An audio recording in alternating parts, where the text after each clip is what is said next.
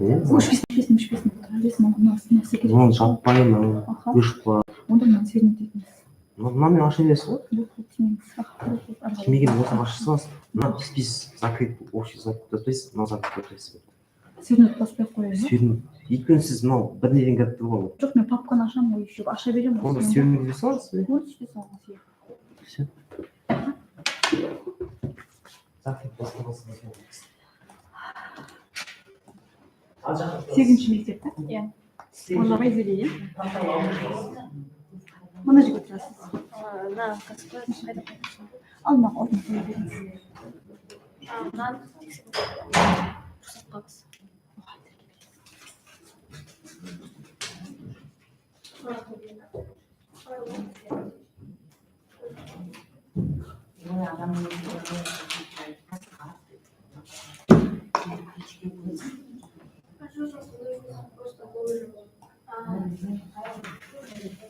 Серия бастаймыз ба?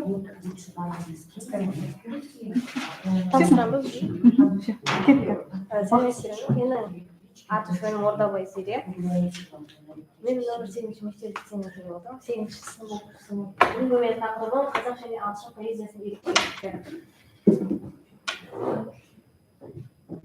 Жобаның мақсаты салыстырмалы түрде қазіргі поэтикалық дискурстағы қазақ және ағылшын тілдерінің номинативтік функциясын салыстырмалы сипаттамасы. Біздің алдымызға қойған міндеттер және осы зерттеудің мақсатымен алдын ала анықталған қазіргі поэзиядағы номинативтік функцияны сипаттау және номинация негізгі әдістері анықтау, лирик сөздің мағынасын анықтау және қазақ ағылшын тілдерінің поэзиясын салыстырмалы талдау.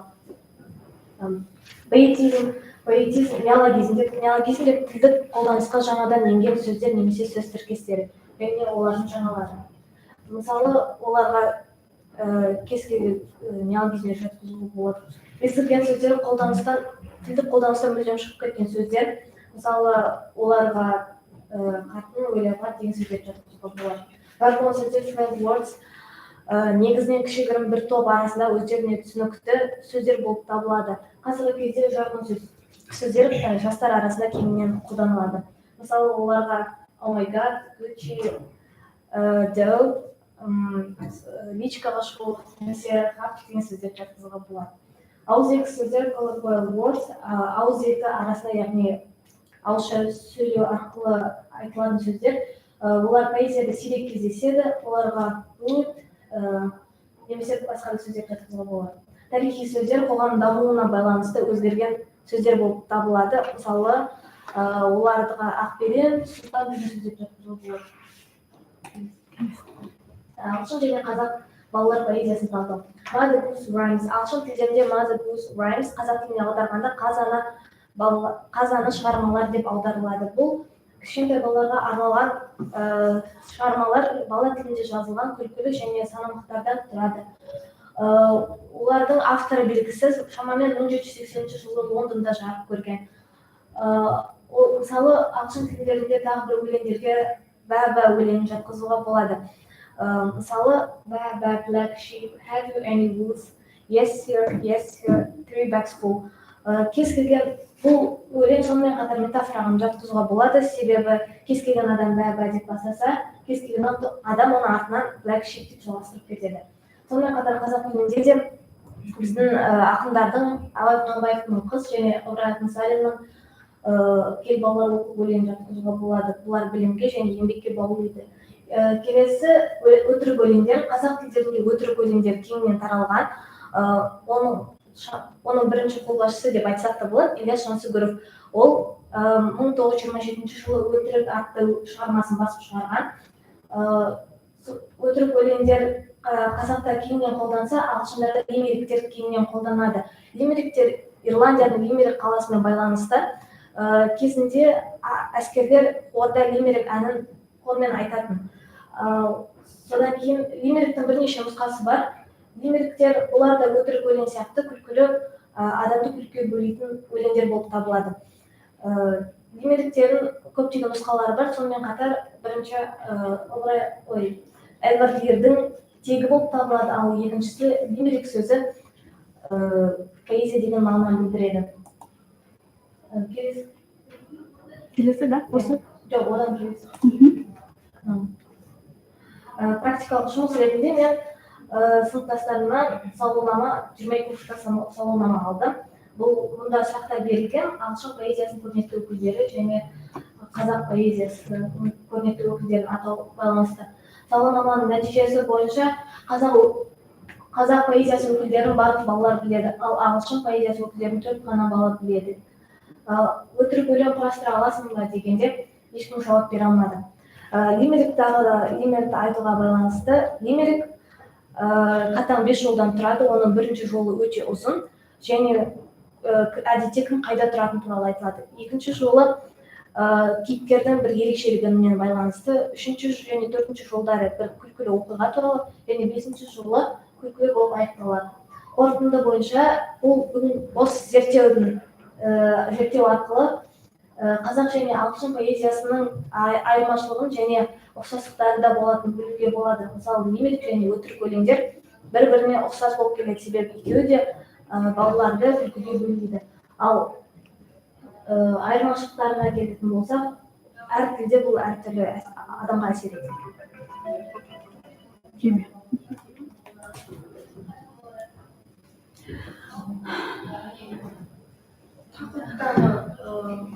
Қазақ және ағылшын поэзиясының айырмашылығы мен практикалық жұмысына қандай қатысы бар? Айырмашылық? Айырмашылығы ұқсастығы салыстыру. Енді салыстыру ретінде балалардың практикалық жүзде сұрап көруге болады, себебі ағылшын және қазақ әдебиетінің қанша бала білетінін дейміз.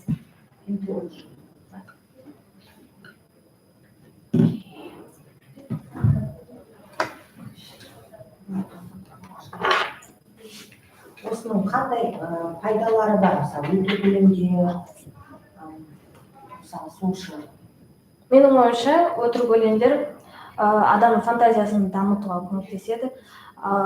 Фантазиясы бар адам ол кез келген оқиғада жақсы жерлерін табуға тырысады.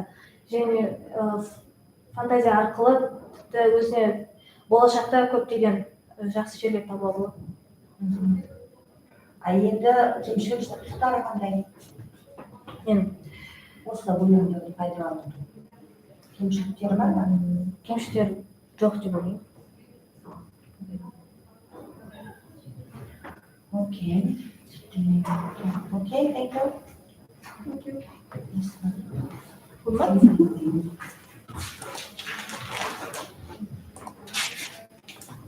you.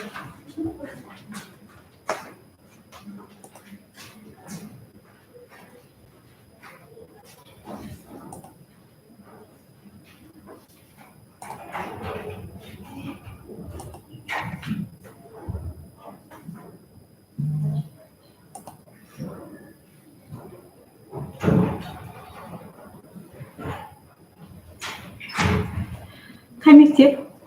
Серде.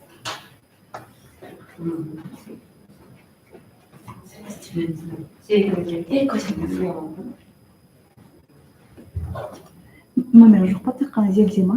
Нөмір 9.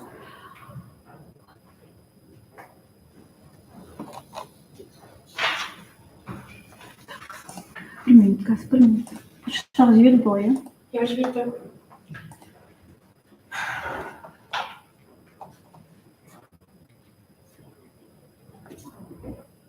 Фамилияңыз кім? Серикова. Қай почтадан жіберілді? Мұғаліміңіздің аты кім? Жанбаева. Жанбаева ноды. Бір минут. Бір секунд.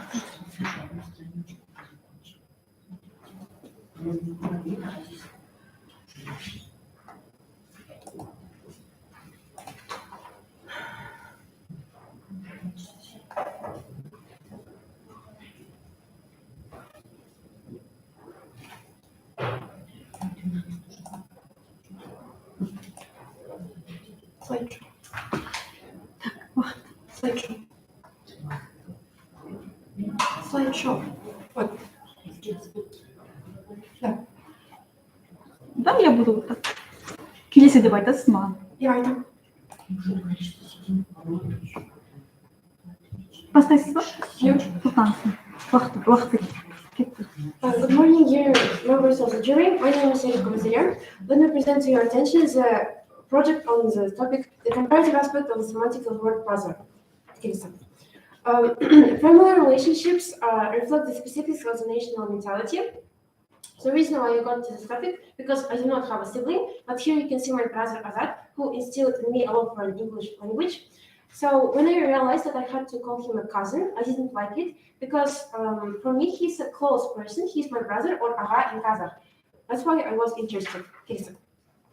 The purpose of the study is to identify the similarities and differences in the semantics and use of the word brother in Kazakh, English, and Russian languages. We use different methods. Research objectives: to study the scientific literature, to carry out lexicographic analysis, to conduct a free associative experiment, to carry out a comparative analysis, and to draw a conclusion.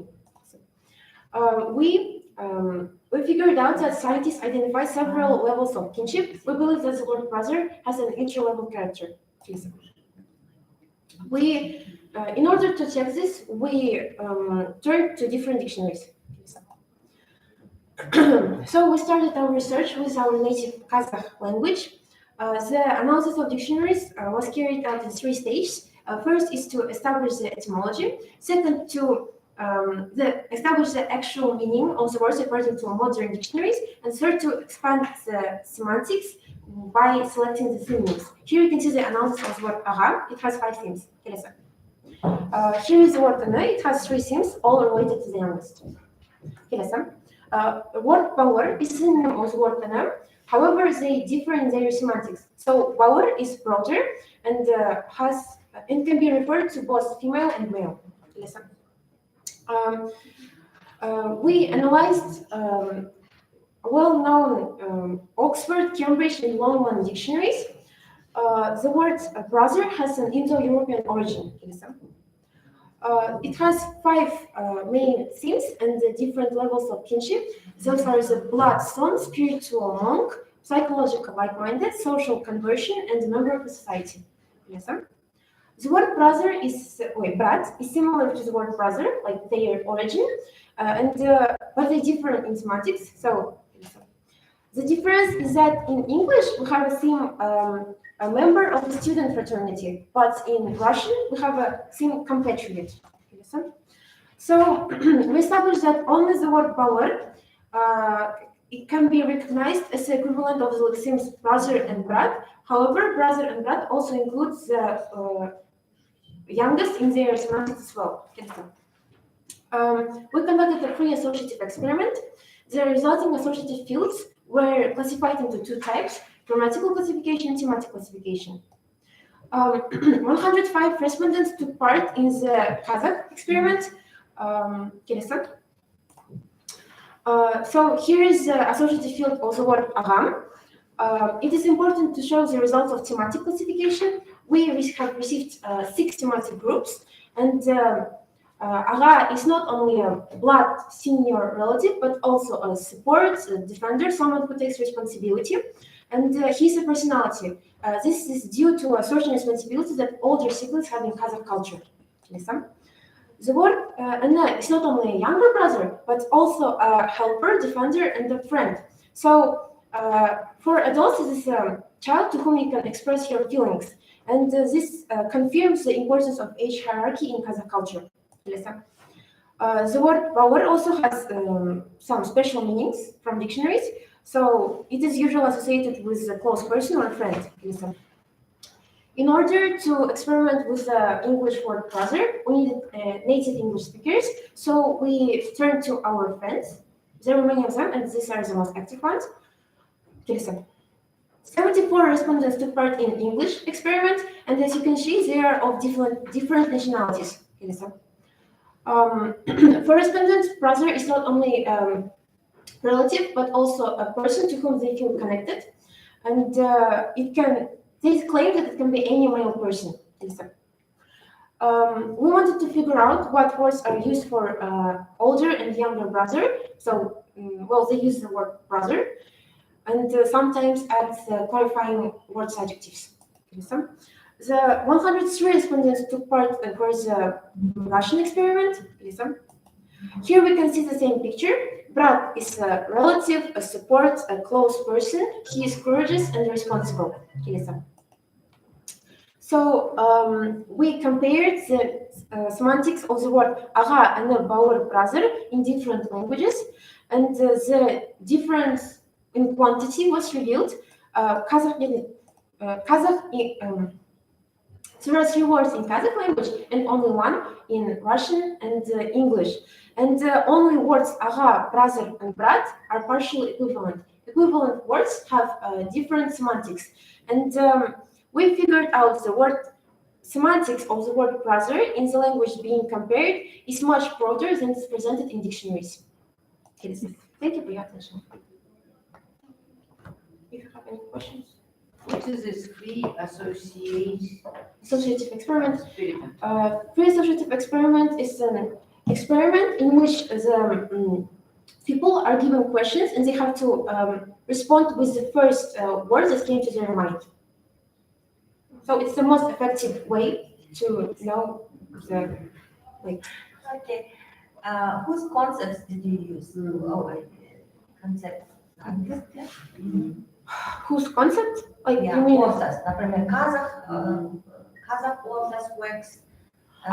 So Russian and English. yes. Thank you for your question. So as I said before, we turned to different dictionaries, and there were like 30 of them, and those are the most popular: Oxford, Cambridge, and London dictionaries, and dictionaries as like the early dictionaries of Vladimir Dal, and in Kazakh like the Kasimov. So yes, there were a lot of dictionaries. There are a lot of works have you mentioned there. And whose works did you use? Whose what? Works, authors. Authors? Әдебиеттер. Қандай әдебиеттерді қолдандыңыз? Қазақ тілінде, орыс тілінде, ағылшын No, we only used the dictionaries.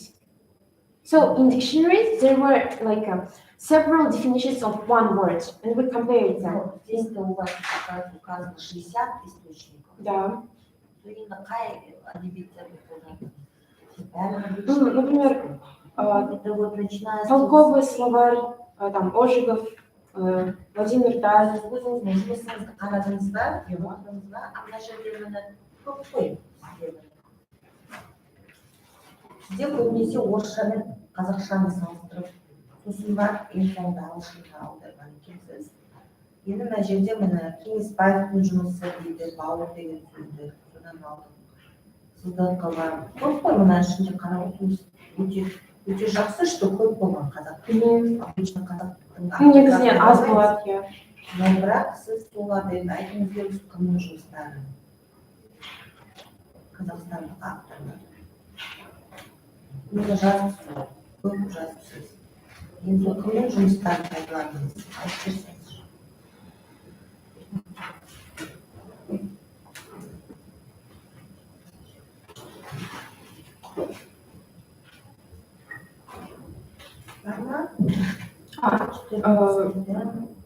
Я, Кеңесбаев, сосын негізінен көп фамилиялар болған. Мында Кеңесбаевты жазбағансыздар. Ой, Кенжебаев. Мына жерде қазақтардың авторларының ішіне жазыпсыздар. Енді мына литературада көрсетпейсіз. Кім көмектесті?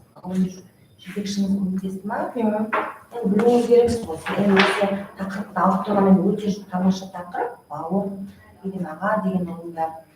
Енді соның кімдер сол концепциямен жұмыс жасады қазақстандық, особенно қазақстандық бірінші.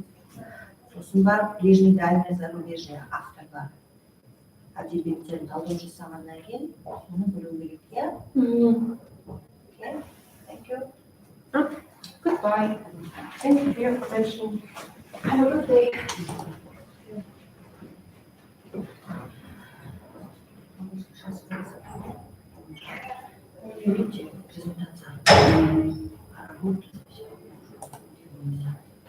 Я работаю русско-казахским, английский она в конце. Қай мектеп? 10-ші Жаннур, Жантая. Жантая.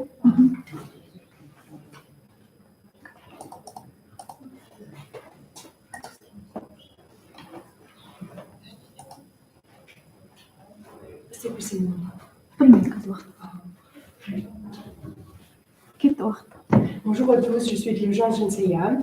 Le thème de mon projet, c'est les stéréotypes de genre dans la publicité française. En premier, je voudrais dire que la publicité est un élément culturel et de communication de masse qui fait partie intégrante du monde moderne. Et aussi, ainsi l'utilisation des stéréotypes dans la publicité française s'est généralisée pour influencer aux destinataires. Et étant donné que les moyens de manipulation les plus importants sont les moyens linguistiques, leur choix est aussi souvent prédéterminé par l'accent mis sur la conformité à un certain stéréotype de genre. Et aussi, dans mon étude de recherche, j'ai identifié 3 objectifs que vous pouvez voir sur le tableau. Et je voudrais ajouter que les méthodes de recherche et hypothèses, vous aussi pouvez voir sur le tableau. En vue de limite de temps, je voudrais passer à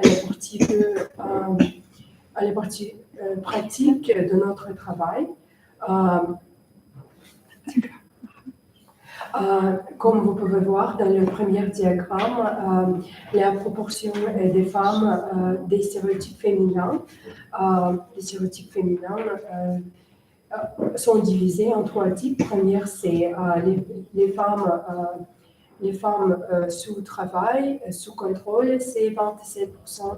Le même pourcent, c'est les femmes au travail et aussi les femmes au foyer, les femmes de ménage. C'est 47%. Et c'est vraiment un grand pourcent. Dans le deuxième diagramme,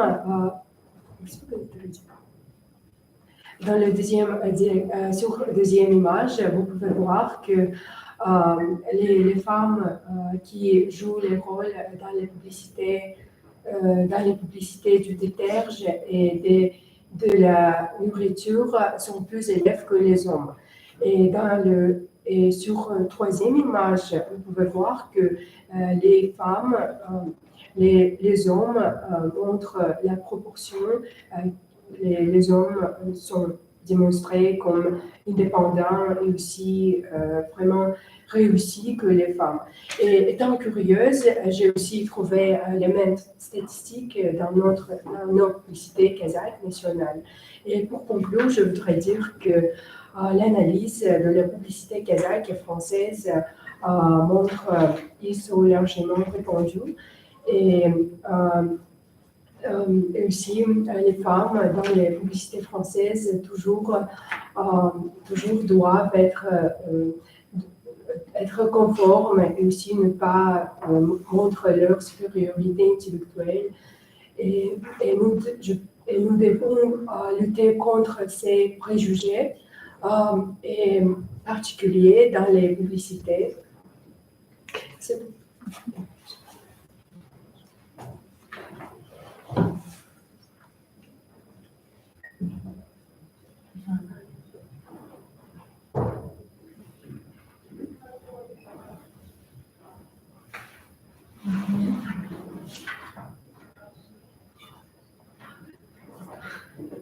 Диаграмму расскажите, вот что означает? Вот, например, в этой диаграмме можем увидеть как раз-таки процент женщин и мужчин именно в казахстанских рекламах. Например, вот моющие средства. Женщины появляются в рекламах моющих средств намного чаще, почти больше 40%. И вот мужчины, вот синим, они намного меньше, здесь 2 раза, даже можно сказать 3 раза меньше. В рекламах автомобилей же мужчины появляются больше, здесь почти 50%, где-то 49%. И женщины же появляются всего лишь процентов, наверное, 5%. Здесь реклама именно продуктов питания, здесь меньше 40% появляются женщины и в 2 раза меньше мужчины. И в рекламах именно авиации, вот здесь примерно похожий процент, но женщины здесь все равно появляются намного меньше, чем мужчины в подобных рекламах. И здесь также вот получается в казахстанских рекламах пропорция женщин и вот мужчин, она такая же, как и во французских рекламах. Тоже. Вот то же самое. Мужчины и женщины в французских рекламах, в моющих средствах и в рекламах автомобилей.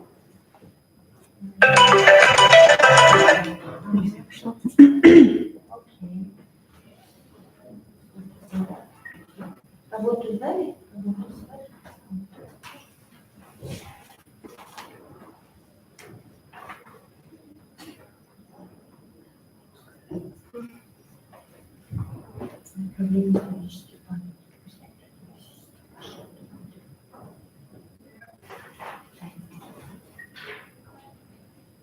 Гендерные аспекты, да? Тоже оформлены.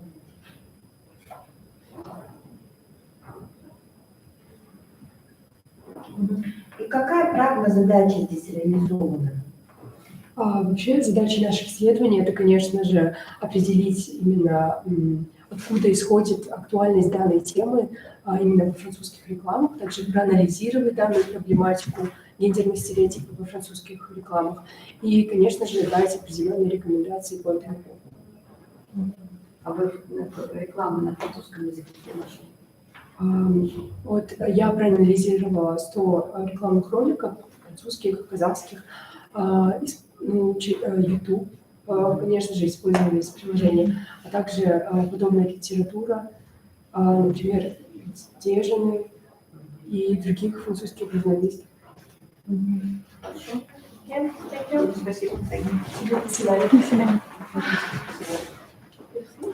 Merci.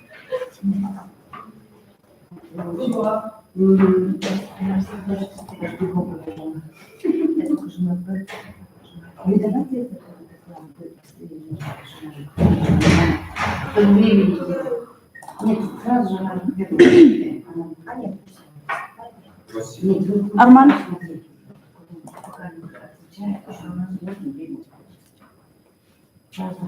Английский говорить я на русском. Так прием, вот много. Давайте на английском тогда. Что за дело?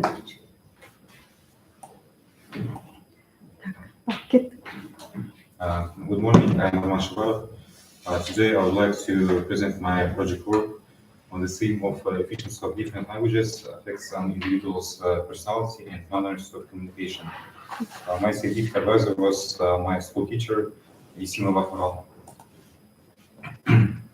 I have studied the theoretical basis for the efficiency of knowing different languages, and then I conducted the practical and experimental work on the theme. Understanding how people adapt their communication styles in different linguistic contexts can provide important knowledge to those learning foreign languages and seeking to adapt to different social settings. Thus, this work has the potential to contribute to the development of more effective strategies for language acquisition in intercultural competence. The aims of our work were considering the way of talking in different languages theoretically, identifying the means that contribute person's manner in communication, studying the ways how people adapt in communication in various languages. It was learned that usage of different languages may have a relation to various personal experience and even life use.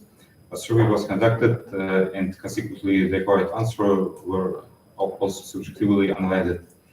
Our findings offer certain insights in the fields of psychology. They refer to the cognitive mechanisms underlying language use and the construction of neural connections correspondingly to life experience. Moreover, the work can be interesting to read while conducting further neuropsychological and linguistical studies. In the work, we have covered the influence of bilingualism on brain structure, psychological aspects of language features, language and cultural indications, interviewing high school students about the use of a certain language in various situations. These are the methods that were used in the work. The next one, please. Speaking more One language appears to help older adults reduce cognitive decline, and some research has suggested that bilingual ability can delay the onset of Alzheimer's disease. This is aside from scientific work published in 2012, which ignited an interest in me to study the connection between the brain and languages deeper. The work carried out has some significance not only in the field of linguistics, but also extends to the fields of psychology and cultural studies. The complexities of a person's thought processes when communicating in a particular language or in situations of language switching were studied, and high school students were interviewed on these issues, which shed light on the nuances of the nature of language adaptation. The study provided some insight into the deep relationship between personal experience in a particular language and the subsequent development of appropriate manners and habits of communication in that language. The results of this project highlight the important role of personal experience in shaping language behavior. Here you can see the questions that were asked in my survey. As you can see, firstly, I decided to ask my respondents about their mother tongue, about their first language. As it can be seen, most of my interviews were overwhelmingly Russian speaking, but a part of them responded that they prefer to use Kazakh language in society and official affairs due to their personal views or because of its ease in communicating with certain people, as they suggested.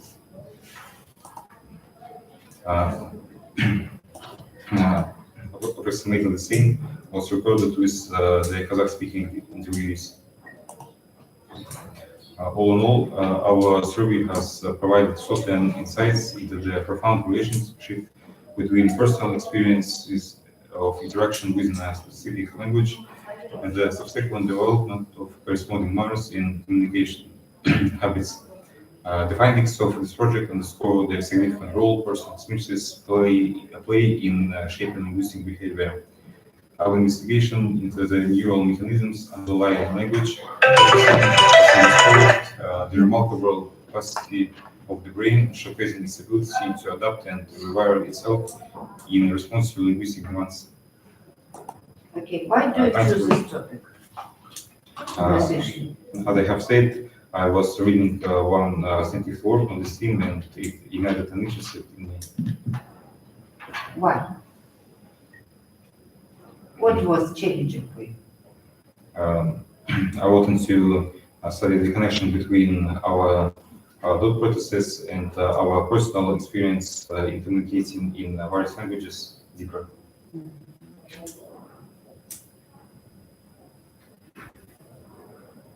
What have you discovered while writing this research? What was interesting for you? It was interesting for me to learn the neurobiological consequences of bilingualism and multilingualism.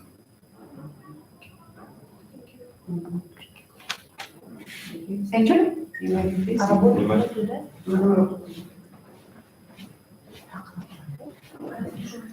Integral communication of different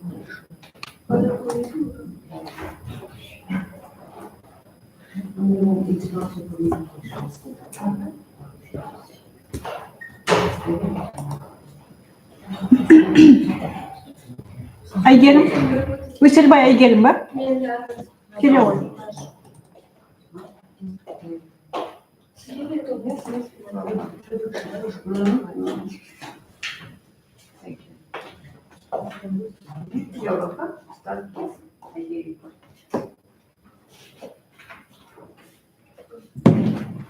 Сәлеметсіздер ме? Менің есімім Шимбайгерім, мен нөмір 37 лицейінің 10 сынып оқушысымын. Мен оқыған тақырыбы аударма жинағанықтар бұқара ақпарат мәтіндерін негізгі зерттеу. Аударма әдебиеті көне мұрасы бегі өнер саласы, демек аудармашы арқасында басқа халықтағы әдеби шығарманың өзгеру құбылысына алады. Алайда кей мәтін аудармасы бар, олар төгісі және емес жағы ұқсас сөздер шатастырады. Зерттеу жұмысының өзектілігі. берілген мәтіндегі аудармашы жаңалықтары мәтінді түсінуге кедергі келтіреді. Ағылшын тіліндегі бақ мәтіндерінде кездесетін аудармашы жаңалықтары зерттеу жобаның негізгі себебі саны алынды. Аудармашы жаңалықтарын ұғымын зерттеп теориялық практикалық негізін талдау мақсатында мен осы міндеттерді қойдым. Аудармашы жаңалықтарын анықтау, оны сипаттау, ештеңе түрлерге ажырату, нақтылау мақсатында әлеуметтік желіде сөздік ботқарыстыру. Зерттеу мектеп оқушылары ағылшын тіліндегі аудармашы жаңалықтарды біледі, мәтіндермен жұмыс істей алады. Зерттеу жұмысының кіріспе негізгі бөлім қорытынды пайдалану жеткізімі және қосымшадан тұрады. Аудармашы жаңалықтары термині 1980 жылы француз теориясымен негізге. Бұл термин бастапқы және аударма тілдерінде бірдей немесе ұқсастықтар бар жерді білдіреді. Аудармашы жаңалықтары пайда болуы әртүрлі сөздік құрамының ұлттық ерекшелігіне байланысты. Бұл бір мемлекеттің дамуында тарих референция себептеріне байланысты, бірақ қосылыс нәтижесінде оларда жазылу мәтін жағынан ұқсас сөздер пайда болды. Мысалы, gift сөзі британдар үшін сөздік білдірсе, немістер үшін оны білдіреді. 1960 жылдардан бастап бұл термин зерттеген орыс ғалымдары әртүрлі атау берді. Мен өз елімдегі аудармашы жаңалықтар деп жөн санадым. Көбінесе тілді енді меңгеріп жатқан адамдар сөздіктің орнына тілді қаратады, одан сөзді қате аударады.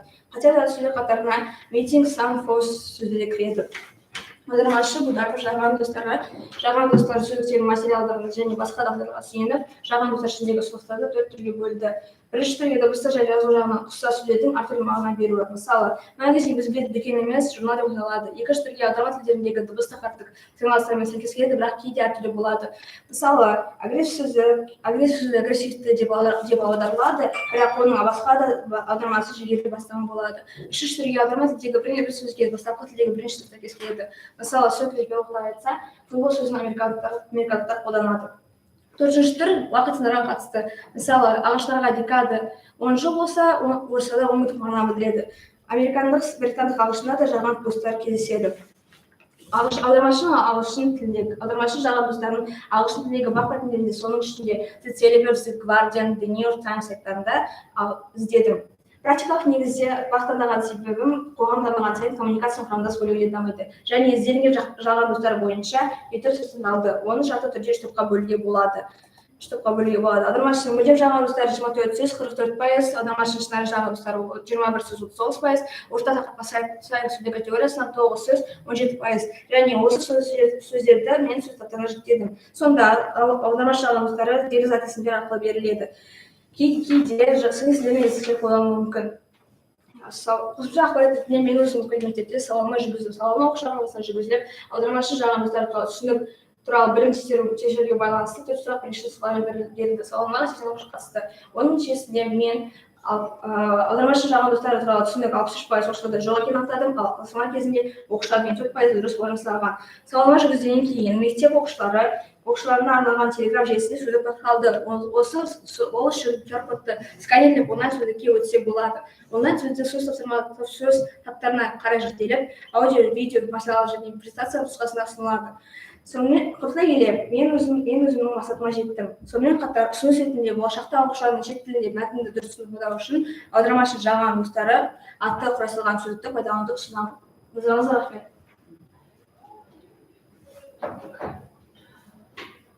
Қайсысын пайдаланасыз? Телеграм болттағы сөздерді, бірақ олар әлі жаңартылады сөздер қосатуға.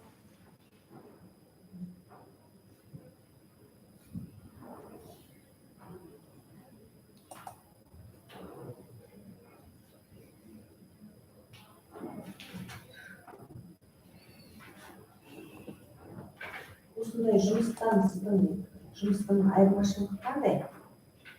Орында да жасаған жұмыстар бар ғой, Бар. Бұл жұмыстардан сіздің жұмысыңыздың айырмашылығы бар ма? Айырмашылығы бар, себебі менің жұмысымдағы сөздердің барлығы Telegram ботқа енгізіліп, оны әркім қолдана алады.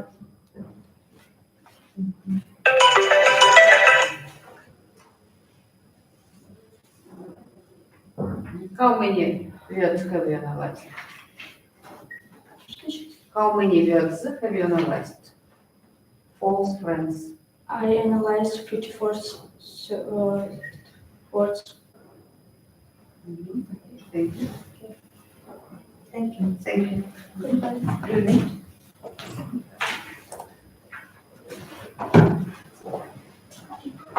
Bizim burada da bir halimiz.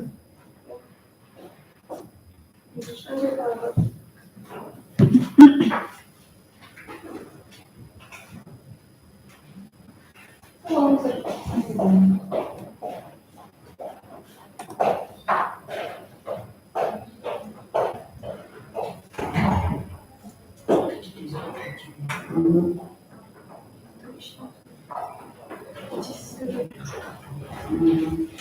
Қай мектеп? Айша?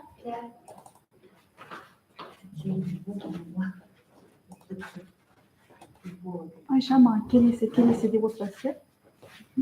Маған келесі деп отырасың, қоя беріңіз. Иә? Ар жаққа тұрыңыз. Камераға қарап тұрып, баяғы. Бастаңыз. Hello, my name is Aisha. I am the 8th grade student of 38 School Lyceum. My topic of the project is abbreviation in email and online games. Introduction. In a modern industrialized society, the language is very mobile, which is why over the period of a single generation, its vocabulary undergoes major changes. Slang is a communication of people of the same age category, opposing oneself to the older generation of the Shudo. Young people being the predominant carrier of the slang and the four words that yesterday were considered profanity today are already the norm and are rapidly spreading and fit the vocabulary of society. I propose following the hypothesis. Young people often use abbreviation due to the fact that they exchange information on social network. Also, they spend a lot of time playing online video games. The purpose of my report is to find ways that young people use abbreviation in their speech. The objectives. First, define slang and slang abbreviation. Identify examples of abbreviation. And the third is prove or disprove the hypothesis put forward.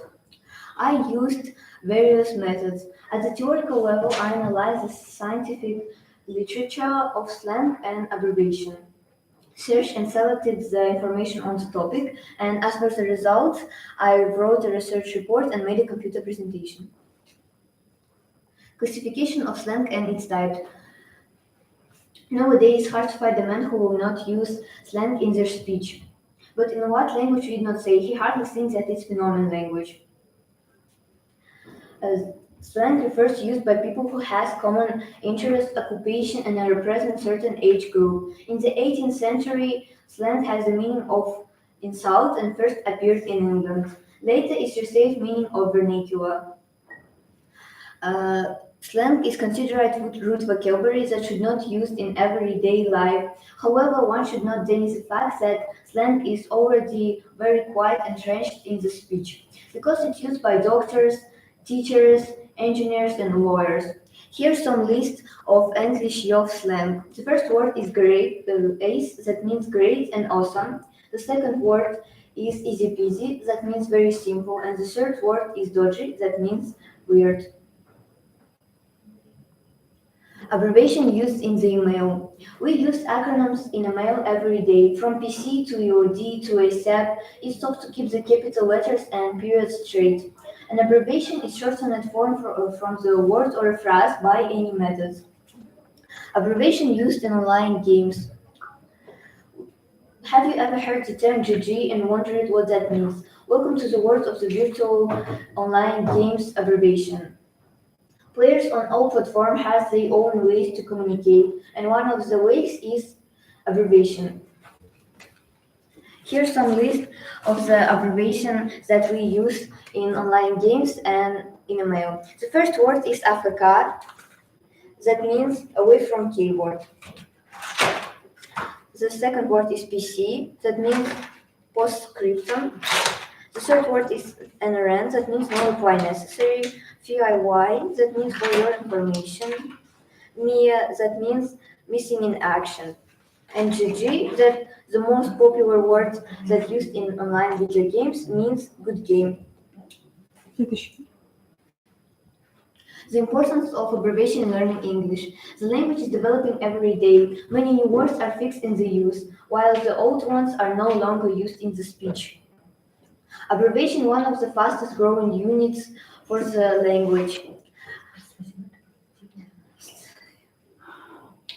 The third practical part, analysis of the survey results. The survey showed the results that out of the 50 students, only 43 play online games, and out of them, 24 use abbreviation. And the most popular and common word is AFK, KC, and RE. And the next question was about the email. Do you use the email to exchange information? And out of the 50 students, only 14 use email, and out of them, only 8 use abbreviation to exchange information. And the most common and popular word is ASAP, PC, and HAT. The conclusion. I would like to summarize my work. I found that abbreviation comes out of the 5 types. The next, I used various examples of abbreviation and their meaning. The third, I proved my hypothesis that young people often use abbreviation since they exchange information on social network and playing video games. And the fourth, I shown that in my school, the most students are playing online video games. Why do you choose this topic? Because I think abbreviation is about the future, because it's very comfortable to use. It's because they save space, time, and promote understanding. Okay, thank you. You may begin.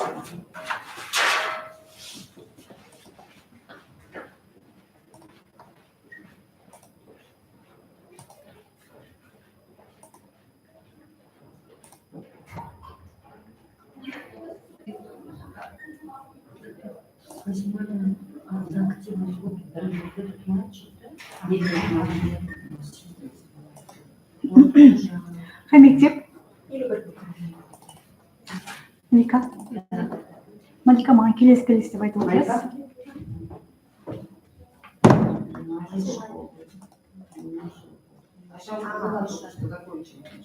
Бастаңыз.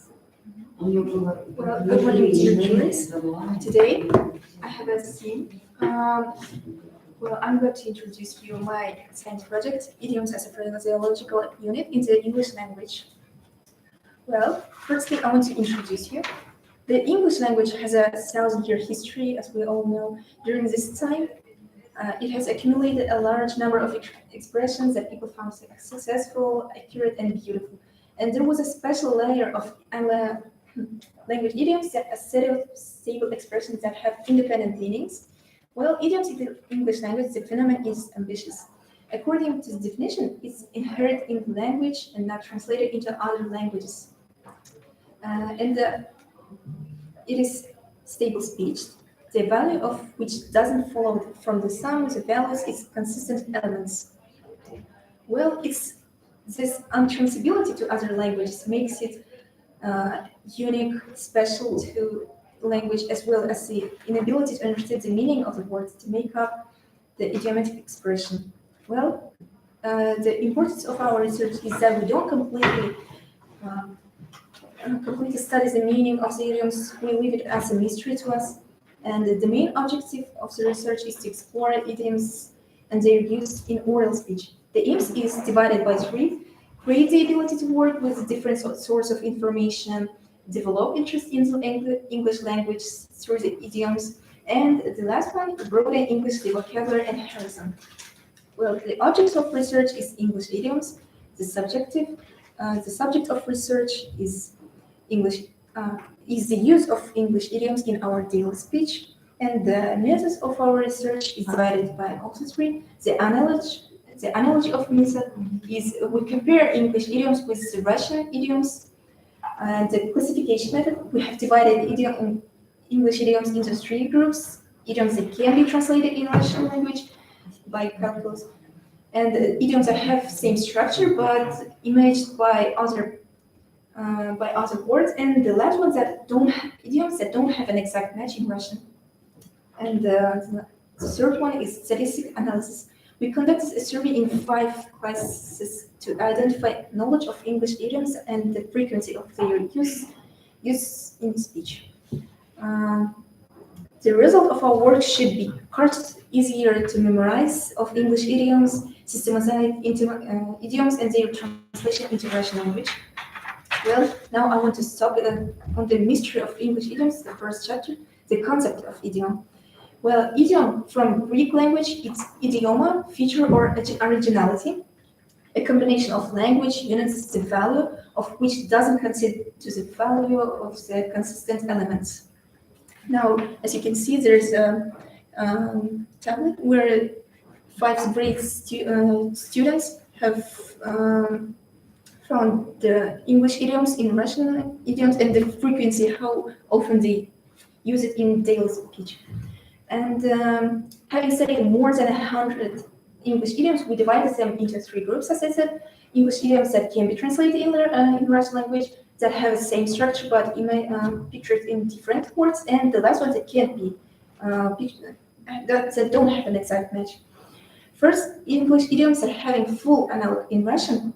Let's look at some idioms.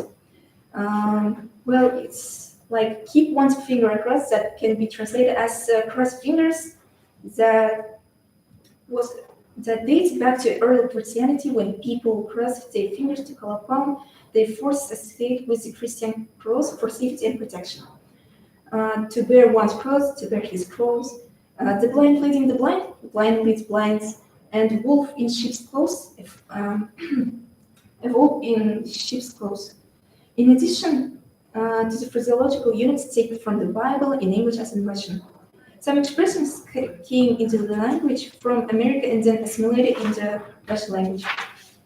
The green line is the green line, freedom of action. Interestingly, this expression first appeared in the railway in the 30s of the 19th century. Look like $1 million, to look like $1 million, to have a cheap look. Now I want to stop on English idioms that have the same structure in the Russian language, but the image to express them are different. Well, there's a hand overseeing everything on a silver platter, which literally translates to serve on a silver platter. In Russian, it's it. Okay, why do you choose this topic? Well, because idioms. Idioms is the main thing that can express our meanings, that can bring life to our speech, and they make your speech to look like a native speaker's one. Okay, thank you.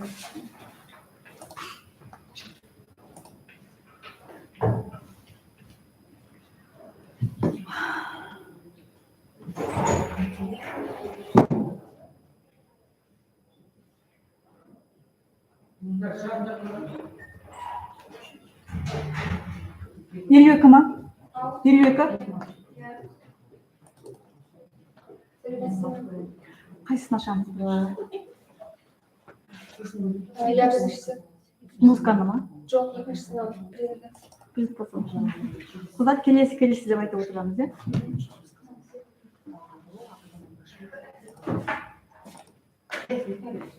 Сәлеметсіздер ме? Біз Астана қаласы Бейімбет Майлин атындағы нөмір 55 мектеп гимназиясының оқушылары Қожакелді Нұрайлың және Мыңжанова Айжан. Біздің ғылыми жұмысымыздың тақырыбы ағылшын тілін онлайн аударма арқылы үйренуге бола ма?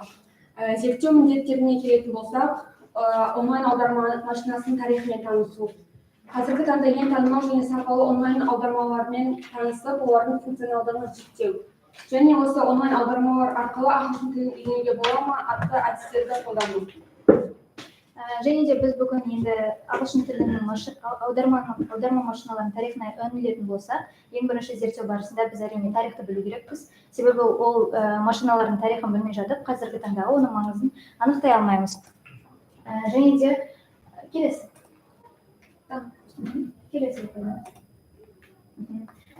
Осы аударма машиналарының ең бірінші әрине кім ойлағаны жайлы белгісіз, бірақ дегенмен де ағылшын машиналарын пайдалану ұсынылған. Ол бізде 17-ші ғасырда ұлы математиктер Вильгельм Лейбниц пен және де Рене Декарт деген кісілер болған етін. Және де осы аударма машиналары біз үшін өте пайдалы болып табылады. Және де ең бірінші осы аударма машинасына патентті өтінім берген 1930 жылы болған еді. Ол кісі бізде Арзруни деген кеңес ғалымы перфолентада ұсынылған қос сөздік, қос тілді сөздікті ұсынған болатын. Және де 1947 жылы жалпы ол бірінші бізде компьютерлер пайда болған еді. Және де компьютерлердің ішіне осы қос тілді сөздік енгізілген болатын. Тарихына үңілсек. Және де бұл зерттеулер Англияда көріп тұрғандарыңыздар, Болгарияда, Қытайда, Францияда, Германияда және тағы да басқа көп елдерде қолданыла бастады. Практика бөлімінде олар 1954 жылы КСРО-да ең бірінші қолданылған болады. Қазіргі қоғамда адамның ниетіне байланысты кез келген нәрсе үйрену қолжетімді болып табылады. Мәселен, мектеп оқушылары үшін ағылшын тілін білу қажеттілігі өте ерекше. Ағылшын тілі қазір ең танымал және көп қолданысқа ие тілдердің бірі болғандықтан, ол бәсекеге қабілетті болып табылады. Тақырыптарды талдау барысында біз қазіргі уақытта жиі қолданылатын онлайн аудармаларға шолу жасасақ. Бірінші ол бізде Google Translate, яғни қазіргі таңда ең жиі қолданылатын және ең танымал онлайн аудармалардың бірі болып табылады. Ол 100-ден астам тілдерге аударады. Сонымен қатар оның бір кемшілігі бар, яғни ол сөзді тура мағынада аударады. Және екінші бізде Fluent View, яғни қазіргі таңда қолданысқа ие ең танымал онлайн аудармалардың бірі. Ол саған тек қана онлайн аударманы ғана ағылшын тіліне аудара ғана қоймай, фильмдағы диалогтарды, репортаждарды, қойылымдарды сабақ үстінде видео жасап, оны саған түсінікті тілде сабақ ретінде түсіндіреді. Және ол сенің деңгейінің көбеюіне, яғни өсуіне үлкен үлесін қосады. Және үшінші бізде аударма additional.cc. Бұл көптеген тілдерді, соның ішінде ағылшын тілін тез аударғысы келетіндер үшін пайдалы болып келеді. Ағылшын тілін аудару барысында сенің вокабулярыңды, яғни сөздік қорыңды дамытып, басқа да тілдерді аударуға да көмегін тигізеді. Және төртінші бізде iTranslate. Бұл бағдарламада бізде 101-ден астам тіл бар. Және де ең маңыздысы сізге қолайлы тілдерді аудара берсеңіз болады, қолайлы өзіңізге кез келген тілдерді аударуға болады. Және де бұл программаны пайдалану үшін оны алдымен сіз смартфоныңызға жүктеп алу керексіз.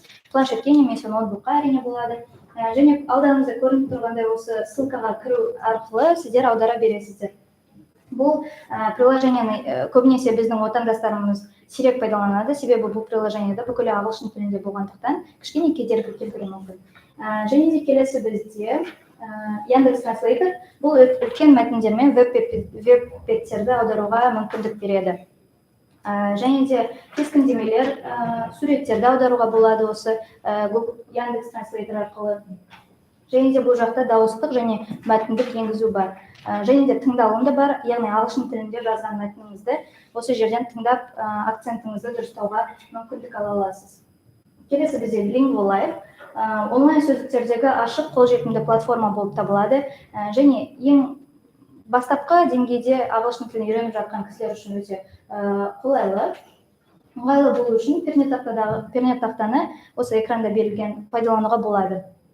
Бұл басты ерекшелігі интернеттегі сәнді қауымдастық, яғни жоғары мамандандырылған біз білмейтін сөздерді осы жерден аударып алсақ болады.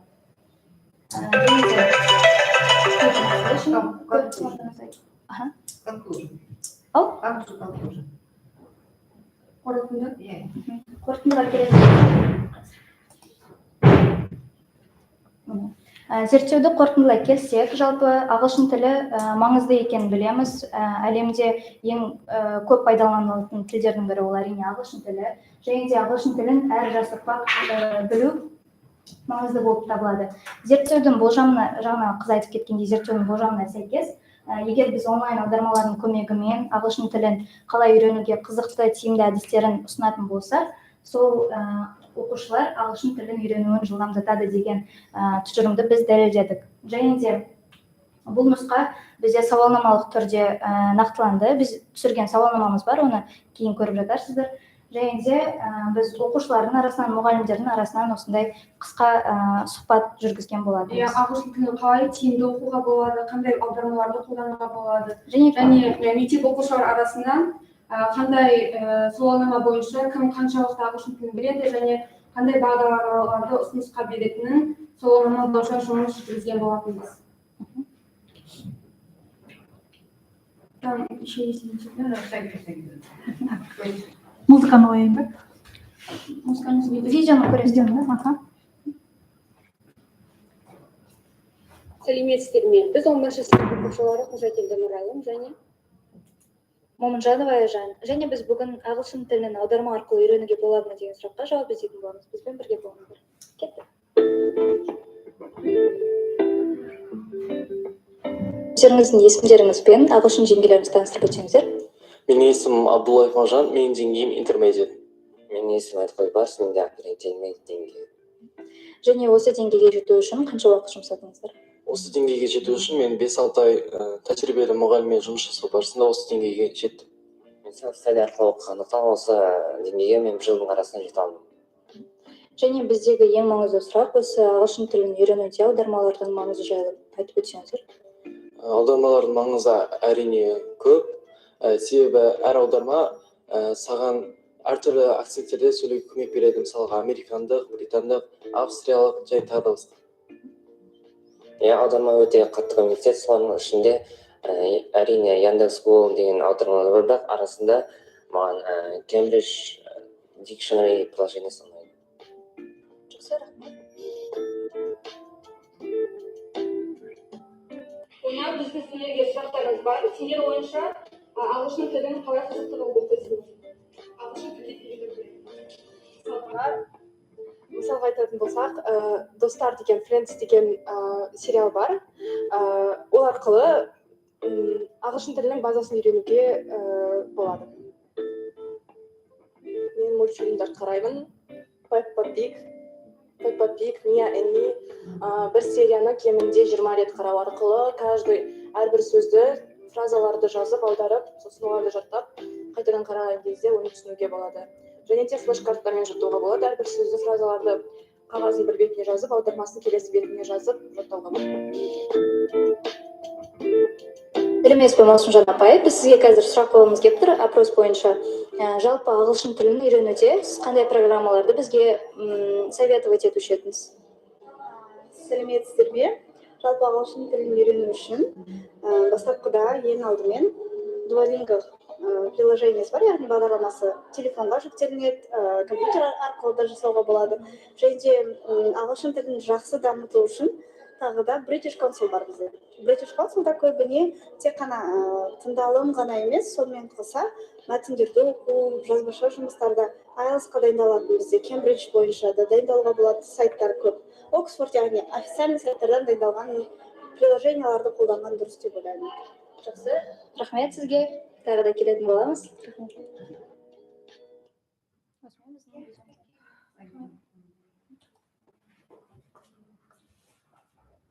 Надо сказать, что выступление 5 минут и видео, туда входит это выступление, все 5 минут.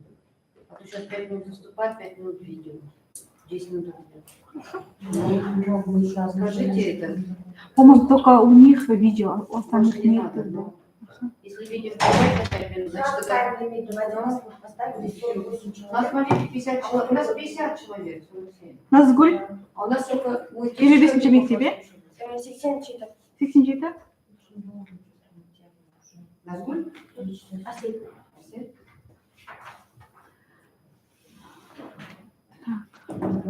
Почтаға жіберілді, иә? Иә.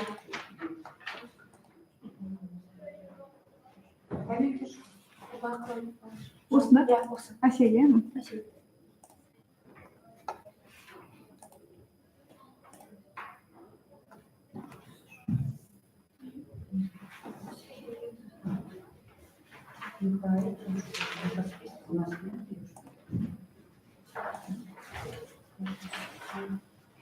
Әсел, ма, келесі деп айтып отырсыз, иә?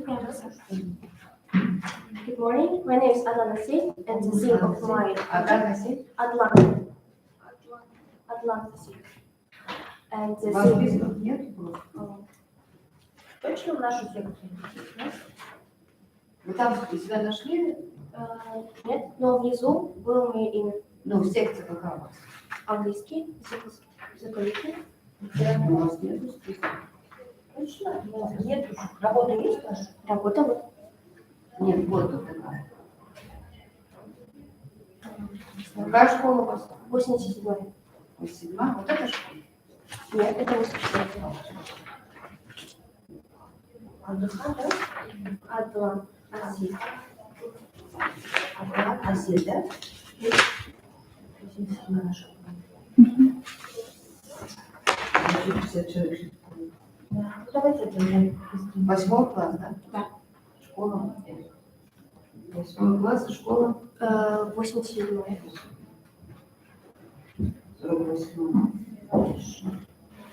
Асель, бастаймыз. Good morning, my name is Asia Adnan, and the theme of my project is presentation to value of unbiased words in everyday life. Next. So if you search for top famous quotes in Google, you will find Neil Armstrong or Aristotle's famous quotes, but not abide.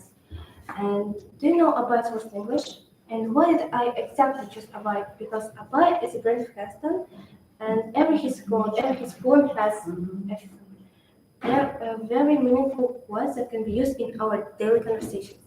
Next, please. So the aim of the project is to show the importance of abide words in English in daily life.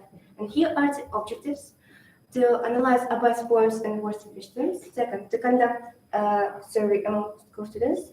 And third, to consider the possibilities of using abide words in everyday life. Next, please. So let's talk about the questionnaire. Questionnaire had 4 questions. First, do you use abide words in daily life? Second, how often can you find abide words and quotes in social medias? And do you think that abide words in English are famous among people?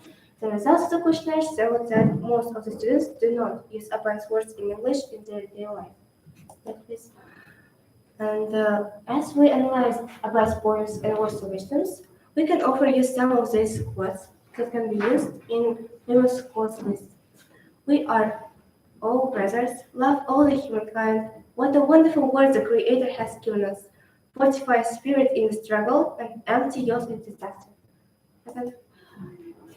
So to achieve our goal, we are here to. We started from small steps because small steps lead to big chances. For example, the idea of merch. We could start doing a bias merch. For example, printing them on T-shirts or hoodies and sell them as a bias merch. Or we could start posting a bias quotes as posters on social media because social media has a very huge influence on people around the world, and it could be a very powerful tool to make a bias words popular. Yeah. So back to the relevance. My interest, like the study of applied world and quotes, and this work justifies that applied words and quotes should be in top famous quotes too, because applied words should reach not only our hearts but all the humankind. That's all.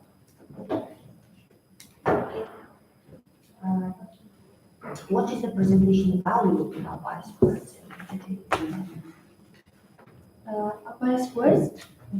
What is its presentation value? Presentation value is Novelty. What is the novelty? It shows the importance of applied words. What is your topic? My topic is to make applied words spread and to make them reach into hearts of young and brave in social media and other cultures.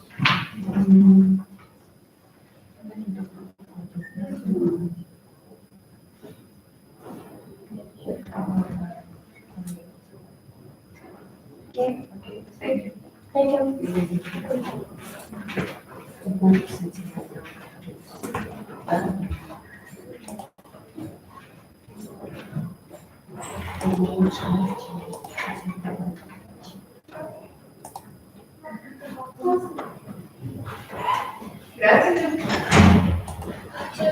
Қай мектеп? 26.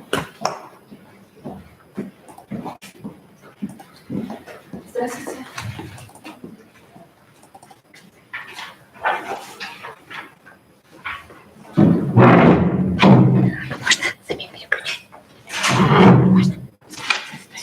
Подожди, я вынесу. Да, я подожди. Там, может стать. Обе здесь вот так стоите. Здравствуйте. Сегодняшняя наша тема – это 10 эффективных советов и приемов для владения английского языка, получается. Я бы хотела начать со вступления. Все мы знаем, что английский является не только языком международного общения, но и языком науки, бизнеса и, в принципе, всех сфер деятельности в целом социума. Можно сказать, что английский, имеется в виду весь мир, крутится вокруг английского языка.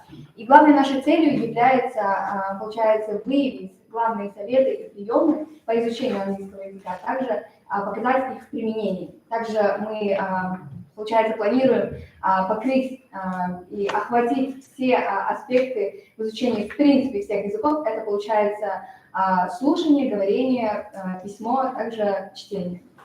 Да. То есть давайте я начну с первого этапа. Это повседневное развитие рецептивных и продуктивных навыков. То есть что такое рецептивные и продуктивные навыки? То есть в наше время, то есть в нынешнее время, люди обладают двумя типами навыков. Это рецептивные и продуктивные. Рецептивные – это слушание и также чтение. То есть там не нужно вам ничего придумывать. То есть все, что вы должны сделать, это просто понимание общего английского языка. Продуктивные навыки, их также называют активными, то есть подразумевают говорение и письмо. То есть это более сложные, комплексные навыки, где вы должны, то есть там требуется не только само понимание языка, а также и продуцирование языка в общем. Также чтение всяких статей, научных исследований – это один из важных факторов. То есть в наши дни многие люди предпочитают потреблять более легкий контент, но это не меняет того факта, что чтение является одним из важных факторов изучения английского языка. То есть очень полезно читать всякие художественные, то есть, например, книги. Также есть многие газеты, как New York Times, The Guardian, также The Washington Post и так далее.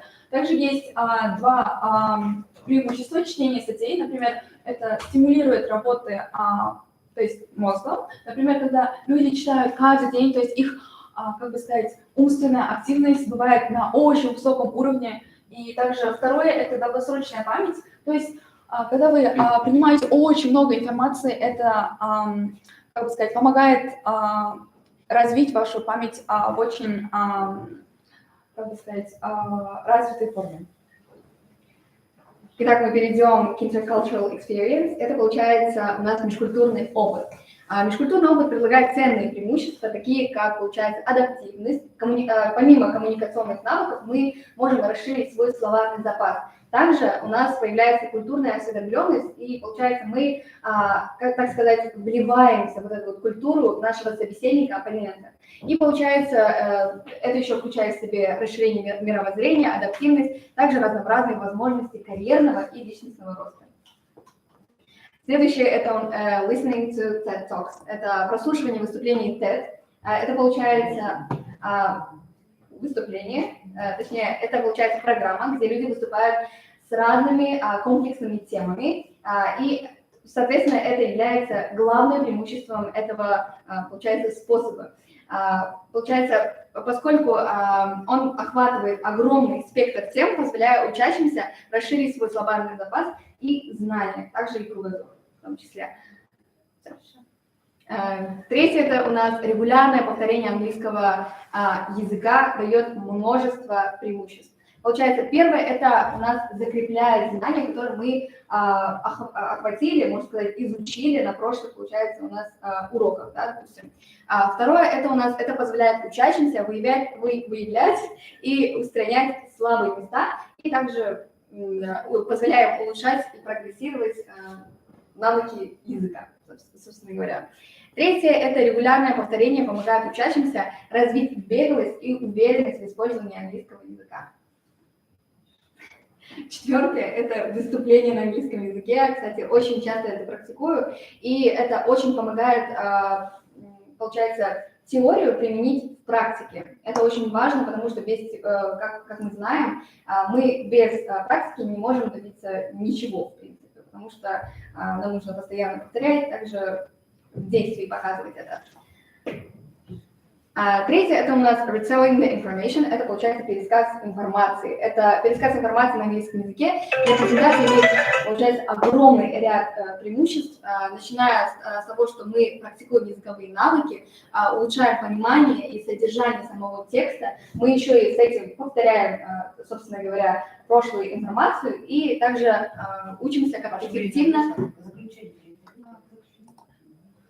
То есть из всего сказанного можно сделать обоснованный вывод, что есть очень много видов, то есть практики английского языка, но если вы будете выполнять, например, все вот эти вот 10 фактов, 10 фактов и советов, которые мы вам предложили, то вы обязательно добьетесь вашего успеха. Также очень важно понимать тот факт, что не нужно учиться целыми днями, например, по 6 часов, некоторые люди учатся. Нужно знать, когда делать сам breaks, например, по 5 минут, и тогда вы обязательно добьетесь вашей цели, и также там может быть очень много, например, тренировок и ошибок в вашем пути. В принципе, все. Это у вас. How did you identify that these devices are effective? So we are able to answer in English. Yes. Okay. I wanted to talk about it in English, but they said Any language is good. Oh, okay. We're very glad to know that. Well, actually, we realized this by experiencing all these factors by ourselves, and all those facts are created by us, and we just did it by our experiences. Did you use any resources? Yeah, of course.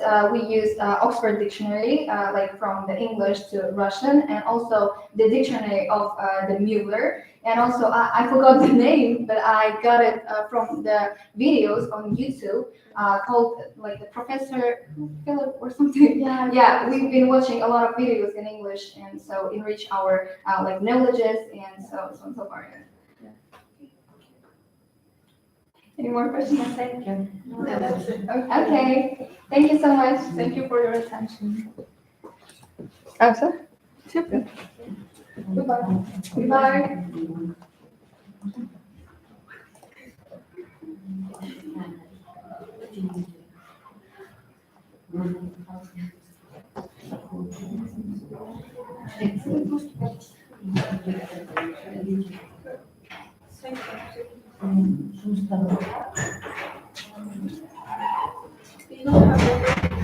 Қай мектеп?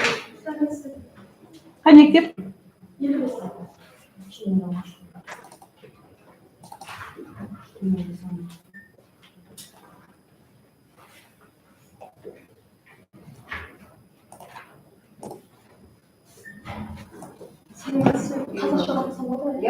Сәлеметсіздер. Бүгінгі менің презентациям тақырыбы ағылшын тіліндегі мақал мәтелдер және оның ауа райына байланысы. Зерттеу өзектілігі ауа райы адамзат мәдениетінің бұрыннан ерекше орын алған. Біздің күнделікті өмірімізге, іс-әрекетімізге, тіпті тілімізге әсер еткен. Біздің мақсатымыз ауа райы арасындағы байланысты зерттеу және оны талдау. Ағылшын тіліндегі байланысты мақал мәтелдері олардың шығу тегін және мәдени ерекшеліктерінің маңыздылығы болып табылады. Ауа райы әрқашан адам өмірінде маңызы өте зор болған. Біз күнделікті іс-әрекетіміз ауа райына тікелей әсер еткен. Біздің тіліміз бен мәдениетіміз көрініс тапқан. Ағылшын тілі басқалар сияқты біздің мақал мәтелдері өте көп дамыған елдердің бірі. Ауа райының ағылшын тіліне әсері. Ағылшын тілі басқа мемлекеттер сияқты идеяларға, мақал мәтелдерге өте бай мемлекет болған. Оның экологиясы және мәдениеті өте қатты дамыған. Бұл әсерде ауа райға байланысты сансыз идеялар мен өрнектерді байқауға болады. Біз қолданатын сөздіктерден бастап біз қолданатын идеяларға дейін ауа райы өшпес із қалдырған. Ауа райының жағдайлары көз алдымызда өзгере беретіндіктен климаттың өзгеруіне байланысты ағылшын тілді дами берген. Яғни тіл біздің ауа райы сияқты динамикалық үнемі өзгерісте болған. Қазақ тілі мен ағылшын тілінің айырмашылығы, қазақ тілі мақал мәтелдерді тек салт дәстүр, наным сенім, тіл туралы айтатын болса, ағылшын тілі мұхит жаққа тікелей орналасқан болғандықтан оның ауа райы туралы мақал мәтелдері өте көп. Қорытындылай келе, ағылшын тілінің мақал мәтелдері ауа райыға арасындағы байланысты дәлел болып табылады. Адам тәжірибесінің қамтитын тілдердің тұратын күші болды. Бұл мақал мәтелдер қоршаған ортаны тығыз байланыстырып, ұрпақтан ұрпаққа беретін даналық және тілдің мәдени мұрамыз үнемі өзгеріп отырады. мысалдар келтіріңіз.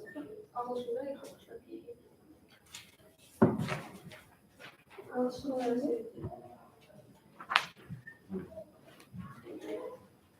тақырып осы мақал мәтелдер туралы.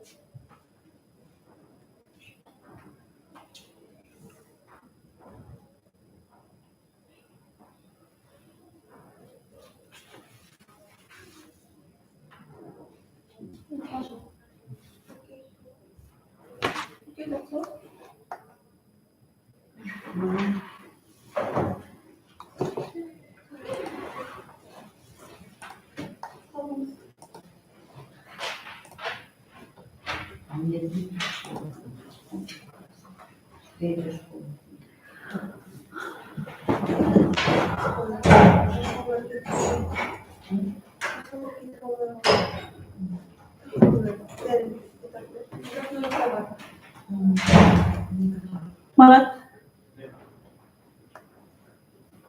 Келу жетті ма?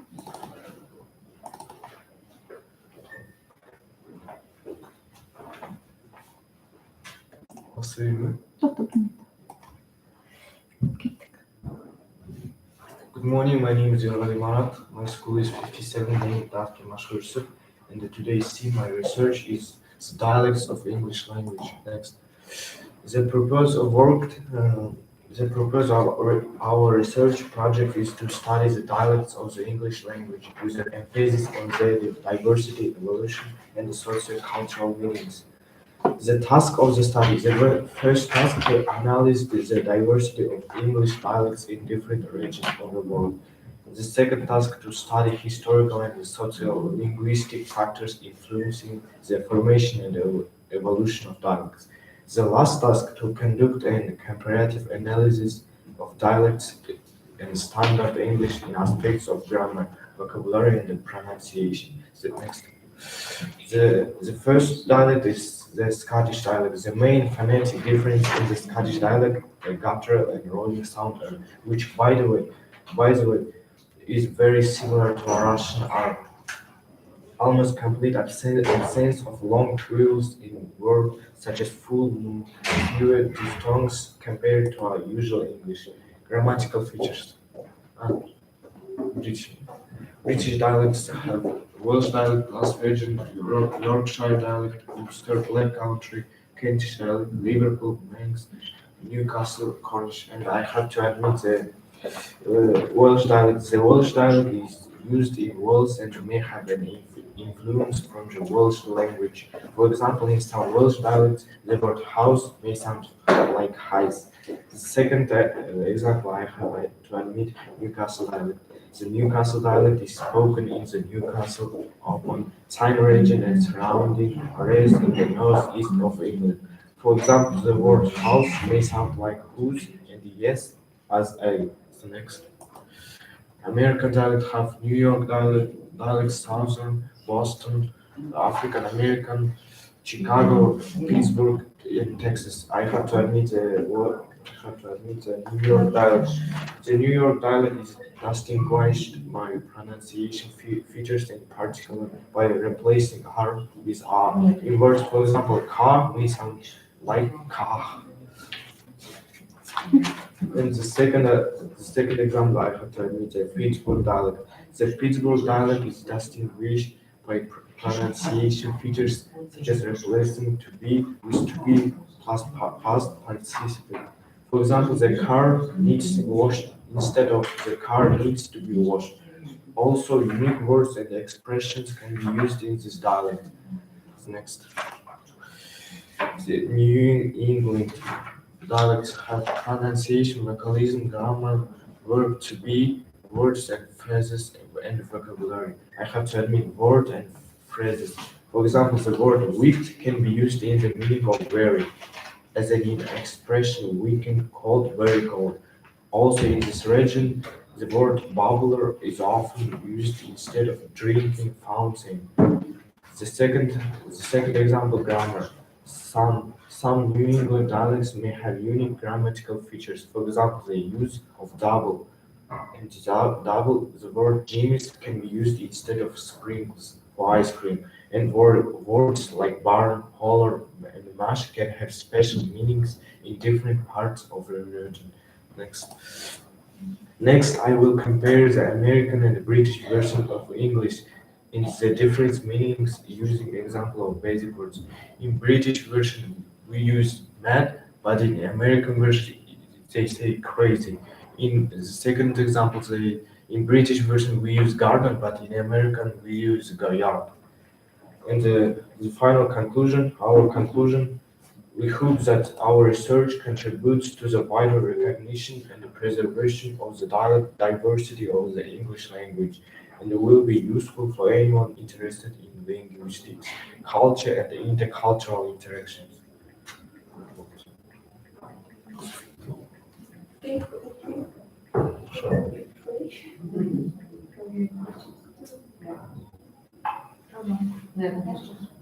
Shall we?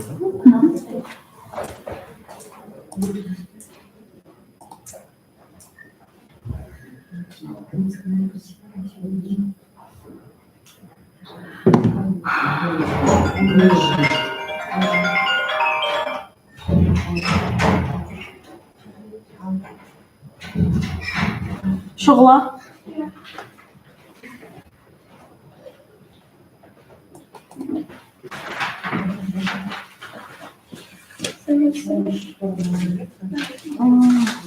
Ильясова, да? Шолама, келесі деп айтып отырсың, иә?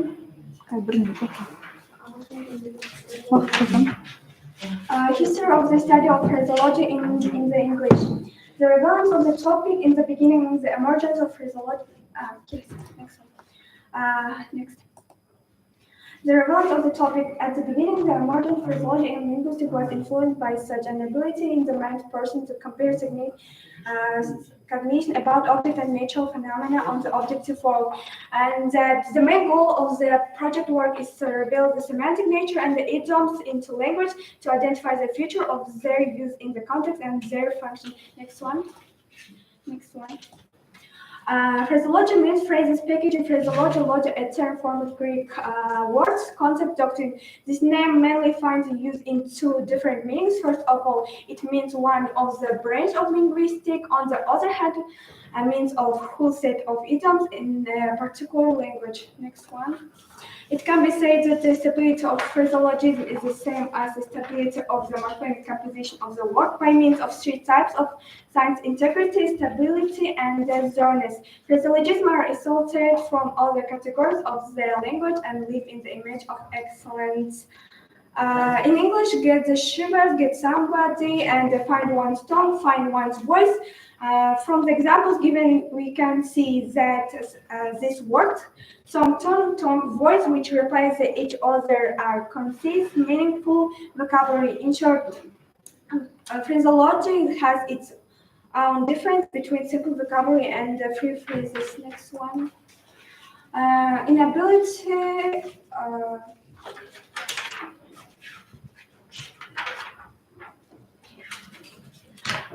In the English and the Kazakh language, you can find a lot of works that were born and formed in connection with religious knowledge. For example, oh God, God shoot, may God grace rain, God bless you. We noted that God only looks good in dual language phraseology. The reason for the formation of this type phraseology in the English was works of Shakespeare, but the Shakespeareans have undergone change in the structure in today's use. And so many phraseologisms in the Kazakh language were born from the pen of the Greek Abai. They are understandable to the people in meaning they are formed in the literal language in the people. Next one. The root of the concept in word-person phrases of phraseologism is noun words. Comparing the composition of structure of phraseology above, it can be seen that there is a significant gap in the English and Kazakh language. In English and the Kazakh word-person phrase, it also has an abstract and a concrete meaning. It means actually a distinctive feature of the Kazakh language is that it comes with preposition in word-person phrases. For example, to judge by appearance, look at the outside. Next one. At practical part, the results of my survey classes participating in the survey.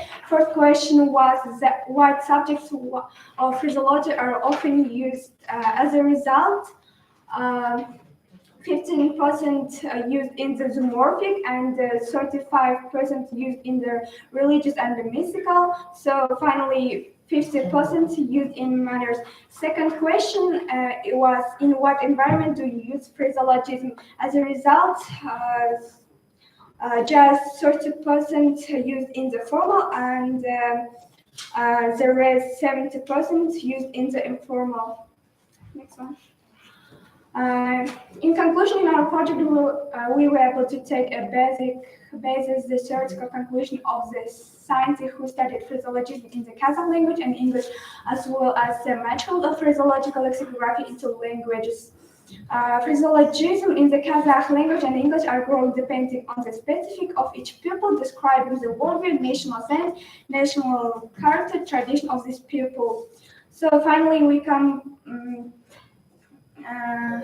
we analyze the formation of idioms into language on the basis of examples from collected methods into language and the conclusion of scientific researchers. As a result, it was established that the historical, spiritual, and the natural cultural tradition of the Kazakh and the English nation were reason for the formation of phraseology in the Kazakh and the English language. Okay, thank you. Now, please, according to your conclusion, which language or English or Kazakh is rich in phraseology? English. What period did you investigate? Написано history, он же огромный. Какой период вы взяли в истории именно фразеологии? Там же много фразеологизмов.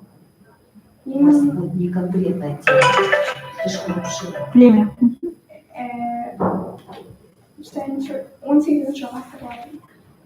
Начало, да? Окей. И почему вы взяли и фразеологизм, и идиому? Кажется, это одно и то же, фразеологизм и идиома.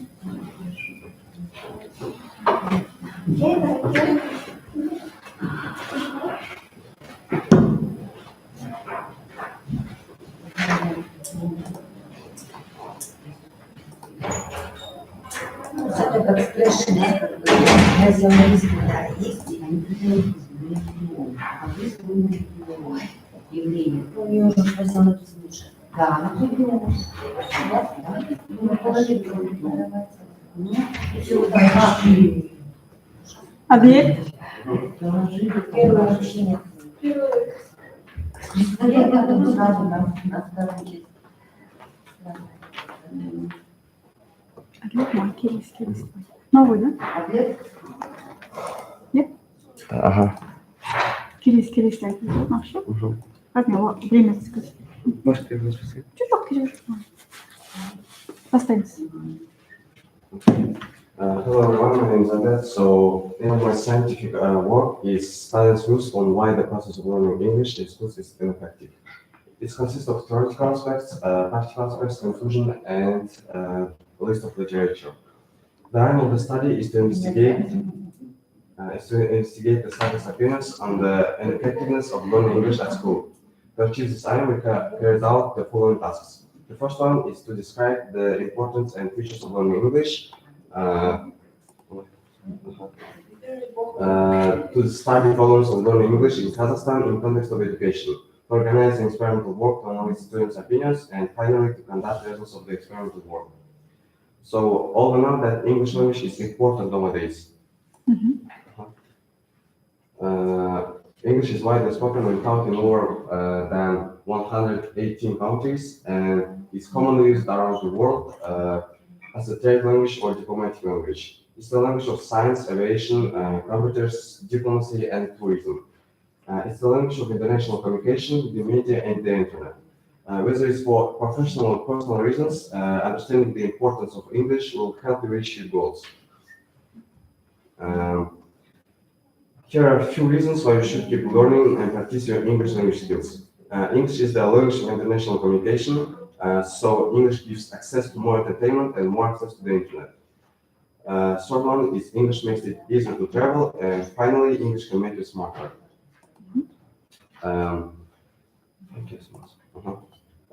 But in schools we have some problems when we want to learn this language. There's the major 4 problems.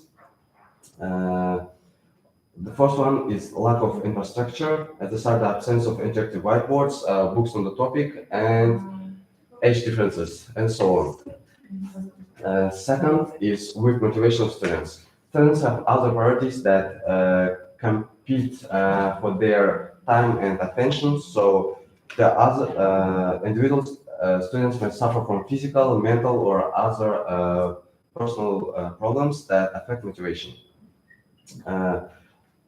Language barrier. Language barriers can contribute to feeling of anxiety, self-consciousness, and difficulty understanding questions or following the pace of the discussion. In order to study the problem, I conducted a survey among 11th grade students, so you can see that questions on the board. So there is also the first 5 questions are shown in the following chart. To the first question, 30% of pupils answered that they are satisfied with English teaching at school, and 54% of pupils are unsatisfied. The remaining 33% of pupils couldn't answer for this question. There's also the second question show that 40% of students take English courses outside the school. Sadly, 75% of students do not. For 29% of pupils, their future profession is related to English, and for 40% of pupils, it's not related. Other pupils do not know their future profession. Based on the results of question 4 and 5, it's known that many students want to implement a change in the English language teaching curriculum, which shows their dissatisfaction with the curriculum. They must take a part in this survey our teachers. Yeah.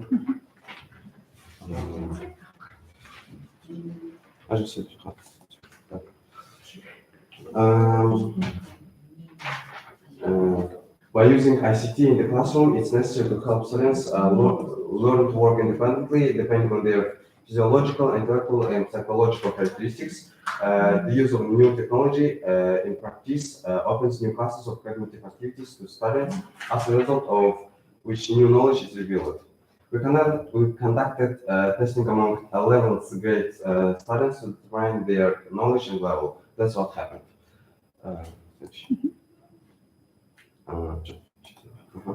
There are charts that, according to the data of table number 1, it can be seen that 36% of the participants of 11th grade A class have B1 level, and half percentage of students have A2 level of English. 70% of students have B2 level respectively. In the second chart, we can see that according to the result of this testing, 42% of participants of 11th grade B class have B1 level, 36% of students have A2 level of English, and 40% of students have B2 level. So, to conclusion, I would say that to achieve effective teaching in schools, we could, if English were introduced as the official language of the country, if all schools in the country were divided into language and math classes, and finally, if knowledge of English were a mandatory criterion for a job interview. So that's all. Thank you for attention. Okay, who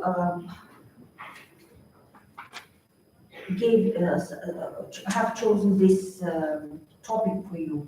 Or it was your idea? It was my idea with my teacher. So yes. So what inspired you or motivated you to pick this up? Because it's topic is related to my future profession. So it's the reason. And does it seem that from all мектептерде, значит, во всех школах, или это касается только вашей школы, что не эффектив? So,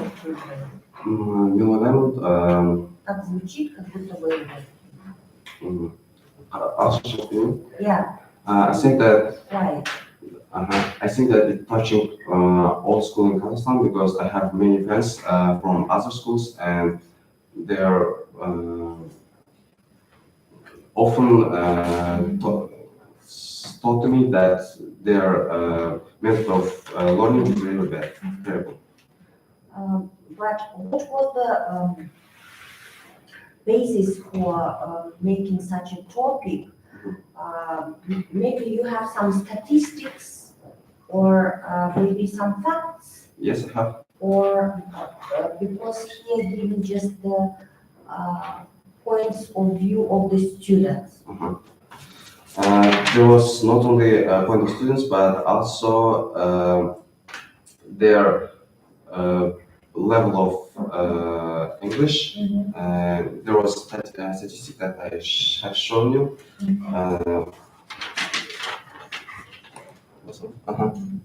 There was a statistic that can show you the level of participants in our school. So, yeah, it is just the points of view of the participants, yeah? No, it's not points, it's their level of English. English level? Yes. You made the testing? Okay.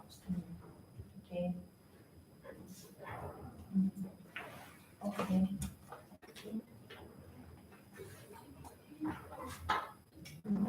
Thank you, that's it.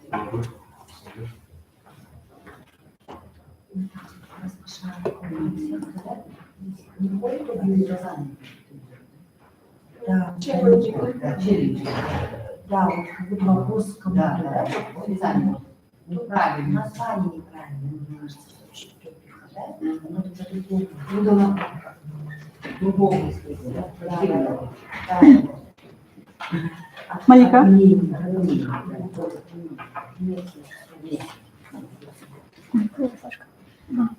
Мужественно, бұл бассаң или маған next question айтасың шу. Келесі айтасың шу. 5 минут болады.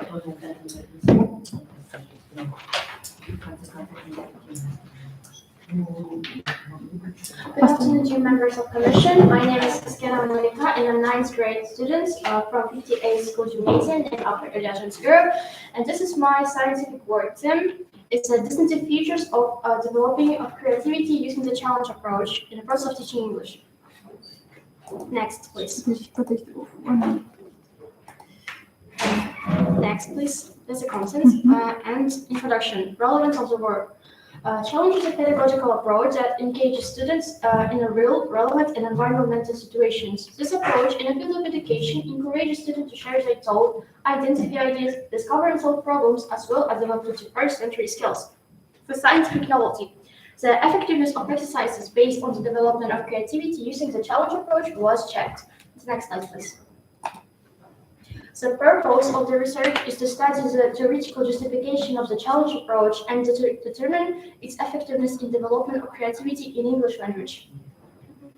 To achieve my goal, I set for myself some tasks. I can read the example of them. One of them is testing the effectiveness of exercise based on the development of creativity using the challenge approach in the process of teaching English. Next slide, please. There is a theoretical significance of the story and the practical significance of the study. Please, next. The challenge approach. The challenge approach provides an effective basis for learning when solving problems in the real world. The system is a collaborative and practical approach that encourages not only students, their teachers, their families, their community members to share their thoughts, identify ideas, discover and solve problems, and gain in-depth knowledge as well as develop 21st century skills. Opportunities for developing of creativity using the challenge approach in the process of teaching English, the challenge approach helps students to develop in-depth knowledge and understanding of key subject as well as 21st century content, learning and innovation skills, life and career skills. Next slide, please. The stages of experiments. To achieve my goal, we made 3 stages of experiments: the preparatory stage, the main stage, and the final stage. In each stage, we have a task that we need to do to achieve our expected results. And the methods that we use in this, the preparatory stage task was highlight students of experimental and control groups and determining the level of their creativity. The method was control, analysis, pre-experimental testing, and survey. The expected results was control and experimental are selected groups, initial level of creative abilities of students. The main stage task was development and testing of a set of tasks, and the method was experiments and control. Expected results was improving the level of creativity of students. The final stage task was post-experimental testing, analysis of experimental results. Method was testing, survey, and generalization. The expected result was statistical processing of the result obtained, and I think the results was the goal was achieved. The next slide, please. Methods that we use in experiments. I think this method is really useful, and I want to tell the mains of them that I like myself. Is the third week unit was 10, the physical structure of the brain, and the task was to find the 10 most unusual facts about human brains to yourself and tell us as whole class. I think that was a useful method. Then the 7th week, 10 is nanotechnology, and we said the task was switch your phone to English. And I can say about myself is that I switched my phone in English too, and I think that's a useful method to learn the standard phrases in English, and it's like helpful to young people who really spend a lot of time in telephone, in smartphone, I'm sorry. And 8th week, the final week that I want to tell you is the road to success, and the task was Serial's challenge. The task was to choose the 5 favorite films and tell whole class fragments of it and discuss it with everyone. The next slide, please. Criteria for assessing students. We set the 3 criteria for assessing students: speed, originality, and abundance of fantasy. Speed criteria was if student can tell us a story in 1 minute, he will be given 2 points. If he can't do it, he will be given 0 points. And if he can do it in 30 seconds, he will be given 4 points. Originality. About originality, if students will tell us a story that he heard once, it will be 0 points. If he tell us a well-known story but he was his own elements, that will be 2 points. The next slide, please. So next slide, please. Conclusions. Based on the result of the experiment, we can conclude that the creativity has significantly increased the level of students' criteria. Okay, who is the author of challenge approach? Huh? Who is the author of challenge approach? Author? Author. Who is the founder or maybe investigator? I don't know who is it. I didn't think about it, but I can say definitely that its method is useful. Yes, but in what way it was created? In what way? I think it was created in ways that interactively gives students a lesson that's what they will be interested in, and they will use some text, some words that they will remember. And because your topic is creativity, yes? And what can we investigate using this approach? I think that will be improving their creativity and criteria. And I can say that it's a useful method to young people, but not really young, it's like high school students. Okay, thank you. Do I need to go? Okay. Thank you for your time. Have a nice day.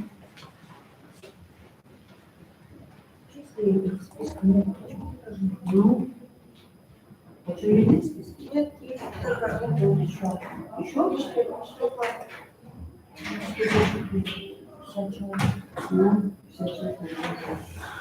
Қай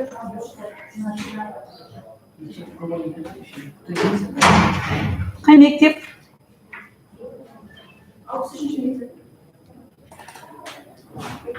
Ақбота Анель қайсы? Кайырбекова Анель.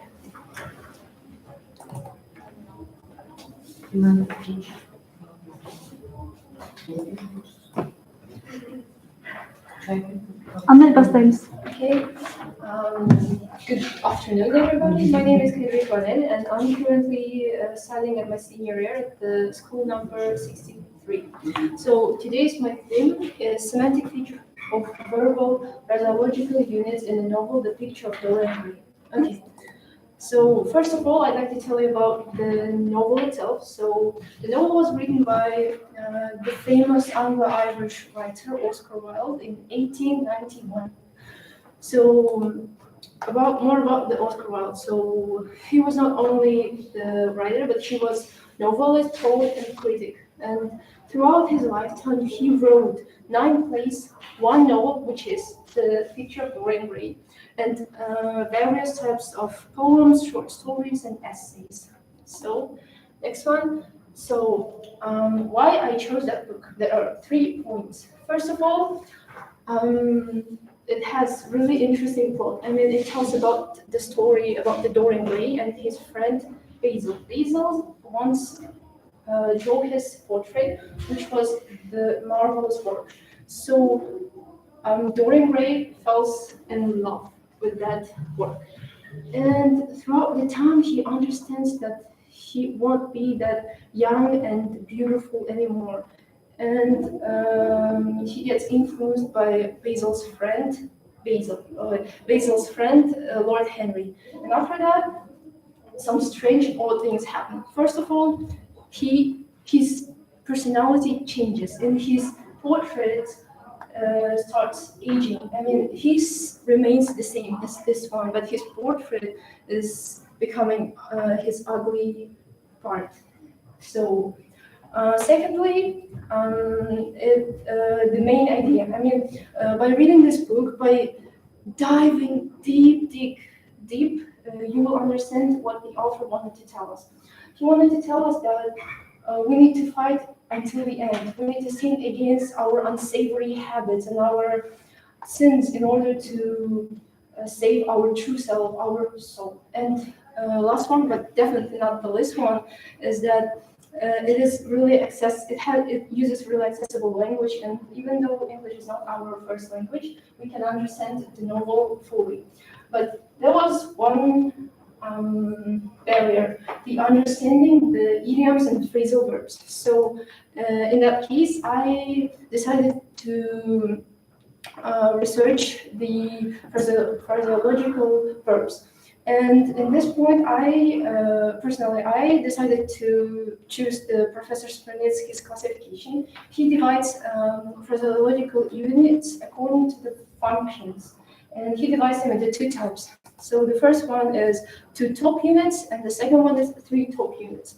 There you can see some formulas. For example, to seize the opportunity, it's an verb, adverb, and noun. And 3 top units, fix in minds, that's verb plus pronoun plus noun. So the next one is the practical part of my work. So throughout reading that novel, I found approximately 70 phrasal verbs and idioms. So, and during the presentation, I added some more uncommon ones. So first one is to ring out. So there you can see that's the chapter 1, page 27. He spoke very slowly, and the words seemed to run out of him almost against this wall. And I decided to work with 2 dictionaries, Macmillan Dictionary and Longman Dictionary. And so by Macmillan Dictionary, it means that run out means to hold something tightly with both hands and twist it by turning your hands in opposite directions. So there's one question. Can you understand the passage there by using this one? I don't think so. So in order to understand fully the passage, I used the second dictionary to succeed in getting something from someone, but only after a lot of effort. So now we can get what the author wanted to tell us with this sentence. So what is semantic feature? Semantics is the study of meaning, and it actually focuses on the relation between words, phrases, and human emotions and feelings. So the next one is to grow on somebody. That's the 3 top units. The chapter 2, this is beginning to grow on her. And we can get both of them because they're kind of similar. So let's go with the one dictionary. The effect of the way someone or something develops, behaves, thinks, etc., without directly forcing or holding them. And then, we can get to the conclusion that by understanding phraseological verbs and idioms, we can fully understand the passage, and it plays the crucial part. And by the end of this work, I made a lot of statistics, and there in the pie chart, you can see that the 75% of found idioms and phrases are 3 top units, and the remaining 25 of them are 2 top units. Okay. What kind of phraseological units did you examine these on their semantic features? Well, I wrote what type? What type? Really? It's mostly idioms and phrasal verbs, such as the most common ones was to run away, grow up, and so on. But their representation are the most uncommon ones, and the others you can see in the word itself. To run away, put on, to be fond of, and get along. So these ones are the most common ones, and you can find them on almost every. Are they phraseological units?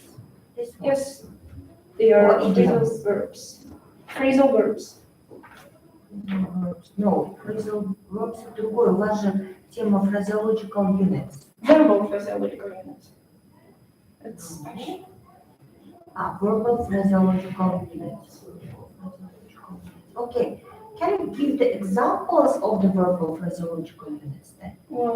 For example, how many? To get along with someone. That's the 3 points. To get along. What is it in Russian equivalent? Do you have? What? Russian or Kazakh equivalent of it? To get along with someone. негізі жұмыста translation is in the word, but to get along with someone, мысалға сөз табысу біреуге. Сөz табысу деп. And also there is one to make peace with someone. Тағы да сөз табысу деп.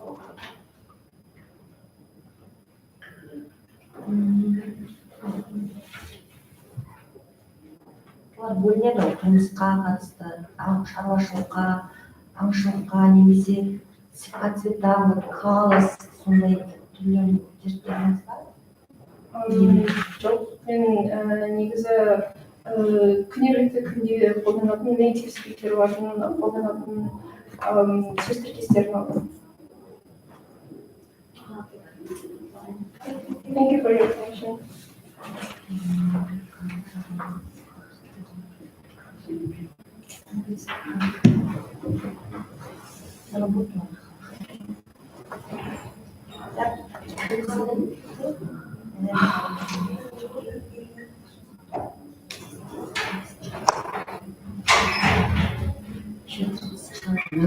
Расул? Расул? Ja. Орыстырма? Расул, келесі деп айтамыз, иә? Good afternoon. My name is Kumar Rasul. I'm from 61 School Lyceum, named Hansapai. My topic is to know the person with facial expression of guests. Next. My content. First, introduction. Second, main part. Third, practical part. And fourth, conclusion. Next. Annotation. First, actuality. This research gives a person an opportunity to understand a person's inner world through his facial expressions and gestures. Learning about facial expressions and gestures helps everybody to know about more the speaker. Second purpose, writing about facial expressions and gestures of different people, I help my friends and be careful with other people and strangers. They learn how to understand each other deeply and learn the things that determine a person's personality and characters. practical value. Understanding body language is a way toward helping you better communicate with others and interpreting what others might be trying to convey. Aim of this research explaining the ways of learning and understanding the body language and using it in our everyday communication. Introduction. Body language is a form of mental and physical ability of human nonverbal communication, which consists of body posture, gestures, facial expressions, and eye movements. Humans send and interpret such signals almost entirely subconsciously. Body language may provide clues as to the attitude or state of mind and of a person. Next. Second main part. Physical expression. Physical expressions like waving, pointing, touching, and slashing are all forms of non-verbal communication. The study of body movement and expressions is known as kinesics. Humans move their bodies when communicating because its research has known it helps easy. The mental effort with communication is difficult. Next. Facial expressions. The expressions on a person's face can even help determine the first of beliefs that we can say. One study found that the most trustworthy facial expression involved a slight raise of the eyebrows and a slight smile. Eye gaze. When a person looks directly into your eyes while having a conversation, it indicates that they are interested in paying attention. Blinking. Blinking is natural, but you should also pay attention to whether a person is blinking too much or too little. People often blink more rapidly when they are feeling distraught or uncomfortable. People size. People size can be a very subtle non-verbal communication signal. While labeled in the environment control people attention, sometimes emotions can also cause small changes in people's size. Eye contact. You need to make eye contact with the person you are talking to if you want them to feel comfortable with the conversation and accept what you have to say. The mouth expression. Mouth expression and movement can also be essential in reading body language. When evaluating body language, pay attention to the following mouth and lip signals. First, lips. Sizing the lips might be an indicator of disdain, disapproval, or distrust. Next, lip biting. People sometimes bite their lips when they are worried, anxious, or stressed. Turn up or down, slight changes in the mouth can also be subtle indicators of what a person is feeling. Next, smiles can mean different things depending on the exact facial expression. There are happy smiles, shy smiles, warm smiles, and iron smiles. Third is the practical part. Gestures. Gestures can be some of the most direct and obvious body language signals. First is clenching fist, can indicate anger in some situation or solidarity in others. Next is thumbs down and thumbs up, are often used as gestures of approval and disapproval. Next, the OK gesture. OK gesture may be crouching together the thumb and index finger in the circle, while extending the other three fingers can be used to mean OK, all right. The V signal. Vertical lifting is the index and middle finger and separating them to create a V shape. Next, the arms and legs. The arms and legs can also be useful in conveying nonverbal information. Crossing the arms can indicate defensiveness. Crossing legs away from another person may indicate dislike or discomfort with the individual. First, crossed arms. Crossed arms might indicate that the person feels defensive, self-protective, or closed off. Next is standing with hands. Can be indication that the person is ready, in control, or can also possibly be a signal of aggressiveness. Clasping the hands might indicate that the person is feeling bored, anxious, or even angry. And last, crossed legs can indicate that the person is feeling closed off or I need in privacy. Next, personal space. Personal space proximity is the distance between you and the other person. Pay attention to how close someone stands or sits next to you or determine if they leave you favorably. Next, conclusion. The body language of the people around you speaks volumes. It has been suggested that body language constitutes more than 60% of what we communicate, so learning to read the non-verbal cues verbal send is valuable skill. It has been suggested that body language may account for being 60% to 65% of all communication. Understanding body language is important, but it's also essential to pay attention to other cues such as content. In many cases, you should look at signals as a group rather to focusing on simplification.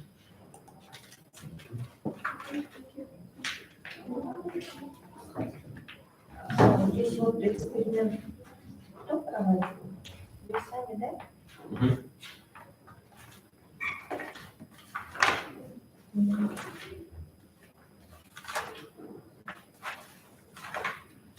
How did you organize your experiment? First, I say the experiment to my friends and control my emotion, my friends. This Exam just your friends? Yes. Or your and my classmates. 14 students, right? In my experiments, I learned that all people use body language, but not everyone uses it. And what was the aim of your work? My aim of my research is explaining the ways of learning and understanding body language. Use this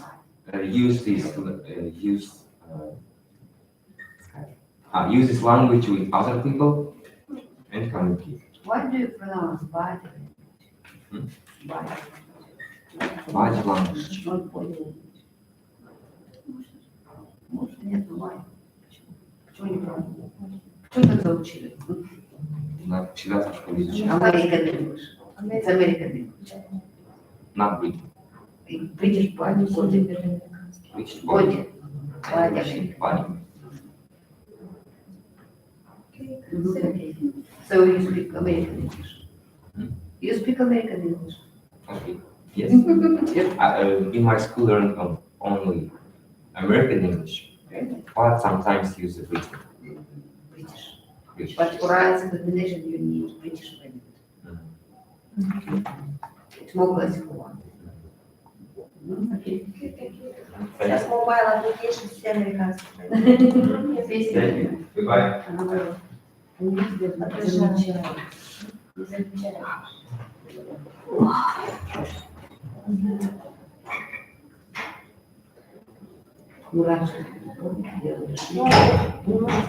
Зеле.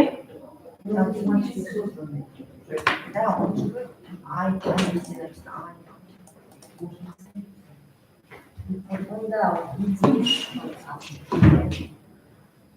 Сәлеметсіз бе, менің есімім Қанатбек Зере, мен Мағжан Жұмабаев атындағы номері 65-ші мектеп гимназиясының оқушысымын. Ғылыми жолының тақырыбы ағылшын және қазақ халықтарының салт-дәстүрінің ұқсастықтары мен айырмашылықтары. Жұмыстың мақсаты қазақ халқы мен ағылшын халқының салт-дәстүрлерін зерттеп, олардың мәдениеттерін зерттеп, сонымен қоса олардың айырмашылығы мен ұқсастықтарын анықтау. Зерттеу жұмыстың жаңалығы мәдениетіміз жаңа есіткен салт-дәстүрімізді дәріптеу тек қазақ емес, сонымен қоса ағылшын халқының да салт-дәстүрін қоса жүйелеп зерттеуде. Салт-дәстүр ол өздеріңіз білетіндей халықтың аса мәнді құндылығы, бір рухани байлығы. Әрбір елдің өзіндік ерекшелігін біз салт-дәстүр арқылы танып білеміз. Ол қоғам дамуына сәйкес біресе жаңғырып, жанарып немесе одан әрі дамып та отыруы мүмкін. Салт-дәстүрлер қандай да бір халықтың өзіндік мәдени даму дәрежесін, өзіндік психикалық ерекшеліктерін танытатын, оны басқа халықтан айырып білетін белгіге тән. Әр елдің салты басқа, елді қарақасқа деген мақал мәтел осы салт-дәстүрдің осындай бір қасиетінен қалыптасса керек. Қонақ келсе құт келер дейді ата бабамыз. Өздеріңіз де білетіндей, қазақтар өте қонақжай ел. Және де олардың бұл қонақжайлық қасиеті ежелден бері келе жатыр. Тіпті бұл жайлы 19 ғасырда ресей іздеушісі Виктор Фонден осы айтқан болатын. Жалпы алғанда қазақтардың өзінің жылы жүзділігімен, ақкөңілділігімен, қонақжайлығымен таң қалдырады. Олардың бұл қасиеті ежелден бері тектеріне сіңіп кеткен асыл қасиет деген пікір қалдырған болатын. Қазақтардың салт-дәстүрлері өте көп, солардың бірі ол ардай, ол деп отырғанымыз ол ер баланың төбе шашын шаш өсіріп, оны өріп қою. Бұл бізде тіл көзін сақтау үшін жасалады, және де оның тарихқа шолу жасап, Кенесары ханның інісі Наурызбай батырдың осындай ардагері болған. Ағылшын мемлекеті, ағылшын ол өзі ежелгі, ұлттық және тағылдырарлық өзінің салт дәстүрлеріне бай ел. Ол Ұлыбританияның 83%-ін құрайды және де астанасы Лондон қаласы. Ол өздерін таза ағылшын тілінде сөйлейтіндігімен мақтанып тұрады екен. Кейде өздерін шала ағылшынша сөйлейтін американдықтармен салыстырады. Және де олардың салты бойынша сөйлеп жатқан адамның ойын, сөзін бөлмеу керек. Олардың айта кеткенде олар ұлттық дәстүрге бай, соның ішінде әсіресе киімдерге. Ол киімдердің аттарының бірі ол жаз мезгілінде ауылдық жерлерде билейтін би киімі, морис атты би киімі. Ол би киімнің жасалуы өте ерекше, және де оның ол магиялық жүйеге байланысты дегенде де теориялар бар. Сонымен қатар келесі осы некен ұқсастықтарына келетін болсам, ол бестің шайы. Өздеріңіз де білетіндей қазақтар дастарханды жайып, сүт қаптырып шай ішеді. Олардың бұндай салт, тура осындай салт ағылшындықтарда кездестіруге болады. Олар сағат 5-те 1-2 конфетпен шай ішеді. Және тағы да ұқсастық ол үлкендерді құрметтеу, қазақтар үлкендерді құрметтейді, яғни үлкенге құрметті көрсетеді. Тура осындай салт тағы да біз ағылшындықта кездестірсек болады. Ол егер де үлкен адамның сөзін бөлсе, онда оларға ренжіп қалып сөйлеспей қояды екен. Бір айырмашылықты айта кететін болсам, ол неке, яғни отбасы құру. Қазақтар неке қиғаннан кейін ғана барып, отбасы құра алады, яғни 2 жас жұбай бірге тұрады. Ал ағылшындықтарда мүлдем басқа, олар 1-2 жыл немесе 1-2 ай бір-бірімен тұрып, араласып, мінездері келіссе, олар бірге ары қарай отбасы құрып кете алады. Ал егер мінездері келіспей қалса, сол жерден ажырасып кетуі де мүмкін. Сонымен қатар осы екі елдің салт дәстүрлерін мейрамдарында байқасақтар болады.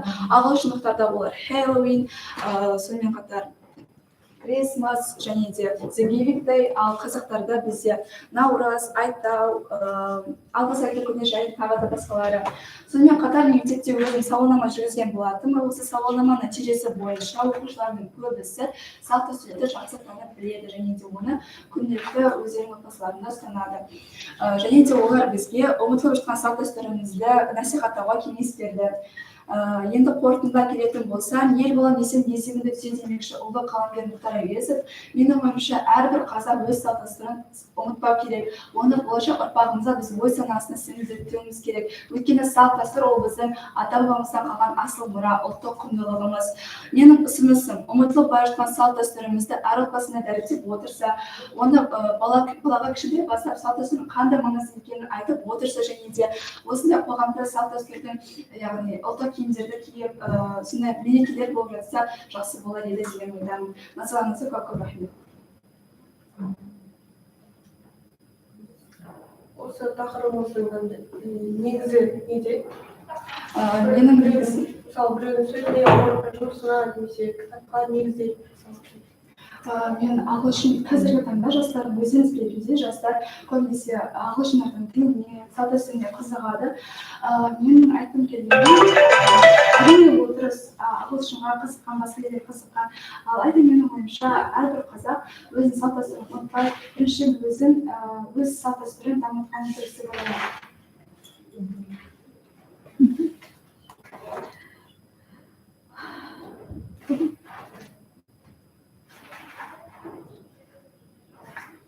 Bravo deyip.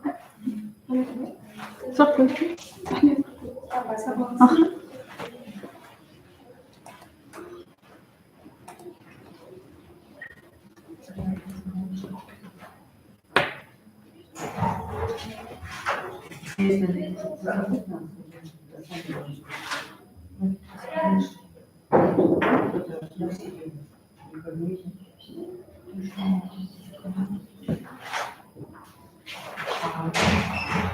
Ayağını.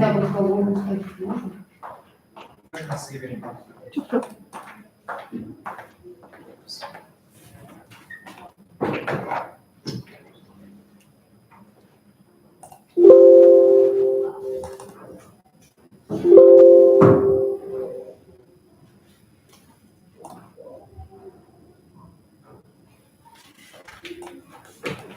Ayağını. Aha. Okay, so today, hi dear judges. I'm glad to talk about my topic. The topic I chose is called Hip Hop 50 and its impact around the world. When we think about hip hop, what comes to our mind? Of course, at first we think about rappers, break dancing, or b-boy we call them, and a group of rappers crowding together, or maybe some DJ, I don't know. So what's hip hop? So hip hop is almost. So hip hop is made with 4 elements. Oh. Hip hop is made with 4 elements. We have rapping, we have DJing, we have breakdancing, and graffiti art. So there are the main elements. So at first, I'm going to talk about how it started. At the second part, I will talk about how its impact about learning this slide.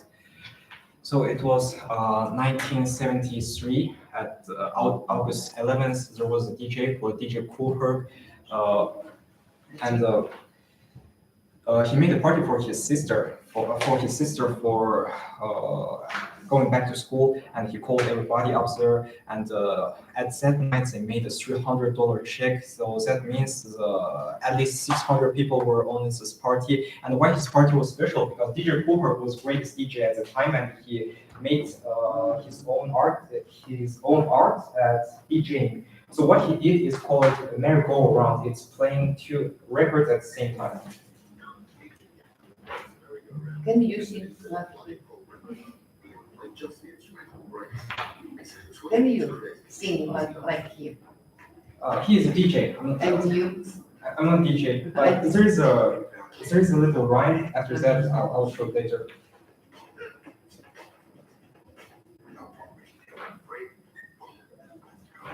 Why did you choose this topic? Because I think hip hop is the greatest form of art. It's a combination of different arts, and I think it has great impact all over around the world. What we can see about us, maybe as clothing. So I think it's a great culture to talk about, and its impact is really unskippable. So this is what he used. He played 2 records at the same time and repeated great parts. So this is Ticket at that time. Just introduce. So as we talked about DJ Kool Herc, so there were 600 people at his party, and there was a young man called Grandmaster Flash. And why we were talking about him? Because at that time people had raps already, they rhymed, but the rhymes were meaningless and they didn't talk about any problem. But Grandmaster Flash had a rhyme. He made his own rap. He talked about the social problems he was facing. So I want you to focus.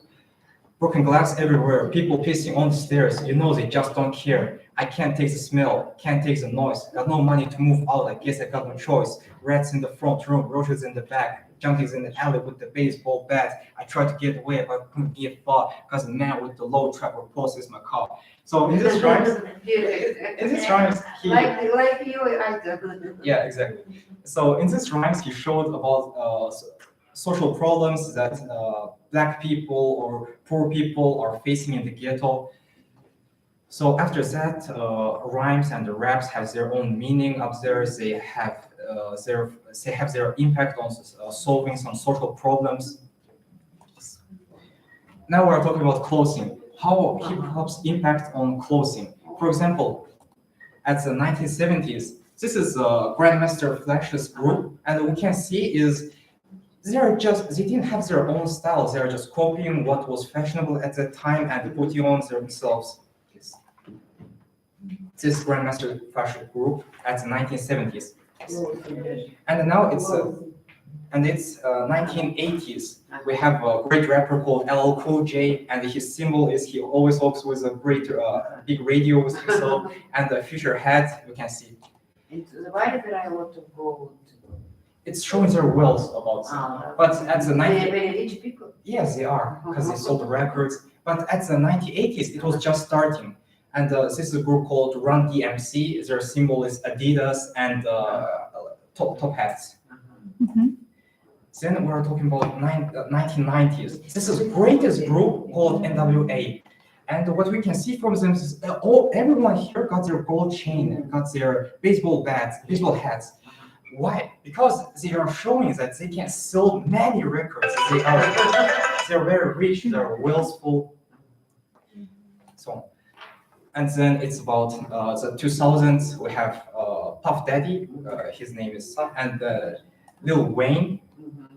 About them, we can see is they already have their own style. They are making their own clothes with them, and still it's showing their wealth.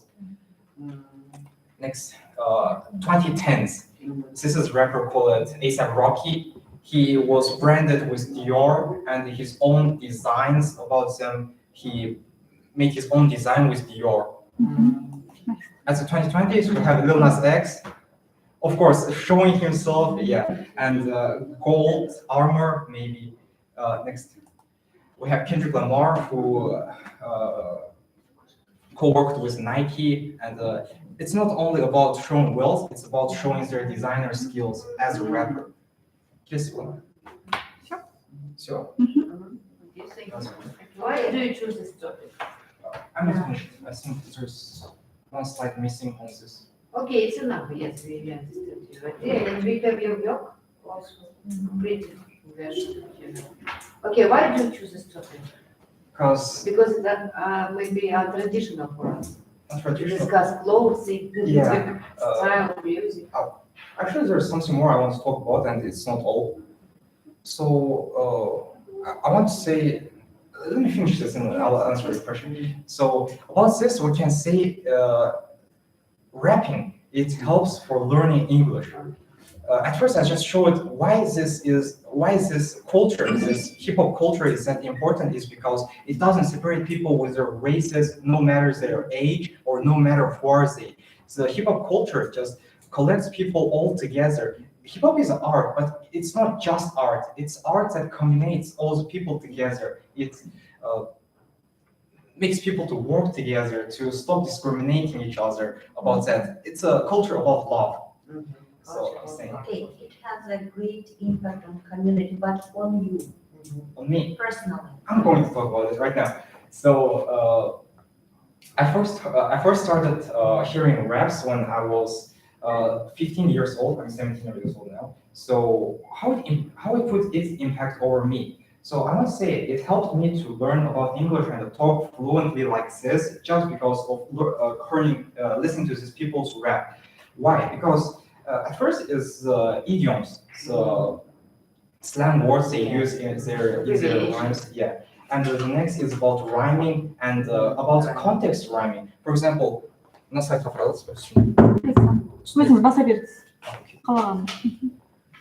So from here, let's say, for example, I don't know what means repulsed, but from this whole context, I can already find the meaning. So I can see that repulsed is being lost for something or someone taking something away. So that's a way of, from this context to understand how the words I don't know yet. So it's one of them. And I want to talk about, it's about very creative writing expression. Like I can learn how to write and express myself through the raps that were made from years ago. So about why I chose this topic is, I see many of other people, they are just choosing the same topic all over and again. So I want to make something different, something new to impress you. Okay, thank you. I think that's all. Okay, who's your favorite rapper? My favorite rapper is Nasir Jones. Teenagers. Yes. He made the album called Illmatic. In this album, he showed about how New York was looked like at the 1994s, and about his special rhyming and with his producer friends, how they produced this album. I think it's one of the most sold album in the world, probably. Thank you. Thank you. Have a nice day. Do you need to speak? No. No. Thank you.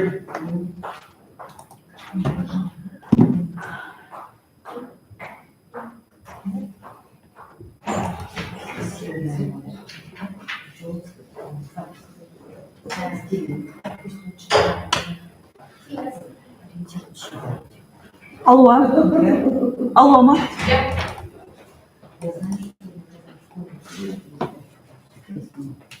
алло.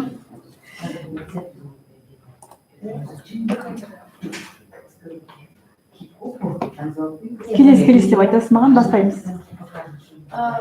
So, language learning using technologies. Using technologies is the best way to communicate and to develop our language, and that's why we use technologies in our learning to make it more interesting. So, in the next slide, we can see the apps and how we can develop our skills. So the first section is language learning apps, and the best thing about language learning apps is that we can improve grammar and pronunciation about that, and also we can read and do writing tasks. And for example, in Duolingo, we have a special speaking task.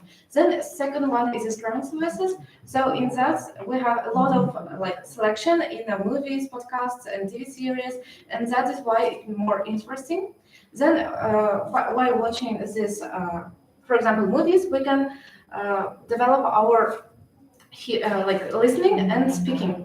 Also, we use a lot of YouTube, and in my experience, by using YouTube, I improved my language skills. So, third one is social media. Social media is a way of communicating, and that's why it's better for practicing our language. For example, like daily or like basic language skills, and then quizzes and services. Quizzes are a better way to enhance our remembrance, and by reading and answering tasks like 1 or 2 times, we remember them. Then in the next slide, we can see future of technologies. So world is modernizing every day, and scientists find out new ways to make our world more modernized. And this first one is virtual reality. That is one of the technologies that allows you to master a foreign language and offers new opportunities in the learning process. Then second one is augmented reality. That is integration of digital information that overlaid in the real life, a real environment. And unlike the virtual reality, it's more it's better for our education because we have everything in our view. So third one is artificial intelligence. That is well known right now, and that one used for example, human-like texts. And the well-known one is ChatGPT. That is in the next slide. ChatGPT is a language model developed by OpenAI, and by using ChatGPT, we created some methods of using them to make our language better. So first method is asking and answering questions, and by that we can develop our dialect, like basic English, and also we can learn new like C2 level words. Then second method is about mistakes, and ChatGPT can watch can correct our mistakes. And then in the third method we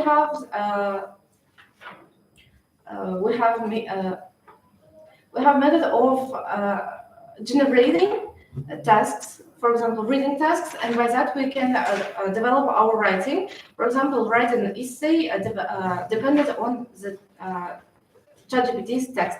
Then in the next slide, we can see how we did an investigation, and by doing investigation, we the main aim of research was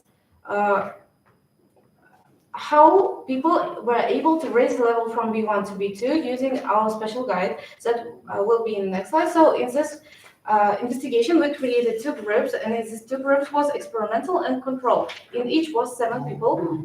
And in the next slide, we can see the table that we did by the investigation, and our investigation gave us a positive result, and by this positive result, we can see that reading, writing, speaking, and listening, so all 4 criteria was better by using our guide. And about our guide is downside. So a guide is learn English in an interesting way with technology, and this website can develop 9th grade English skills. It can generate special improve reading, speaking, and writing skills, expand their vocabulary, and also we did a lot of increased a lot of materials from internet resources. That's why it will be better for kids because it will be more interesting for their learning. So in summing up, in the next slide. In summing up, I wanted to that we didn't work, and that was find out which daily applications are the best in daily life and how we can develop our English using them. So second one is discussing about future technological methods like ChatGPT and others. And in third one was conducted research, and we came to a positive result by using our guide, and we created a special guide for interesting and effective language learning. Okay, I have two questions for you. The first is, what experimental control group did? Experimental group did a more modern methods, like for example, using YouTube videos or podcasts, and then the control group did more traditional methods, but like in internet way. So they read a lot, and experimental group was listening a lot. Okay, and in what way do you create your special guide? Special guide was created by me and my teacher, and by in what way? I'm learning English for a long time, and all my materials. What is the application to use? In website or yes. game or Yes, this is website that we did, and there was games, for example, like Minecraft or Roblox, where a lot of new words for kids, and we did a lot of podcasts on BBC channel, and also we created special YouTube videos with a learning process. Is it an application or what It is a website. Website. Yeah. Created. And what is the name of this website? Learning English was learning English in an interesting way. What is the basis for your website? I'm sorry? Basis. Basis. Yeah, we searched YouTube firstly, and then a lot of internet materials and books, for example, Simonova and Koroleva, if I'm not mistaken, about developing oral and writing skills. Он находится в интернете. This is in the internet, and it has an open, like it's open for everyone. QR-кодом можем открыть? I guess I don't have it with me, but we have a link. So that to check it.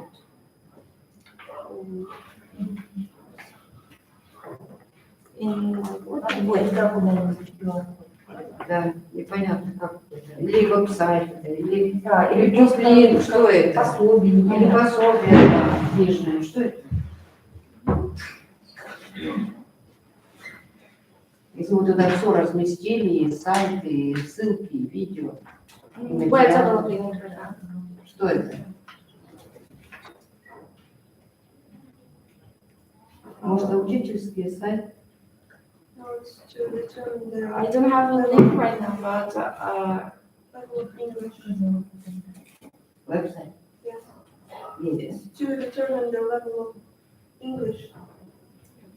Ninth grade for mastery.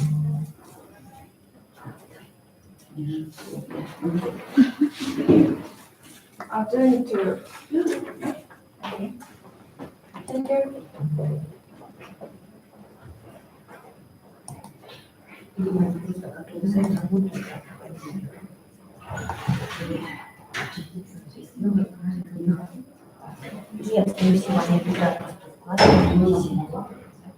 Аяжан?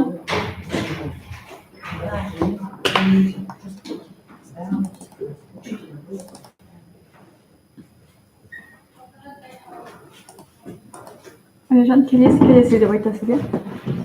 Бастай беріңіз. Good morning, dear clinicians. My name is Tarian Bayajan, and менің тақырыбым Origin of Place Names in Different Regions of UK, and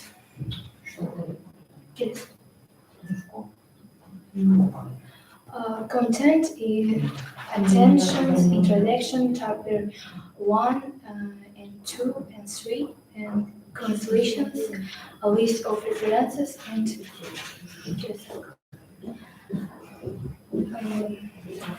annotation.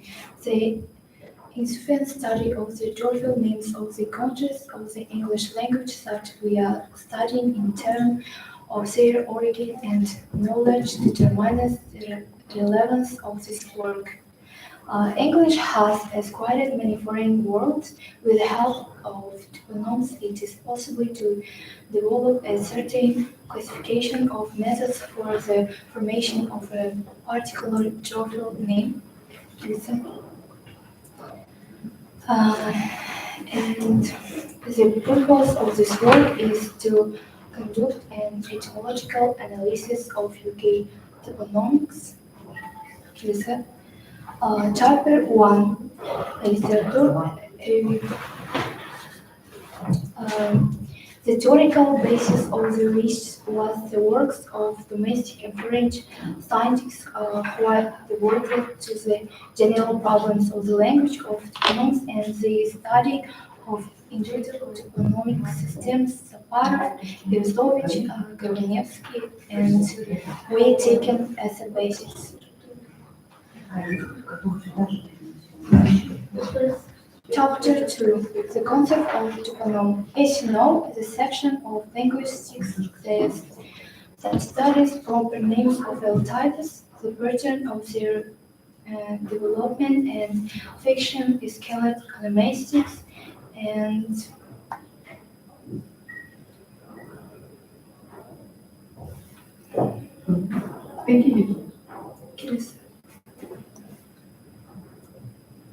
Try to not to read. Try to tell about your project on your own way. What was the most challenging for you? What investigation did you do? My work is about toponymic and etymological. It's about the names of cities and countries. For example, London, Cambridge, You try to compare with the Astana. Yes. Yes. And what is the result of your comparison? What new have you found?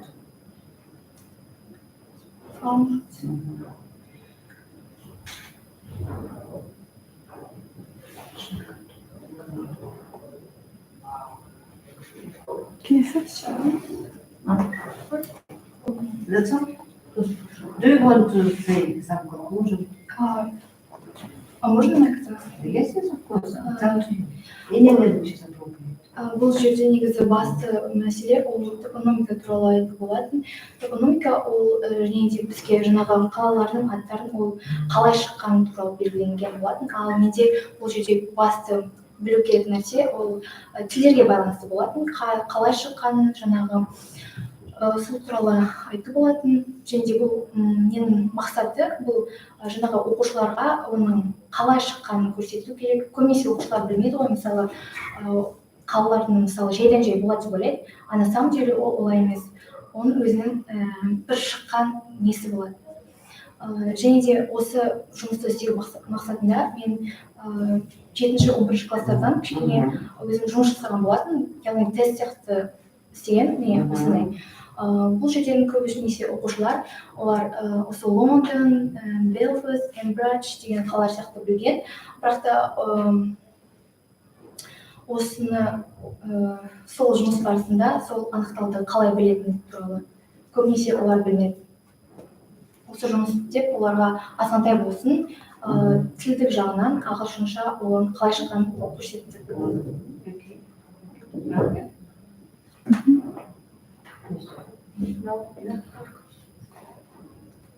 Айран, рахмет маған.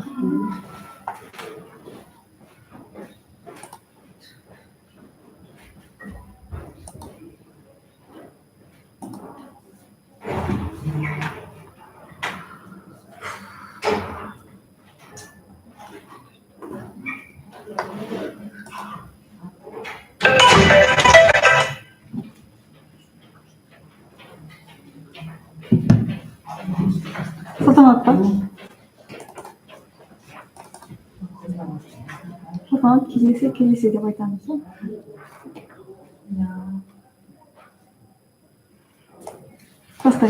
Hello everyone, my name is Bagzuma Salman and I'm from 74th Gymnasium named after Mukharan Makatay from 10th grade. Today the theme of my project work is the most effective ways of learning English. Also, next please.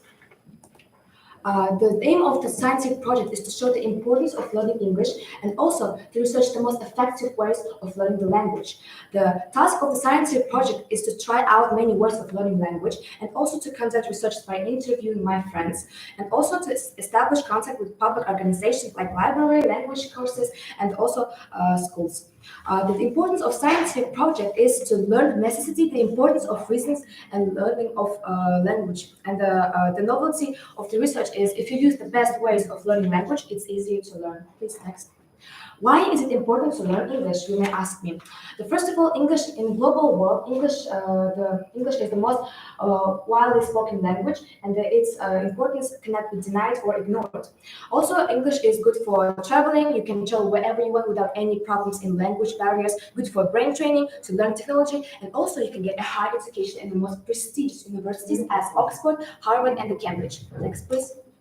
The most effective ways of learning English language. Before we start, you should ask yourself, why are you going to learn English and why would you need this? Personally, I need English to learn, to build my own career in the future, to start a job, find a job, and also to get higher points in IELTS exams. Also, I was learning English for the past 4 years. I was in elementary level and now I'm upper intermediate level. So I sorted out some good ways of effective ways of learning the language. But first of all, learning vocabulary by sticking papers on your furniture, because we are living in Kazakhstan and English is not our native language. So we should make ourselves learn English more.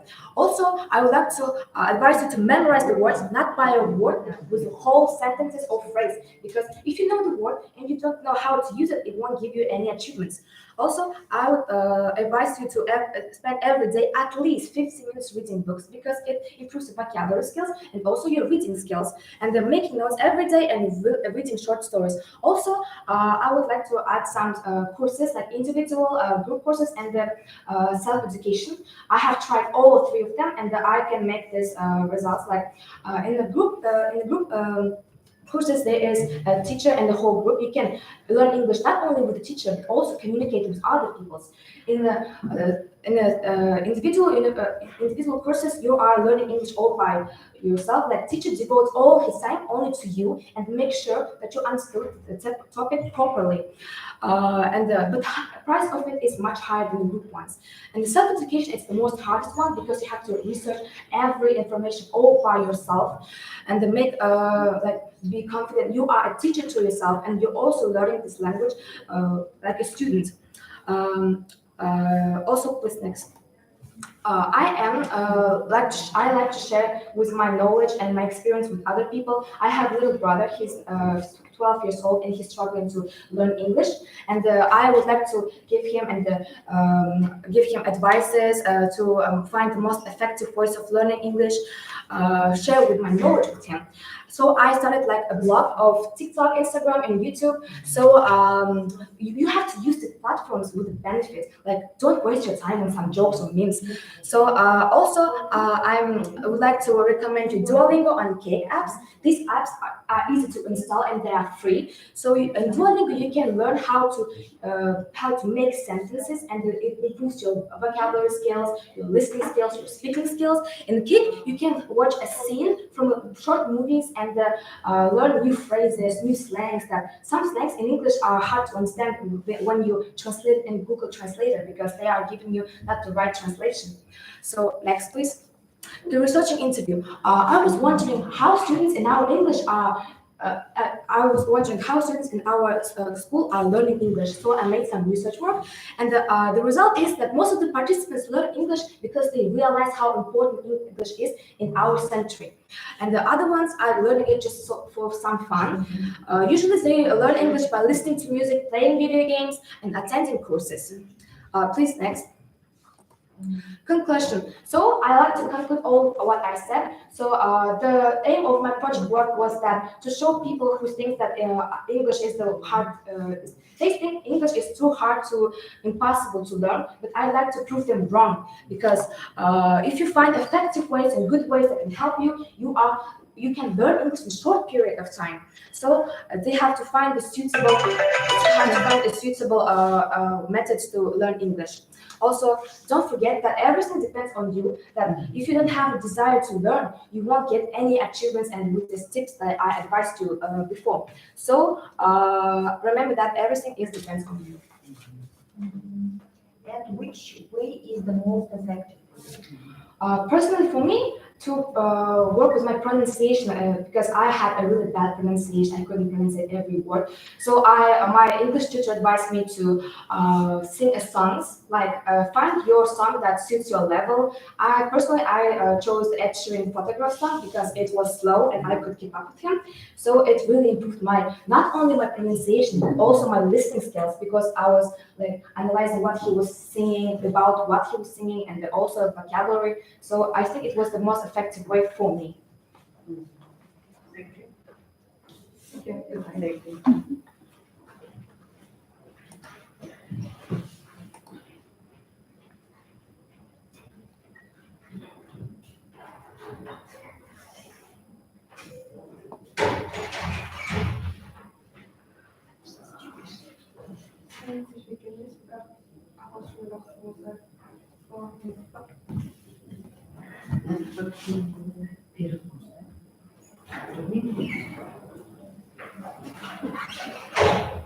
Қай мектеп?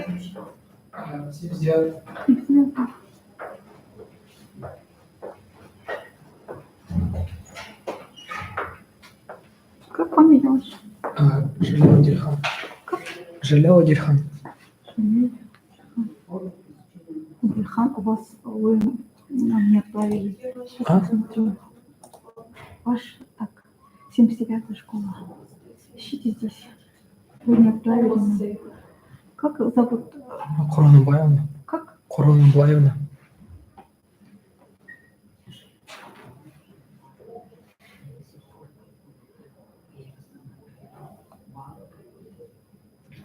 Адильхан.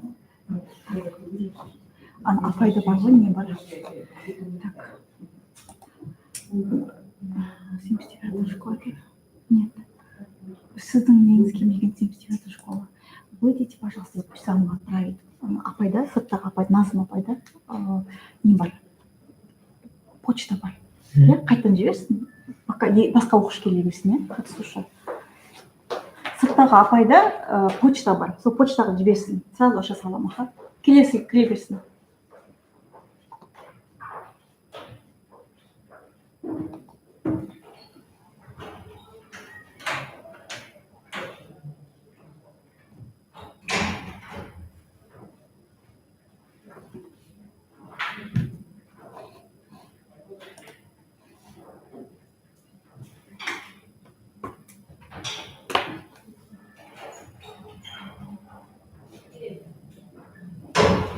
Мектеп.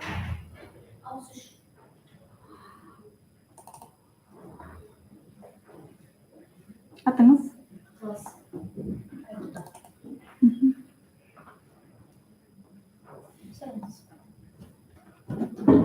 Айгүлда, келесі деп отырасыз, тоқтаңыз қазір. Бастаңыз. Біздің мен толғат жөнінде класс Айгүлда, нөмір 6-шы мектептің 10-шы А сынып оқушысымын. Біздің негізгі зерттеуіміздің тақырыбы ағылшын тілін үйренудегі компьютердің рөлі болып келеді. Біздің мақсатымыз компьютердің ағылшын тілін үйренуде қалай көмектесетінін және оны түсінуге тырысу. Міндеттері компьютер және ағылшын арасындағы байланысқа табу және компьютер арқылы ағылшын тілін қалай үйренуге болатынын түсіну. Сол біз осы зерттеуде кішігірім сауалнама жүргізген болатынбыз. Сауалнама арқылы оқушылардың қызығушылығын және оны қалай қызығушылығын арттыруға болатынын табылды. Одан кейін біз осы зерттеудің қорытындысында біз осындай қорытынды күтеміз. Егер де ағылшын тілін үйренудегі компьютердің рөлін оқушылар түсіне алса, онда түрмен өткізетін уақытын тиімді пайдалана алады және әртүрлі тиімді сайттар арқылы өз бетінше еркін меңгере алады деген болжам жасаймыз. Және қазіргі уақытта нанотехнологиялар және жоғарғы технологиялар өзекті болып келеді. Сондықтан ағылшын тілін үйренуге компьютер өте үлкен көмегін бере алады деп айта аламыз. Және де одан бөлек біз компьютер арқылы қандай қосымшалар қолдануға болатынын біз қарастырған болатынбыз. Ол үшін біз кішігірім сауалнама жүргіздік. Ол сауалнамада оқушылардың қызығушылығын қаншалықты үлкен екенін байқадық. Көбінесе ағылшын тілін оқуға қызығушылығын жоғары болғандықтан біз бұл жөнінде кішігірім зерттеу жүргізген болатынбыз. Ол қосымшалар, мысалға ала келсек, Starling деген бұл қосымша арқылы біз негізгі ағылшын тілінің базасын құрай аламыз. Бұл қосымшада 5-6 курстары тегін болып келеді. Ары қарай оқу үшін кішігірім төлеу керек. Одан кейін мен тағы Duolingo қосымшасын қарастырған болатын. Бұл Duolingo қосымшасы өте ыңғайлы деп айта аламын. Бұл қосымшада speaking, writing және listening жағынан жақсарта аласыз. Speakingді бір бөлек секция және listening пен writingді бір бөлек секцияларға бөлген болатын. Ол секциялар арқылы біз оны меңгеру оңай екенін түсіне аламыз. Және де бұл приложенияға регистрация жасасаңыз, егер балаңыз кәмелет жасқа толмаған болса, сіз оның аккаунтын өзіңіздің поштаңызға байланыстыра аласыз. Және сол арқылы сіздің өзіңіздің балаңыздың жетістіктерін почта арқылы отчеттар арқылы қарай аласыз. Және де одан кейін қарастырылған мектепте қолданылатын quiz бен охот приложениялары. Бұл приложение мектепте мұғалімдерге ыңғайлы десек болады. Бұл приложенияларда өзіңіздің тестіңізді құра аласыз және оқушыларыңызға үйреткен бөліміңізді тексере аласыз. Одан кейін мен тек қана қосымшаларды ғана емес, және де әлеуметтік желілерді қарастырған болатынмын. Ол желілер мысалға ала келсек, TikTok және де Facebook, Instagram секілді қосымшалар болады. TikTok желісі әлемде көп тарағандықтан, бұл қосымша арқылы біз көптеген нәрселерді оқи аламыз. Көптеген информация қазіргі уақытта TikTok арқылы таралады. TikToktың негізгі тілін қандай да бір сондай-ақ әлеуметтік қосымшалардың тілін өзгертсек, онда бізге көбінесе ағылшын тілін өзгертсек, ағылшынша жаңалықтар немесе влогтар шығатын болады. Сол арқылы өзіміз жаңа сөздер мен ақпараттар аламыз. Біз осылай қорытындылай келе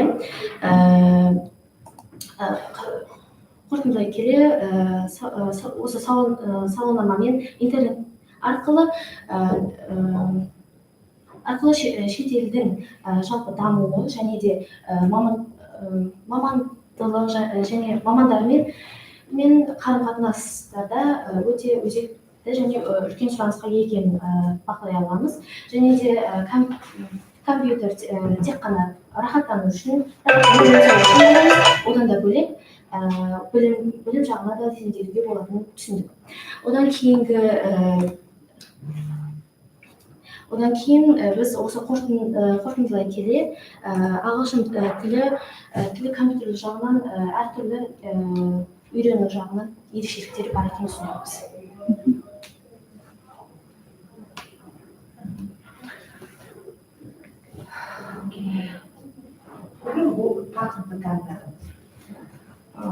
Қазіргі уақытта технологиялар өте дамыған болғандықтан, компьютер және де басқа да технологияларды онлайн режимде оқу тиімді және ыңғайлы деп санадым.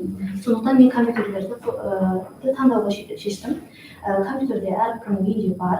Сондықтан бұл компьютер арқылы оқу оқушылардың да ойынша қызықты болып келеді.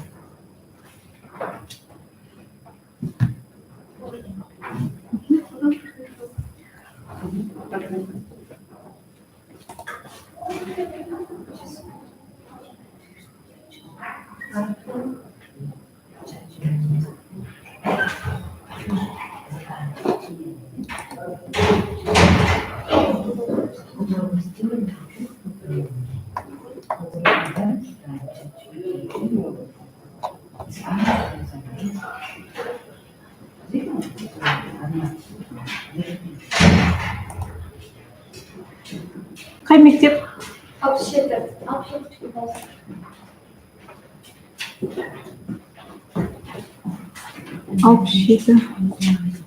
67 сіздердің нелеріңіз келген жоқ, жобаларыңыз. Почтаға салынды ма?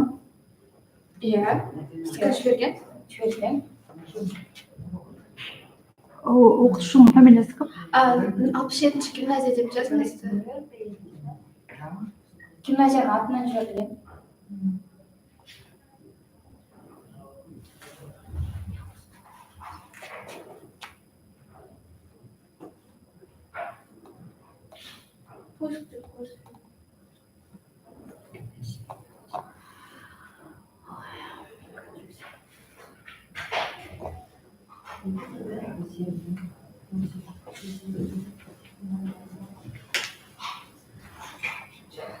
Міне кеше келген хаттар сіздерге келмеген 67. Қайтадан жіберуге болады, қыздар. Шығып, мұғалім айтыңыздаршы, келесі оқушы кіре берсін, шығып қайтадан жіберіңіздер. Почтаның адресі сырттағы апайда бар, сол кісіден сұраңыздар. Келесін айтып жіберіңіз.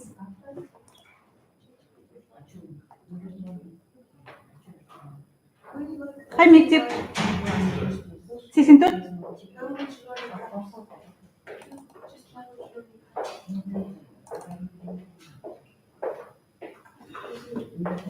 Өзің алмастырыңыз, Қаласаң өзі, қаласаң мен. компьютерден ба еді? Жоқ, мына жерде қолымен жылжыта бересің. Уақыт белгілеймін ғой.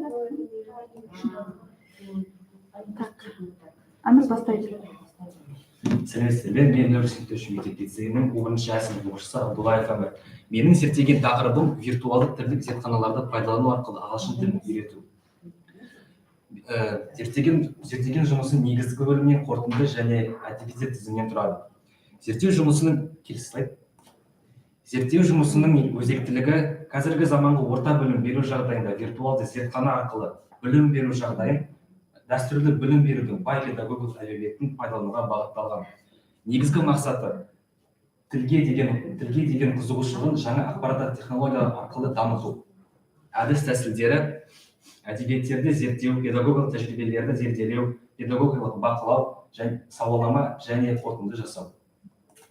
Шет тілі сабағындағы виртуалды тілдік зертханалардың қолданылуы мен оның тиімділігіне талдау жасау. Виртуалды тілдік зертхана ретінде Едімода бағдарламасын алдық. Едімода бағдарламасы мұғалімдерге арналған платформа. Бұл платформадан мұғалімдерге викториналар, тапсырмалар, және де оқушылармен, олардың ата-аналарымен, әріптестерімен байланысты басқаруға мүмкіндік береді. Тәжірибе барысында ағылшын тілі сабағындағы виртуалды зертхана арқылы жүргізілген эксперимент барысы. Эксперимент барысында 9-шы және 9-шы сынып оқушылары алынды. Эксперимент бастамас бұрын оқушылардың ағылшын тілі деңгейін тест арқылы анықтадық. Осы диаграмманы көріп тұрғаныңыздай 9-шы сынып оқушылардың ағылшын тілі деңгейі 45% болды, және 9-шы сынып оқушылардың ағылшын тілі деңгейі 55% болды. Келесі эксперимент барысында алдымен дәстүрлі форматта ағылшын тілі сабағы өткізілді. Дәстүрлі сабақ өткізген кездегі білім деңгейі тексерілді. Оқушылардың сауаттылығы 25%, оқушылардың сөздік қоры 22%, оқушылардың түсіну 35%, сөйлеу қабілеті 14% және тыңдау қабілеті 26% болды. Келесі кестедегі көрсеткіш ағылшын тілі сабағында Едімода жаңағы айтып кеткендей бағдарламасы қолданылған кейінгі нәтиже. Осы жерде көріп тұрғаныңыздай, оқушылардың сауаттылығы 29%-ға дейін артты, сөздік қоры 32%-ға дейін артты, түсіну 39%-ға дейін, сөйлеу қабілеті 34%-ға және тыңдау қабілеті 30%-ға дейін өсті. Келесі кестедегі осы екі дәстүрлі және виртуалды тілдік зертханаларды пайдалану арқылы екі форматтағы олардың өзгерісі. Көк бағандағы ол дәстүрлі және де жасыл бағандағы ол ермода бағдарламасы арқылы өткізілген сабақтар. Осы жерде оқушылардың сауаттылығы 4%-ға артып, сөздік қоры 10%-ға, түсінуі 4%-ға, сөйлеу қабілеті 20%-ға артып, олардың тыңдау қабілеті 4%-ға артты. Демек, ағылшын тілі виртуалды тілдік зертхананы қолдану оң нәтижесін береді. Сонымен қатар оқушылардың ағылшын тіліне деген қызығушылығы да артты. Көп бағанда оқушылардан эксперименттен деген сауалнама алынды, ағылшын тіліне деген қызығушылығы туралы және эксперименттен кейінгі ол қызыл шартпен белгіленген. Төмендегі 45, ол төмендеді 20-ға дейін. Яғни ол бізге оқушылардың қызығушылығы ағылшын тілінің сабағына артты деген сөз дегенді білдіреді. Қорытындылай келсек, 9-шы А және А сыныбындағы оқушылардың білім ағылшын тілінің деңгейі өсті. Басында 9-шы А сынып оқушыларында 45% болып, 65%-ға дейін өсті. 9-шы А сынып оқушыларында 55% болып, 70%-ға дейін өсті. Және келесі слайд. Қорытындылай келсе, осы жерде көрсетілген сызбалардан көріп отырғанымыздай, виртуалды тілдік зертханалар негізінде өткізілген сабақтар нәтижесі бойынша оқушылардың сөйлеу қабілеті, ойлау қабілеті, сұраққа жауап беру қабілеті, сұрақ қою қабілеті, таныс материалдарды меңгеру қабілеті біршама жоғарылады. Және келесі слайд. Осы пайдаланған әдебиеттер тізімі сауалнама сұрақтары шетел тіліне қызығушылық қандай екенін туралы оқушылардан алынды. Мына жерде ағылшын тілін деңгейін анықтауға тест 10 сұрақтан тұратын. Эксперимент неше этаптан жүрді? Бірінші жоспарлаудан, сосын эксперименттің барысы, сосын соңғы Okay, your topic is virtual, yes? And you speak about the model. Is it model virtual? It's a website that is used by the teachers to illustrate the information about the topic, and it's very widespread platform among teachers. And what is virtual? Virtual reality is it demonstrates the illustration of the topics. For example, with it can video, with video pictures and it means virtual, yes, or virtual application. And why do you choose only modern? Also, there is a lot of other platforms, DLL, Duolingo, and so on. But for me, the most convenient one was to choose in Moodle because it's an available website for the teachers, and it doesn't need any Is it payments. free? Yes. All applications, all options are free. Yes. Экспериментті кім жүргізді? Мен және менің пән мұғалімі Назым. Okay, thank you. I have no question.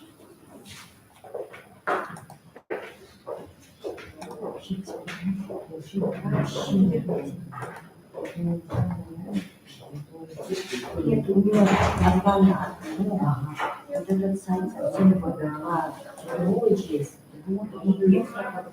Эксперимент вообще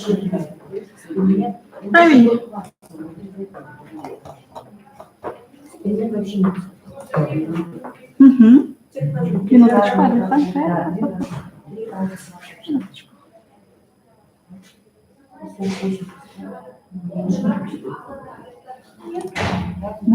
Next slide, yapalım. Arkasını vereyim.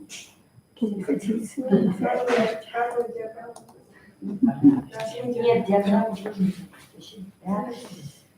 5 минут. Все, оставим. Здравствуйте, уважаемые члены жюри. Меня зовут Жалил Адильхан, я ученик 8 класса школы лицея номер 79. И тема моего проекта – это эффективность платформ изучения английского языка. Целью этого проекта первое – это определить критерии, по которым будет оцениваться эффективность этих платформ. И второе – оценить результативность этих платформ для изучения английского языка. Третье – это создание своей собственной платформы, которая будет содержать в себе изучение английского языка на основе казахстанской культуры.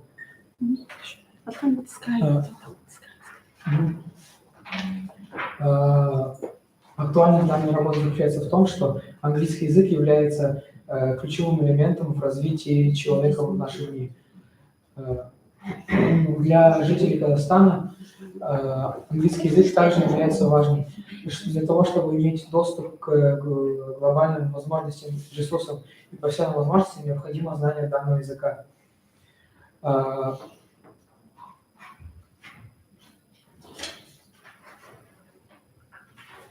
также, чтобы путешествовать свободно из одной страны в другую, либо же поступить в обучение за рубежом, либо же работать, необходимо также знание английского языка. Но, однако, из всех существующих платформ нет ни одной, которая была бы связана с тематикой, с культурой Казахстана. Вот. Проблема работы заключается в определении эффективности платформы для изучения английского языка. Хотя их существует множество, не каждая из них может дать определенный нужный результат. Материалом для анализа данной работы является платформа, которая существует на данный момент. Научная значимость заключается в том, что она позволяет оценить эффективность платформ и выбрать наиболее подходящую для каждого для обучения. И также практическая значимость данной работы заключается в том, что все результаты исследования могут быть использованы учениками либо учителями при выборе платформы для изучения английского языка. 79-й. 8 класс? Да. Следующий. И мы решили создать новую платформу для изучения английского языка, которая будет связана с казахстанской культурой. Благодаря этой платформе можно замотивировать и продвинуть жителей Казахстана обучать иностранный язык. Можете по ссылке перейти там. Ссылка. На какой платформе вы создали? Это образец WordWall. И суть... Вы просто activity сделали? Да, мини-игра такая. В этой мини-игре 34 уровня. И суть игры такова, что дается 4 картинки, схожие с одним словом. И под картинками находятся буквы, расставленные в разброс. При правильном порядке расставления букв они начинают загораться разными цветами. Можете? А картинки вы сами подбирали? Может, сам делать. Загружали, да? А вот картинки мы сами делали, вот при правильном порядке. Нет, вот эти картинки вы сами фотографировали, сами выставляли? Или вы в интернете? Картинки с интернета. С интернета. Да. И при правильном расставлении порядка букв они начинают загораться разными цветами, чтобы не было совсем сложно. И за правильность и быстроту ответов дается определенное количество баллов. Вот видите, тут про флаг. И прошу обратить внимание, что все картинки в основном связаны с достопримечательностями, либо местами нашей Родины. Также И в заключение хочу сказать, что в настоящем современном мире английский язык занимает важное место среди учащихся и жителей Казахстана, так как благодаря знанию данного языка открываются обширные возможности и глобальная информация без языковых ограничений. Но актуальной проблемой является то, что отсутствуют платформы, которые были бы связаны с культурой Казахстана, что может вызвать неинтерес и мотивированность к изучению языка. Наша разработка специальной особенной платформы, либо мини-игры, может вызвать интерес и гражданскую идентичность у народа благодаря казахстанскому контексту. Сколько вы таких вот представляли? Ну, вот в этой мини, это в общем ссылка, там 34 уровня. И, А слов сколько загрузили? ну вот, 31 уровень – это одно слово. Пока что 34 слова, потому что, да, ну можно это расширять в будущем. Квиз, да, можно делать? Да, вот видите, тут байтерек, про это вот от Раши. Ну, только вот такой в одном формате сделали, одну игру, да, сделали? Да. Вот 3-4 слова одна, больше не делали ничего. Ну, другую активити. Ну вот только вот это тут. Там, например, Word Cloud можно делать. Можно сделать там multiple choice такие. Тесты, квизы, не делать. Да? Нет, ну это же по типу, вот вы знаете, игру раньше популярно было, 4 фотки, одно слово. Да. Вот, тут по типу такого. Это по типу, а там другие же типы есть. Можно было с этим вокабуляром, картинками других типов сделать. Как называется платформа? WordWall. WordWall. Вот. Здесь создали сами, да? Да. Вот. Картинки вот из интернета подобрали по словам. Только задание. Да. Готовое приложение? Да. А этот, скажите, вот эти картинки в интернете все нашли, да? Ну да, мы вот подбирали картинки, делали коллаж, загружали на сайт и... Нет, ну сами вы не снимали, да, не делали? Ну, к сожалению, нет, ну, Байконур, это все. Сцена-то большая. Вот так. Да, еще сами сняли. Окей. Все?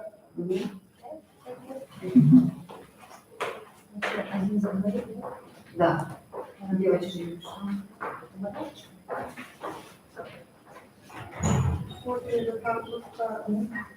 Если скажем, что ему другие задания. Хамиктив. Приложение. Разработали опыт новых платформ. Жакен. Маған келесі деп айтып отырсыз, не? Уақыт қосып жүрсің. Поставили. Аркуш там. Поставить. So, hello everyone. How often do you use code mixing in your speech? How often do you use Russian mixed with English or English mixed with Kazakh? So if the answer is often, then it means that you should listen to this research. So I wanna start with the fact that English is now works as a tool, and it is based on the colonization. So back in the 18th century, there was this colonization process that incorporated Kazakhstan into the Russian Empire.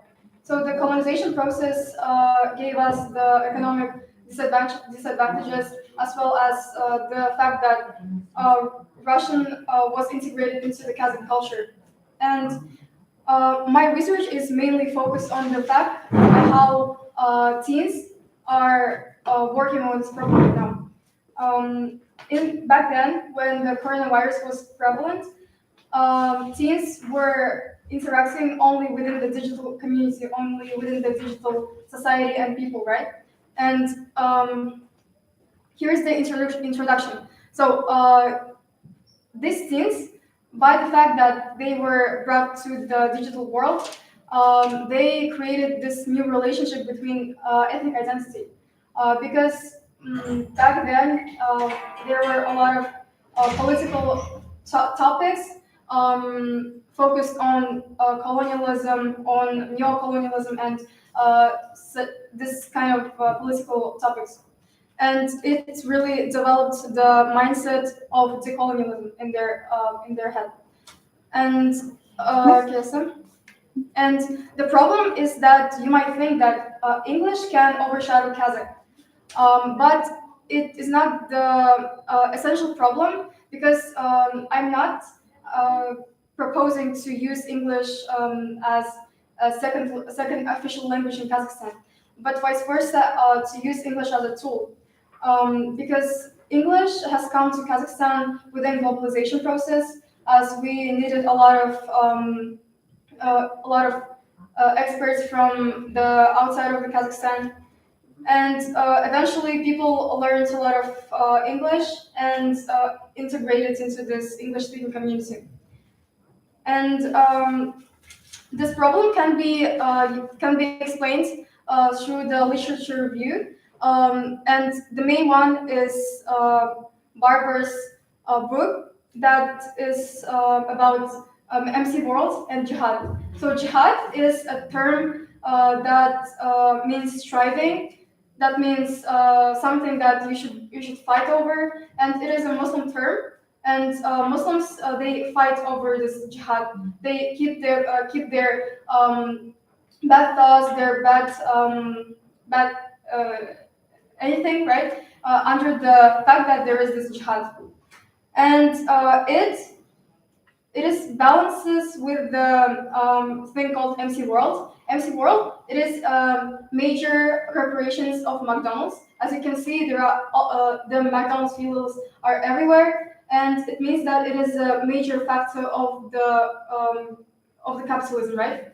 And if people within the Arabic community and within the English community could balance these two things, jihad and MC World, then it means that Kazakhstani people can also balance these two meanings. As MC World intensifies globalization by expanding capitalism and dominating in all aspects of social life. And Kazakhstan can use this benefits of globalization to further develop, to further create networking, to further develop as a person. And English in this context is a powerful instrument for the cultural exchange and for the active global participation. And in other words, it is a utilitarian tool. So here's the theoretical framework. And it can be skipped because I already talked about it. And here are the objectives. So code mixing and code switching is like the thing, as if I say, and yeah, and the results of it is that government should support the I forgot to mention the methodology. So here you can see the results of it. A lot of people, a lot of teens, they replied that they found about decolonization term throughout social media, throughout TikTok. And the literature review that I talked about earlier is called under the theme McDonaldization. And the same thing is happening over here, and it is the TikTokization. Because people are involved in the TikTok as much as in the capitalistic McDonald's. And here is me taking all this questions, and a lot of people answered to, do you want to minimize Russian language usage and why? They answered, of course, as it will help to get rid of the colonization consequences and get to know and popularize Kazakh language and our traditions.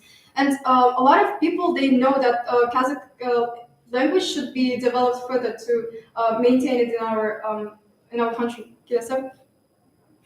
And how does social media affect your understanding of decolonization? And a lot of people answered that it helped them to understand the importance of it. And here you can see that a lot of the major part of this percentage, they replied that they really frequently, in other words, every day, use code mixing. So they switch English and Kazakh or English and Russian, right? And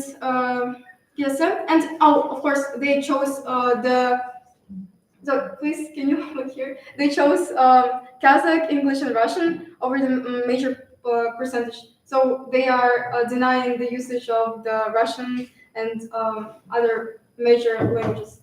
Thank you, And the result. So a lot of people do understand the fact that there is this decolonization process going on, and they do accept the fact that it became prominent because of the TikTok or other social media. And it is, in other words, called digital globalization. And I actually have a solution to this to this problem, and it is an AI that translates Kazakh, and from Kazakh using жасанды интеллект. And this startup actually went to Asna Hub, and we performed to investors and in Demo Day, and it is a solution that I and my team created during this long-term research. And recommendation is to support this AI-powered technology, and recommendation 2 is to include in cultural education to kids, to people who don't know about the colonialism, and yeah, just educate them. So thank you so much. Did you make this app, AI app? Yeah, we have a prototype. It is vision Ник, у нас So are you ну, suggesting осталось that 5-6. we should use English more than Russian? Yeah, I'm suggesting it because English, you may notice, it has much more resources than Kazakh or Russian. So I'm not proposing to like mass use English, but I'm proposing to use it as a tool, so people would be more educated, so people would understand the world better. Don't you think it could be like Russian after years? Yeah, I actually talked about neo-colonialism, but it cannot overshadow it. Kazakhs will have this jihad in us. So it is actually a really prominent topic among researchers, and it is discussed within the barber, our named barber. And yeah, so he is proposing that Kazakhs should, first, not Kazakhs, but people who are under the colonialism consequences, they should focus on their own self and start with themselves. And their identity, ethnic identity. Thank you, it's very good. Thank you. So do you have any questions? No. No, it's, I think it's Okay, yeah, thank you. Someone's very good.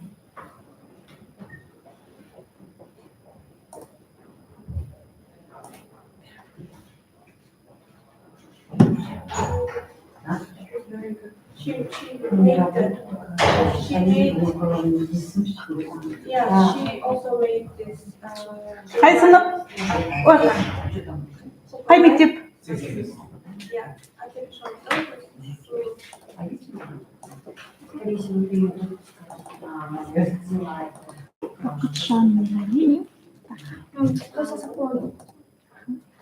Так, келесі деп айтып отырасың ғой, қазір уақыт қоямын, бермей қоямын. Бастаймыз. Good afternoon, dear jury. Today we're going to tell you about our project, and we will like ask you one question. Brent, what comes to your mind when you hear this word? Yeah. How often do you hear and see these brands? We use Google instead of searching on the internet, and Photoshop instead of editing photos. Have you thought about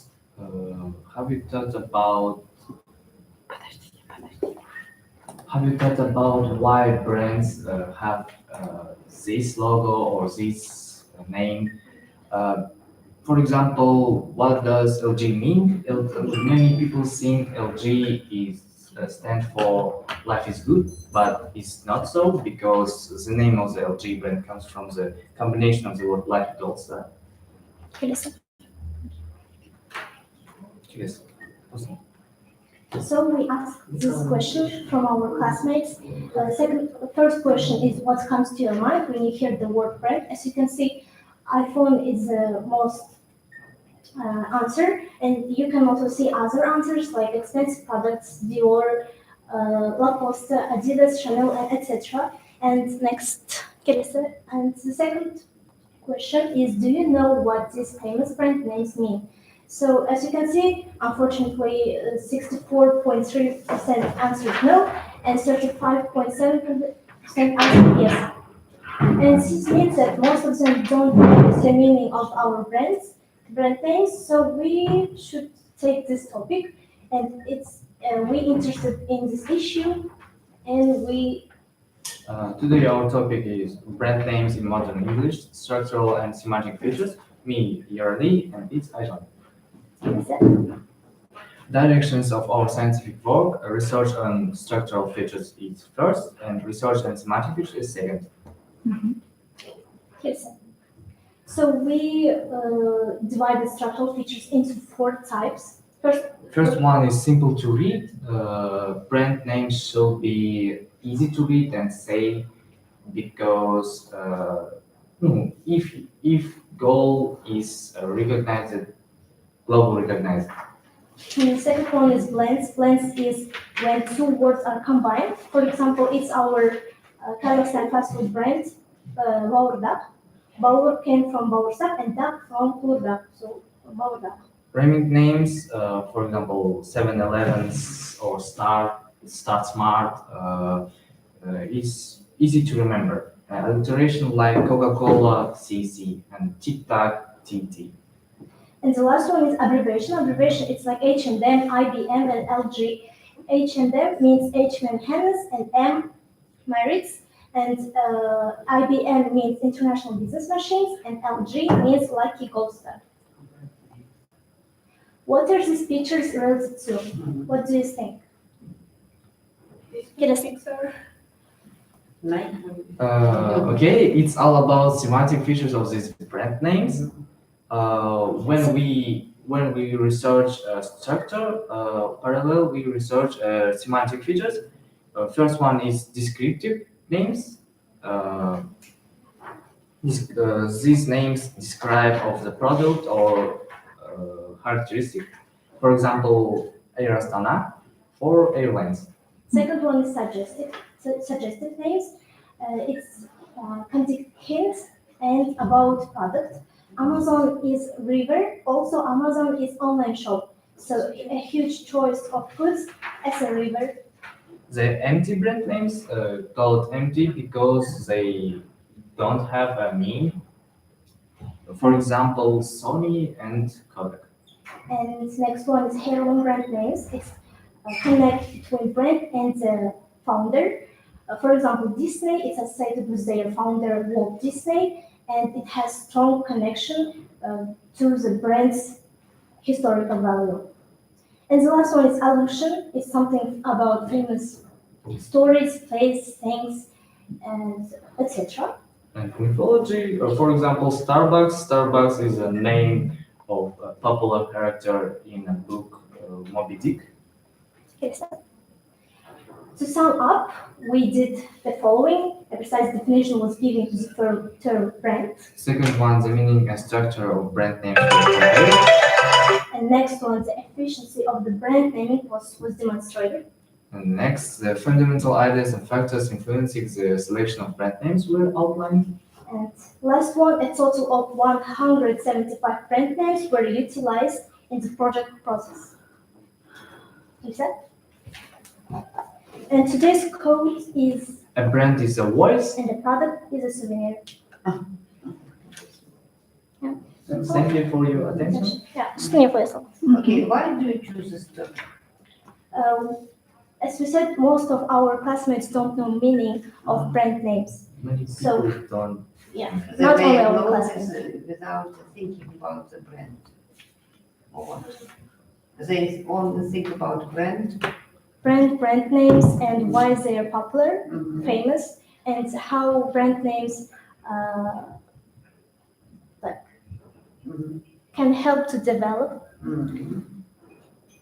Why do you think it's important to know the history of brand names? Because if you will know them, know their history, historical value, we will know how to use it wisely.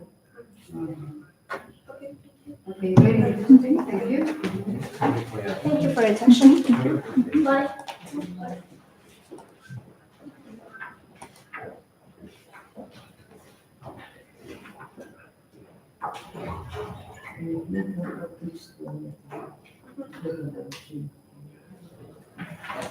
Общее-то?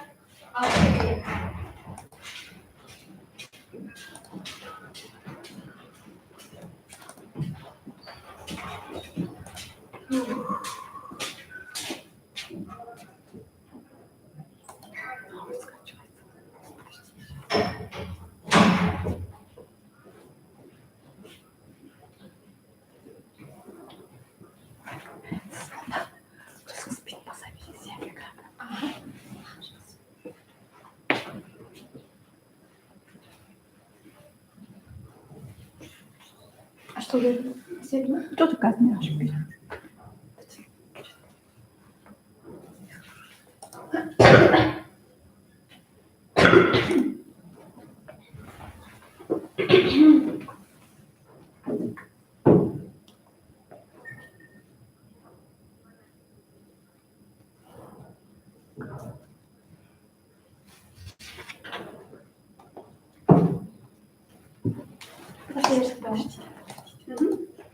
Good afternoon, dear jury. My name is Alia. My name is Aloha.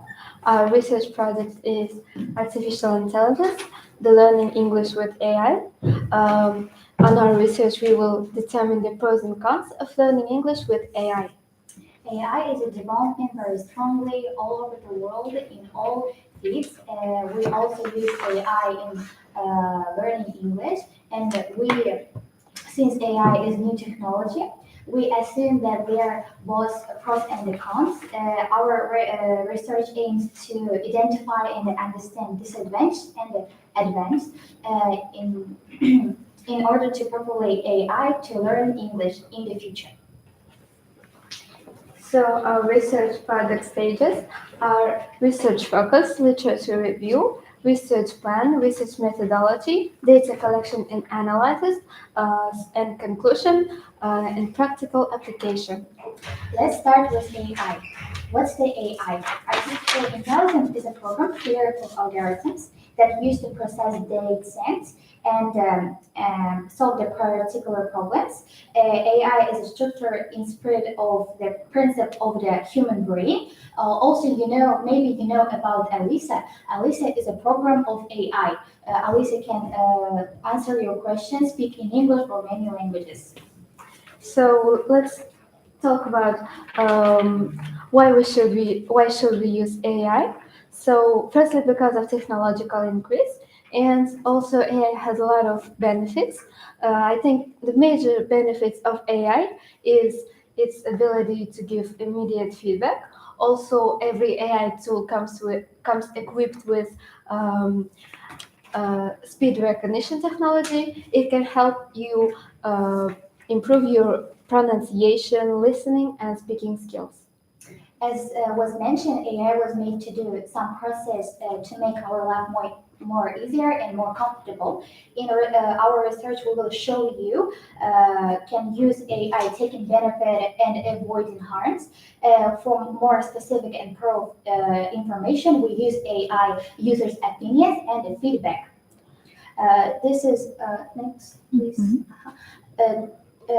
We have also plan is actions, defining a research problem and the focus, asking a research question, formulating a goal, literature review, creating research plan, choosing a methodology, data collection, data analysis, interpretation, and conclusion. And participants are research group, research supervisor, and respondents. So talking about our methodology, our brainstorming was carried out on 3 questions: who, what, why, and how. So who or what will give us will be data sources, and why given source might provide us with useful information. How we will answer like how to collect this data. Research outcomes, why the results of the research can serve as reliable information pointing out the answer we can looking for, and how we will use the internet to find useful research results. Information research will be carried through keywords. Opinions and feedback from real people. So opinions and feedback from real people. The ones who have experienced AI themselves will give us more qualified information. How we will be seeking on opinions, reviews, and feedback on AI platforms. AI users, why experience AI on ourselves will give you more information, because a lot of people are learning English, lost their interest, and how we will make selections from several AI services and try to study more aspect of English language. To ensure objectivity of data and evidence, we use this methodology, evidence from researchers' point of view, opinions and feedback, and results of an experience. So using these methods will make us able to draw conclusions from it and answer our research question. Next. So data collection and analysis, we summarized AI researchers' data, and this is what we have. A computer may know. Okay. We have also What application of AI do you use? This page. I use Duolingo. It's the most popular AI tool that nowadays a lot of students use it. It's fun and also practical. It makes it engaging and entertaining. Only Duolingo. No, we have also chatbots, Rosetta Stone. Chatbots. What is it? Chatbots, it's you think that you're talking with a real person. Chatbots can learn. Chatbot.com? Yes. What else? Rosetta Stone. What? Rosetta Stone. Rosetta Stone. Yes. Yes. Here is yes, I know. It's extremely. In this application, you can learn 25 languages. And yes. And what else? What the AI application to use? Our teacher used Quizlet, Quiz, and Kahoot for us, and it's for good for us because it's more useful. So concluding everything. So based on everything, we can say that AI is still on its developing stage. And we will see how it will remain with the integration of virtual and augmented reality. AI is a very good tool for the people who want to learn it fast, effectively, and willingly. Yeah. Thank you for attention. Have a nice day.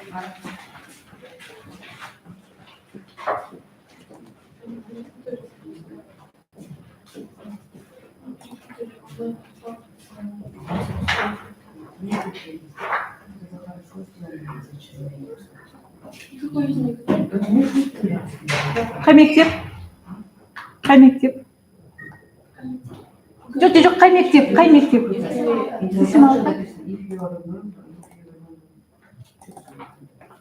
Еңлік. Еңлік келесі деп айтып отырсыз, иә? 5 минутқа не қоямын?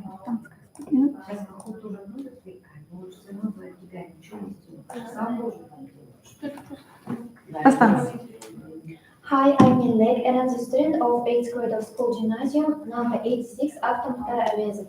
Nice to meet you all. Now I'm going to present my research work about advertising and its influence on people. This project is a significant opportunity for all of us.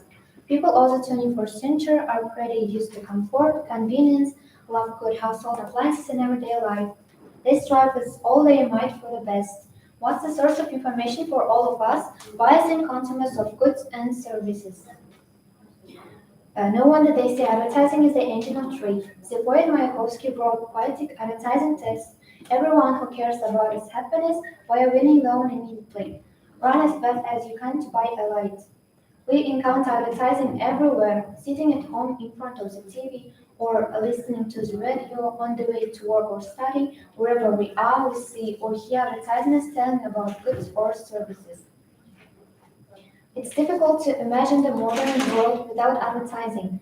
The most of the life of a modern person directly or indirectly depends on the quality and content of advertising information. That's why we chose this research work, coding advertising. The focus of the work to identify the human characteristics of the response to advertising. Thereby, you can see the contents. First of all, theoretical foundations of advertising and influence on people. The second, how does advertising affect the psyche and consciousness of a person? The third, questionnaire on the topics, the impact of advertising on people's consciousness. Questionnaire on the topics, the impact of advertising on people's consciousness. We conducted a study among residents of the village of Turkey, addressing them with questions on the topic, the impact of advertising on people's minds. Here are the results of our survey. The first, improvement of the state of the economy, 45%. The second, an additional source of income for the state, 3%. And indifference to the fate of people and the fall of culture, 0%. Human degradation, 15%. And expanding the horizons of advertising consumers, 5%. Another option, and I find it difficult to answer, 0%. You can see the diagrams to answers for questions. Does everything affect as a person? Do you think advertising has a negative impact on your health or psyche? And how do you feel about advertising? Have there ever been situations when scrolling a particular commercial caused you any emotions or memories? Evaluate how much you are annoyed by advertising on this media. Does advertising help you learn about new products, services, technologies? Do you often get a slogan or a picture for an advertisement in your head? The subject of our research is advertising. The object of the study are residents of the village of Turkey. As a hypothesis of our research work, we assume that advertising is able to influence a person's consciousness, causing a certain number of emotions, both positive and negative. The practical significance of this research work is that the materials of the work can be used in economics, social studies, psychology, and extracurricular activities. Who did you conduct this questionnaire? Or who did you conduct this questionnaire?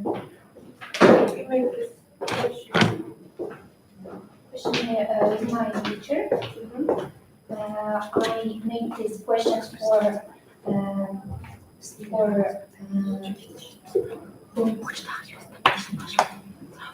Who answered all these questions?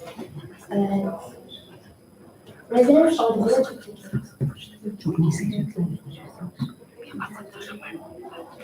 Okay, what inspires you to pick this topic? And what motivated you to research this topic? Because I think that it will be very interesting, and I think its topic no happens in anyone. Okay, thank you.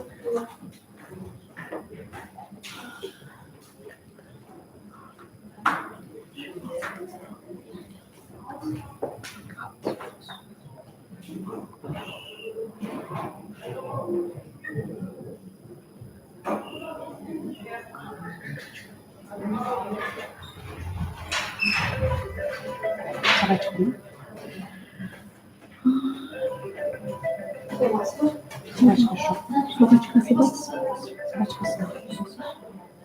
Собачкасы. Қай мектеп? Айдарқұтан 60 мектеп. Вот Айдарқұтан. Мына сыртта отырған апай бар ғой, сол кісі де бар. Сол кісіге қолына жазып береді.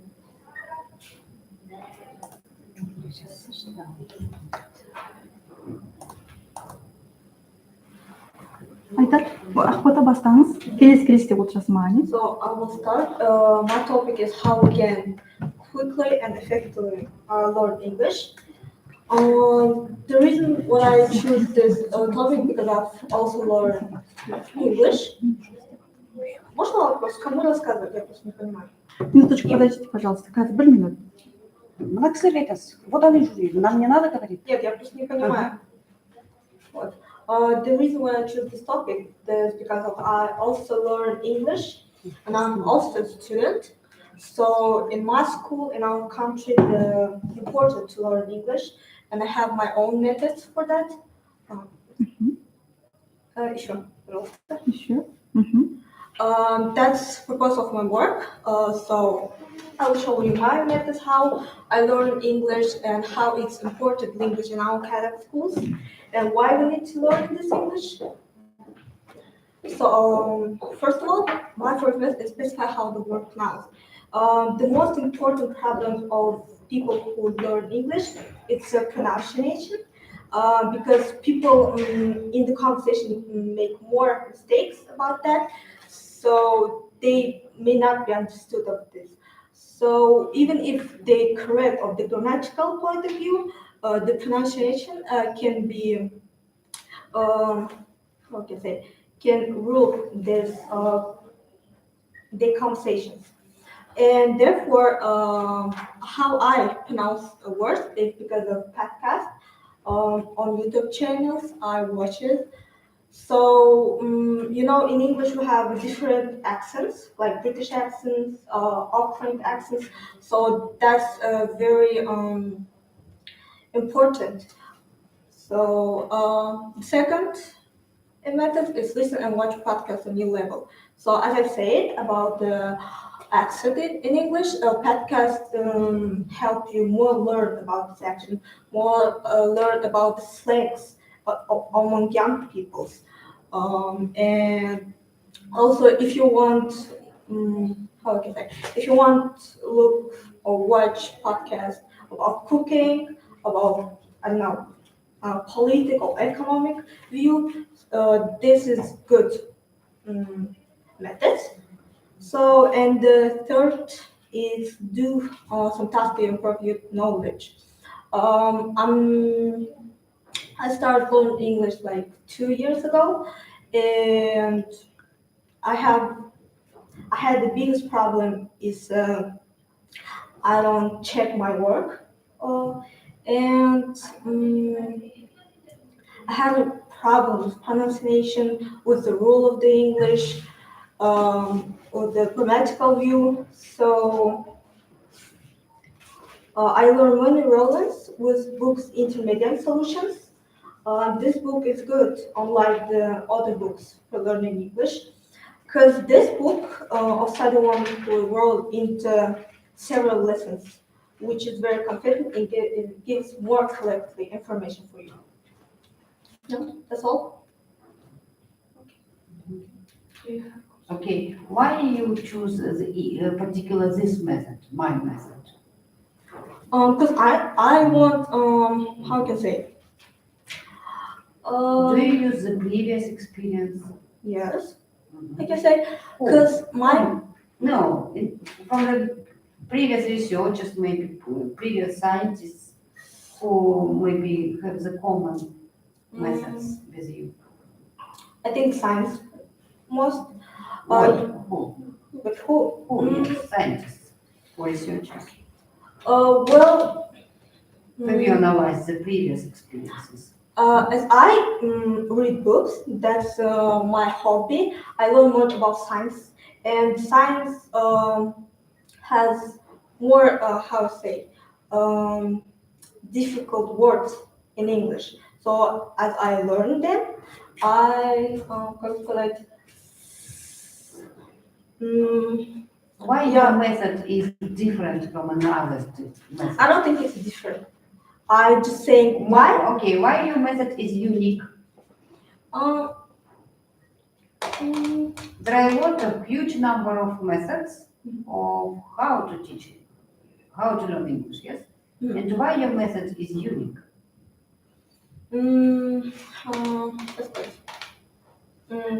I just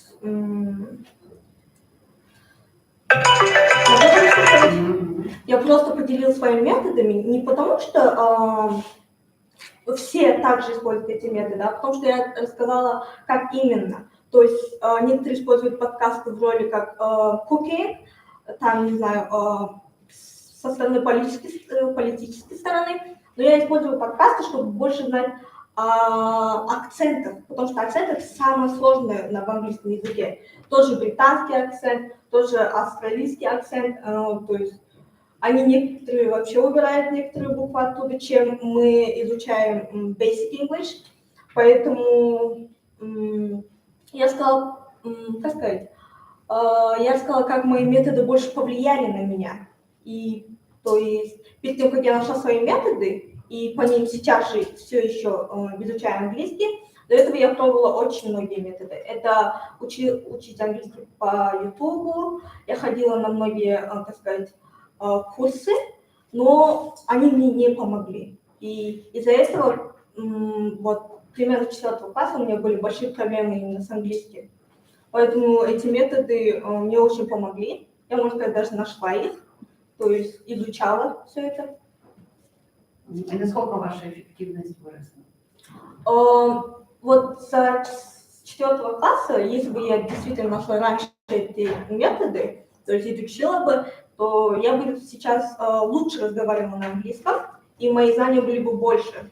Нет, но есть какая-то статистика, подсчет?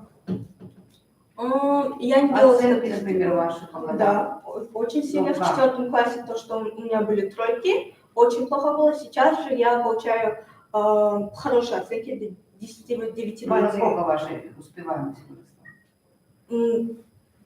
Прям хорошо, у меня 1 пятерки уже. Вот 2-й год, как я изучаю английский. That's because of it's a scientific project. We have to see the proofs. So that's why. So, well, I can show you in my phone. Okay. Just.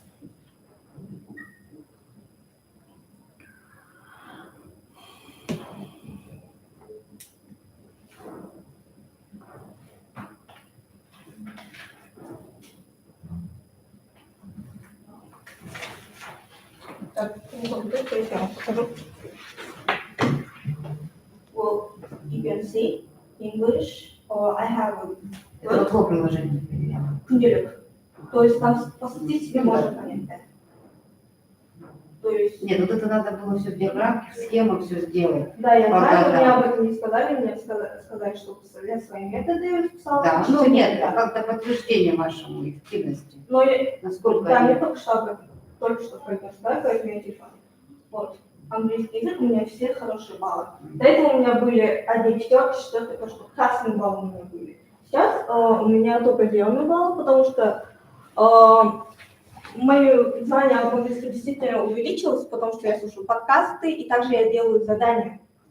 И изучаю новые правила какие-то, как source conditional, вот, по грамматике. Okay, thank you. До свидания. До свидания.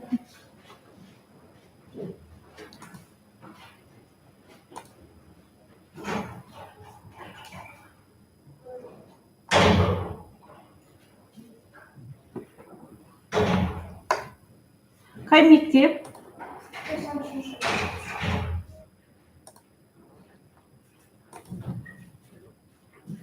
Қарақат.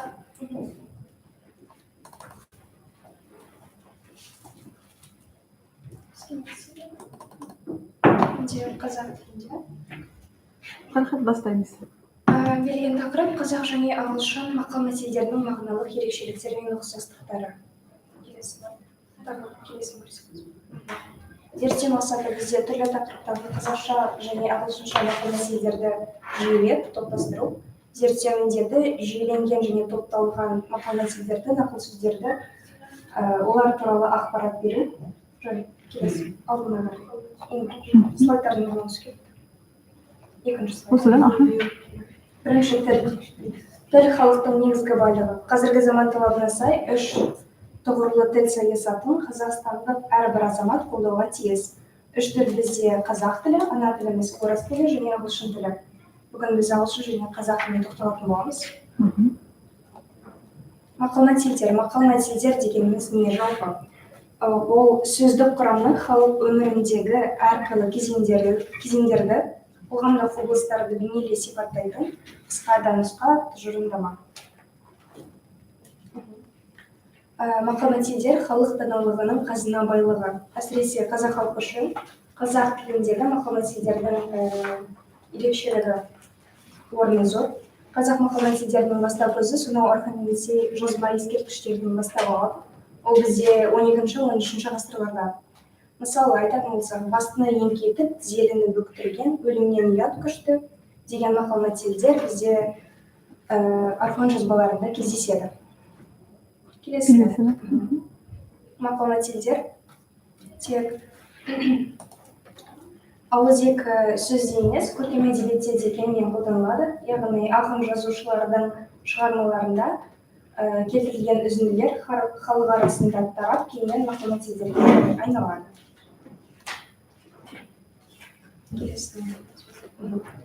Ағылшын тіліндегі мақал-мәтелдер. Ағылшын тіліндегі мақал-мәтелдердің ауқымды бір тобы қасиетті кітап Інжілге байланысты қалыптасқан. Мысалы айтсақ, You cannot serve God and mammon, a soft answer turns away wrath. Қазақша және ағылшын терминологизмдерінің түп деректеріне қатысты негізгі айырмашылықтарын айтсақ, қазақ тіліндегі мақал-мәтелдер көбінде бізде белгілі бір тұлғалардың сөзінен, шығармаларынан алынған, ал ағылшын тіліндегі мақал-мәтелдер діни ағымға байланысты немесе саясаткерлердің сөздеріне негізделген. Алдына қарай. Мақал-мәтелдерді топтастырудың негізгі қағидалары мен 7 қағидасын тапқан болатын. Бірінші әріптік, яғни алфавиттік, екінші ұйытқы сөз арқылы, үшінші монографиялық топтастыру, төртінші генетикалық тұрғыдан топтастыру, бесінші бізде астына тақырыптық, яғни тематикалық, алтыншы инвариантты тақырыпты жұптармен, және жетінші табиғат тақырыбындағы мақал-мәтелдер. Мақал-мәтелдердің құрылымдық түрлері. Құрылымдық жағынан қазақша және ағылшын тіліндегі мақал-мәтелдер бір-біріне өте ұқсас болып келеді. Мысалы айтатын болсақ, бұйрық жайлы сөйлемдер ретінде Make hay while the sun shines. Темірді қызғанда соқ, бұл баламалы аудармасы. Екінші болымсыз түрдегі бұйрық рай, яғни тыйым салу. Don't cross a bridge before you cut it. Байыбына бармай, бал ашпа. Here's another examples. And yeah, so one of the examples, a good Jack makes a good Jill. One of the singularity of the English proverbs is that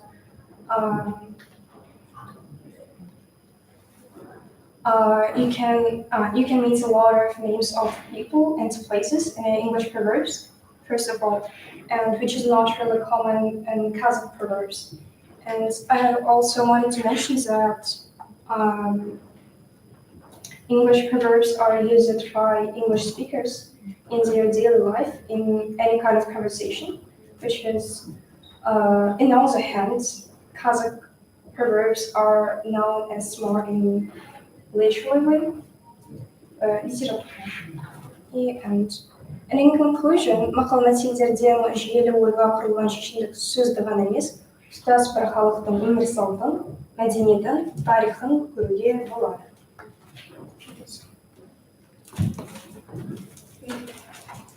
How do you think that your research work is different from the previous? And I don't think proverbs, the theme of the proverbs is really common theme for so yeah. Yeah. Okay. Thank you.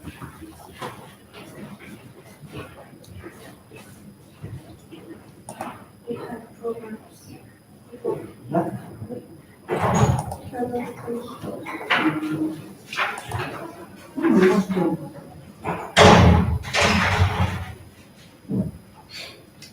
Қай мектеп? 90 мектеп.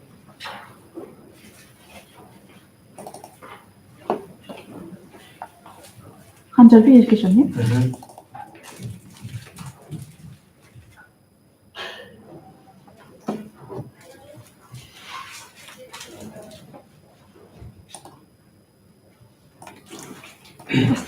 Мәселен ба? Қазақ және ағылшын мәдениетіндегі көк және қызыл түс. Белгілі бір реңкке әртүрлі көзқарас тілде бар сөздер тіркесінде идиомаларда мақал-мәтелдерді көрінеді. Бұл зерттеудің өзекшелігі шығу тегіне байланысыз және қазақ ағылшын тілдеріндегі көк және қызыл түстерінің берілуін айқындау. Зерттеудің мақсаты ағылшын және қазақ тілдеріндегі қызыл көк сөздердің символикасын анықтау, сондай-ақ осы мәдениеттердегі қызыл көк түстердің қолдануын салыстыру. Әлкей Марғұлан көк түс көкке табынудың, аспанның символы, қызыл оттың, күннің, ақ шындықтың, қуаныштың, бақыттың, сары ақыл-ойдың, қара жердің, жасыл көктемнің, жастықтың символы деп жазады.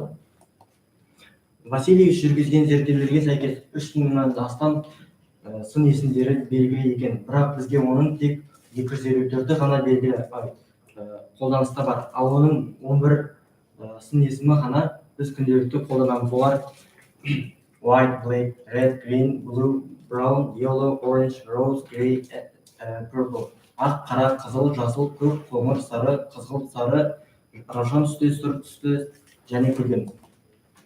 Түстер ішінде orange және rose сөздері ағылшын тіліне салыстырмалы түрде жақында 17-18 ғасырларда енген. Мысалы, кез келген ағылшын адамы қызғылт, сары түсті апельсинге ұқсатып orange деп атайды, ал rose түсін роза гүліне қарап қойған. Ағылшын түстерінің белгілері екі түсті: red, yellow, blue, green, қызыл, сары, көк, жасыл біріктіру арқылы қалыптасады. Color of the English sea, color of sunshine on sand, color of rushing fruit. Ағылшын теңізінің түсі, құмдағы күннің түсі, жеміс жидектің түсі. Түстер тарихы Паспер сөзіне сәйкес көк сөз ежелгі американдық сиамас қара сөзінен шыққан. Шынында тіл табуының алғашқы кезеңінде қара және көк ұғымдары ерекшеленбеді. Көк түс жалпы адамзаттық түсінік бойынша аспан әлемі мен су кеңістігінде мұхит, теңіз, көл, өзен ұғымдарымен байланысты тұжырымдалады. Көк түс танымының көне түркілер дүниетанымында аспан әлемімен байланыста болғандығын, күлтегін ескерткіші биікте көк тәңірі, төменде қар жер жаралғанда екеуінің арасында адам баласы жаралған.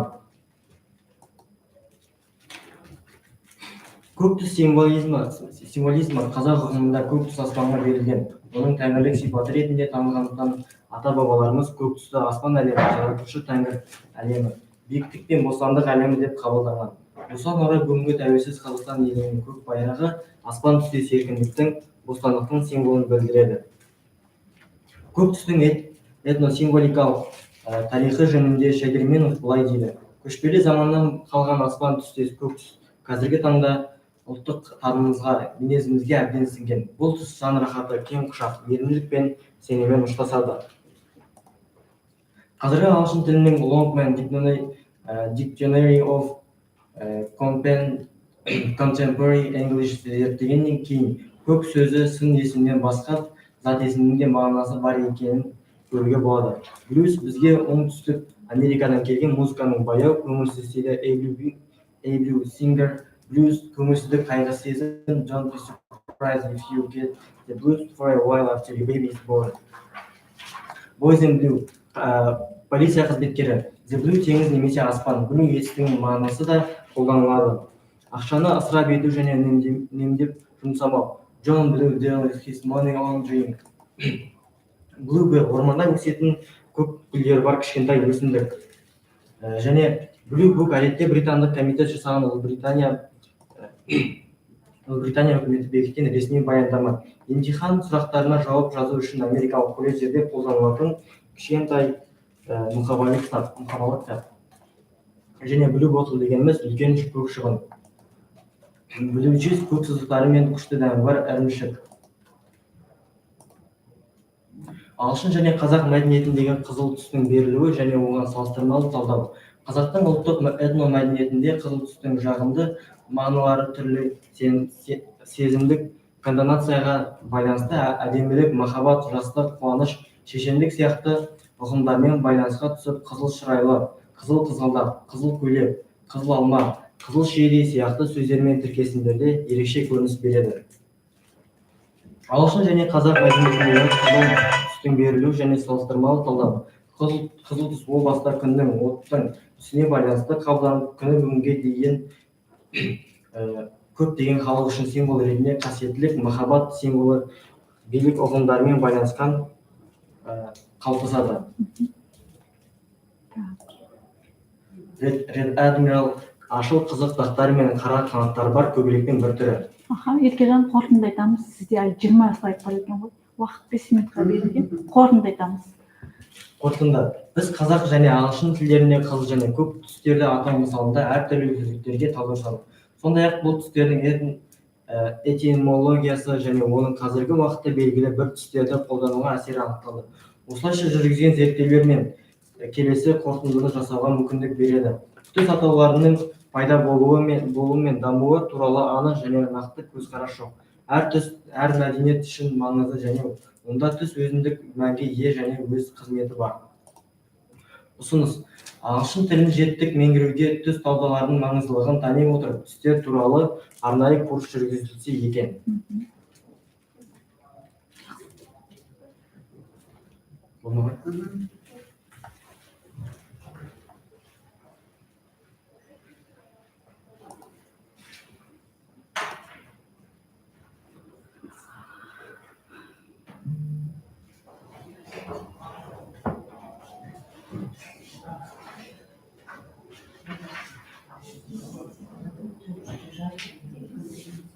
Қай мектеп? 90-шы гимназия. 90. Айару ма? Айару қанша қатысушы қалды? Менен кейін 3-і ма, 4-і ма? Оны кімге беремін? Келісім керек емес. Керек емес па не?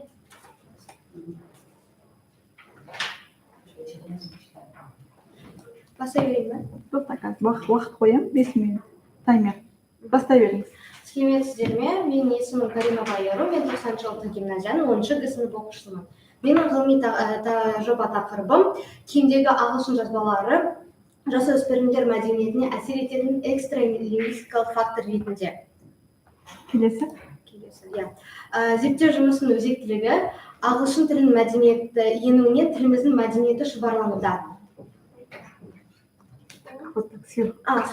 Мәдениеті шұбарлануда және ауызекі сөйлеу тіл құрылымдары сауатсыз қолдануда.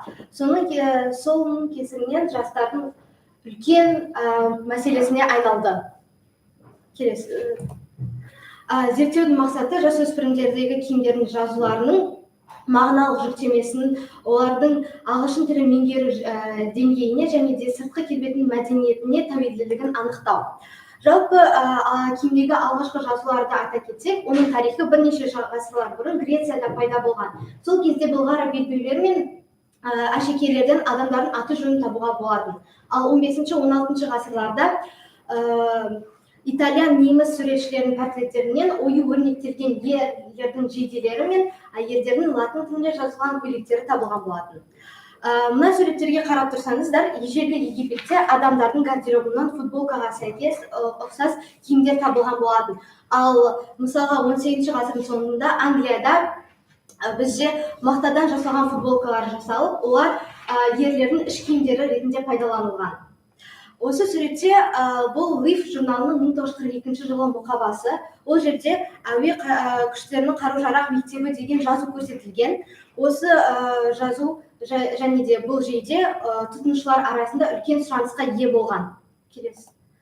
Жалпы айта кетсек, жейделер бізде Екінші дүниежүзілік соғыста Америка әскерінде пайда болған. Оларда ақ түсті киім болып, олардың қару-жарақ үлгілері, нөмірлері және ату бөлімшесінің атаулары болған. Жаңағы суретте көріп кеткеніңіздей, футболка бізде Т тәріздес болғандықтан Т әрпіне ұқсайды. Сондықтан оны t-shirt деп атап кеткен болатын. Т түсінбесе, оны Т тәріздес көйлек деп атайды. КСРО-ға келгеннен кейін ол футболшылардың киімінің элементіне айналып, футбол деген сөзден футболка деген термин шыққан болатын. Ол 1920 жылы Скотт Фитцджеральдпен 1920 жылы ағылшын сөздігіне енген. Бұл бізде Wizard of Oz деген компанияның жарнамалық жейдесі болып табылады. Ол Голливудқа 1939 жылы еніп, компанияның ажырамас бөлігіне айналды. Өкінішке орай, олар қолданушылар арасында өте қатты сұранысқа ие бола алмады. Қазіргі таңда бізде футболкалар тек жарнамалық қана түрде емес, адамдардың сөйлемей-ақ өзінің пікірін білдіруге арналған тәсілдің бірі болып қолданылады. Міне мысалға осы суреттерден қарасаңыздар, брендтік жүктелу жазбалары болып табылады. Мысалға, No I love you деген ол махаббатқа байланысты. Ал бұл музыкалық брендтің суретін жазбасы болып табылады. Немесе қала елдерінің атаулары, күлкілі фразалар, тіпті әдепсіз фразалардың суреттерде футболкада бейнелеуі мүмкін. Мысалға, осы футболкаға қарасаңыздар, орынсыз жазылған ағылшын жазбасы I don't need life, I'm high on drugs дейді. Яғни, бастапқыда мән бермеуі мүмкін, бірақ егер оның мағынасын тереңірек қарасақ, ол мен өмір сүргім келмейді, мен есірткіге тәуелдімін деген мағынаны білдіреді. Ал бұл адамдарды есірткіге шақырумен немесе осы адамның есірткі қолданатын көрсететін белгі болып саналады. Біз осылай сауалнама жүргіздік мектебімізде. Осы жерде біз 6-10 сыныптар арасында 37 респондентпен сұрақ жауап алған болатынбыз. Олардың кейіндегі түпнұсқадағы жазбасы, оның аудармасы және оқушы сол аударманы біледі немесе білмейді деген сұрақ болды бізде. Мысалға, кейбір балаларда just do it later деген жазба болды. Оның аудармасы кейінірек жаса, оқушы осы өзінің футболкасындағы жазбаның аудармасын білмейді. Немесе look at me, маған қара. Оқушы бұл аударманың жазбасын мағынасын біледі. Сауалнама нәтижесінде біз 4 сұрақ қойдық. Ол сіз киім сатып алғанда ондағы жазулар сізді қызықтырады ма? Сіз ағылшын тілінде жазылған жазулар бар киімдерді киесіз бе дегенде 65% я, 5% жоқ деп жауап берген болатын. Я болса аудармасын білесіз бе дегенге 50% я, 10% жоқ деген. Ал сізге киіміңіздегі ағылшын тілі жазылған жазба ұнайды ма дегенге 70% я, 3% жоқ деген. Қорытындылай келе, киімдегі жазулар мағынасыз, күлкілі фразалар, немесе махаббатты әртүрлі жазбалар болуы мүмкін. Олардың біздің жасөспірімдер мәдениетіне әсер ететіні сөзсіз. Біріншіден, ағылшын жазбасын қолданған кезде ол кірме сөздер оқушылардың сленгтің пайда болуына әкеледі. Ал екіншіден, тіліміздің шұбарлануына әкеліп, басқа шетелге еліктеушілікті арттырады. Сондықтан мен өзімнің ұсыныстарымды айтқым келеді. Ол ағылшын тілінде көбірек клубтар ашылуына сөйлеуге арналған, қарапайым халыққа фразаларды түсіндіретін еріктілер тобы, немесе өзіміздің қазақи брендтерді ашу. Брендтердің ашуы арқылы біздің экономикамызда, мәдениетімізде арта түседі. Назарларыңызға рахмет.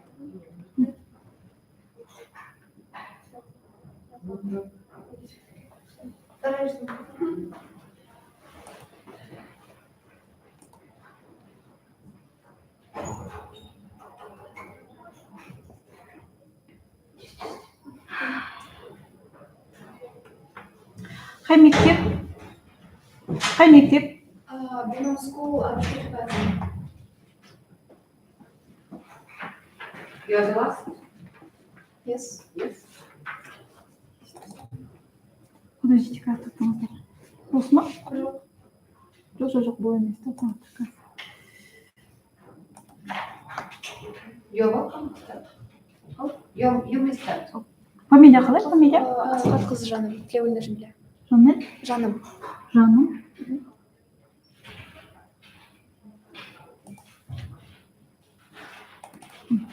Енді кел, қазір. Бұда? Скачать етем. Слайдке келесі деп айтып отырамыз, иә?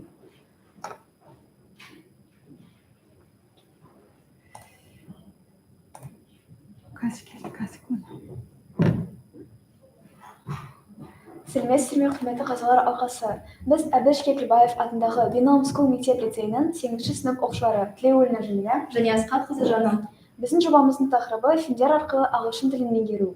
Зерттеу жұмысымыздың мақсаты фильмдер арқылы ағылшын тілін меңгеру және оқушыларға қалай меңгерту керек екендігін айту.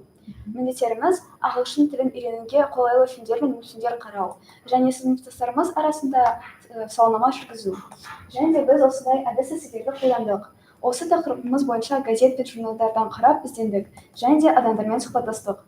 Dear friends, many people prefer to learn English from movies and TV shows. Today, we will tell you about the advantages of this approach and offer effective techniques for working with videos. You will learn how to learn English from movies and TV series correctly and productively. Енді негізгі бөлімге тоқтала кетсек. Фильмдерді мен телешоуларды түпнұсқада көру жақсы мотивация болып табылады. Себебі бейнені ағылшын тілінде көре отырып, біз ағылшын тілдегі тыңдауды жақсартуды ең тиімді әдісін қолдана отырамыз. Күн сайын кем дегенде 15 немесе 20 минут фильмді мұқият қарасаңыз, бірнеше айдан кейін сіз кейіпкерлердің айтып жатқан фразаларын субтитрсіз түсіне бастайсыз. We should know that before you start learning English from films, you need to have a certain degree of training. At a minimum, you must have an elementary level. Confidently read and pronounce English words. Have an idea of the time system. Understand the rules for using modal verbs. Understand the grammar of nouns, adjectives, and pronouns. Possess an active vocabulary of more than 1,500 units. Be able to understand speech by ear. Фильмді немесе телешоуды қарай отырып, біз кейіпкерлердің әдет-ғұрыптарымен, олардың мерекелерімен және тіпті менталитетімен таныса отырамыз. Мысалы, үйде жалғыз фильмін алатын болсақ, осы фильмнен біз Рождество мерекесі Америка тұрғындары үшін нені білдіретінін көре аламыз. Егер сіз шет тілінің граниктін зерттей бастаған болсаңыз және өзіңізді бастаушы болып санасаңыз, фильмде сізге көптеген сөздер жаңа немесе бейтаныс болып келуі мүмкін. Сол үшін осы айтып кеткен техниканы қолдануға кеңес береміз. Ағылшын тілін үйренуге мәжбүрлеу пайдасыз және тіпті зиян болып табылады. Сол үшін оқушыларды ағылшын тілін үйренуге фильмдер арқылы қызықтыруға болады. Ал енді ағылшын тілін меңгерудің әртүрлі деңгейінде ұсынылатын фильмдер мен мультфильмдерге тоқтала кетсек. Мысалы, қара айна фильмін айтып кетуге болады, немесе Озар, жазықсыз деген сияқты. If the quality of your knowledge meets the standards, then you can safely try to watch movies and TV series in English for beginners. Based on your knowledge base you already have, you will be able to understand a little what the movie characters are talking about. For example, these films can improve your English. These are Toy Story, Charlie and the Chocolate Factory, Pirates of the Caribbean, and The Lake House. The words in the dialects are very simple and easy to memorize.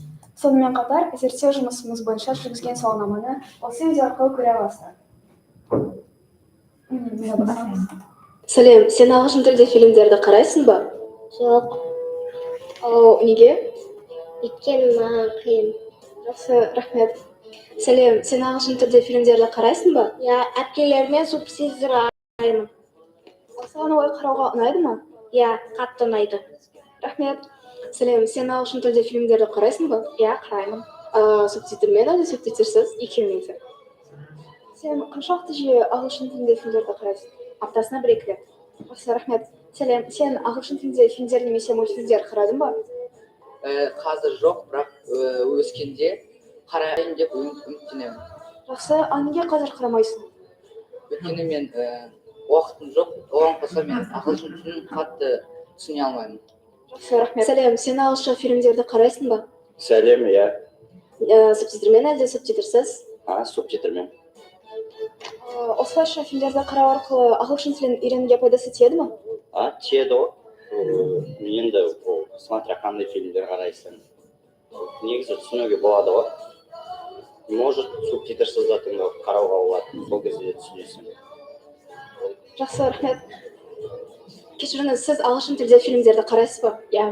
Субтитрмен әлде субтитрсіз? Субтитрсіз. Сіз қандай фильмдерді қарадыңыз? Мысалы, Гарри Поттер. Жақсы. Сәлем, сен ағылшынша фильмдерді қарайсың ба? Әрине қараймын. Субтитрмен әлде субтитрсіз? Қай кезде қалай? Кейбір кезде субтитрмен, кейбір кезде субтитрсіз. Жақсы, қандай фильмдерді қарадың? Так, Король Лев, Fast and Furious және тағы да көптеген кинолар. Осылайша ағылшын тілін меңгеруді бастаушыларға қандай кеңес берер едің? Бастаған кезде субтитрмен қараңдар. Содан кейін субтитрсіз қарауға болады. Жақсы, рахмет. Сәлем, сен ағылшын тілде мультфильмдерді қарайсың ба? Сәлем, иә, қараймын. Қандай мультфильмдерді қарадыңыз? История игрушек және Шрек. Сол мультфильмдердегі диалогтар сізге түсінікті ме? Иә, түсінікті, себебі мультфильмдерде сөздер өте оңай және тез жата алыңдар. Жақсы, рахмет. Жұмыс барысында 7 фактор қарастырылып, ағылшын тілін меңгерудің 9 әдісі қолданылды. Біз мектептің 21 оқушысына сауалнама алып, сауалнама негізінде ағылшын тілін үйренудің өзектілігі мен тиімділігін осы слайд арқылы көре аласыздар. Мысалы, 4-ші сыныптар бойынша 1,1% ғана қарайды. Немесе 8-ші сыныпқа тоқтала кетсек, олардан 3,2% қарайды. 9-шы сыныпқа қарасақ, олар 3,15% құрайды, ал 10-шы сынып 4,15% қарайды екен.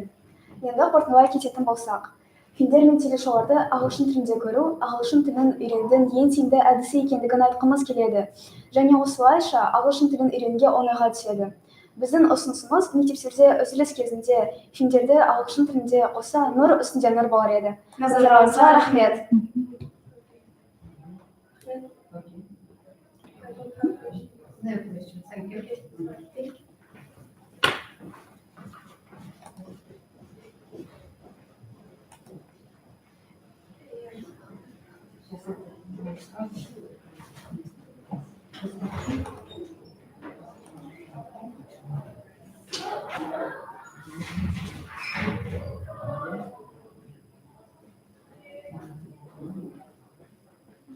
Қай мектеп?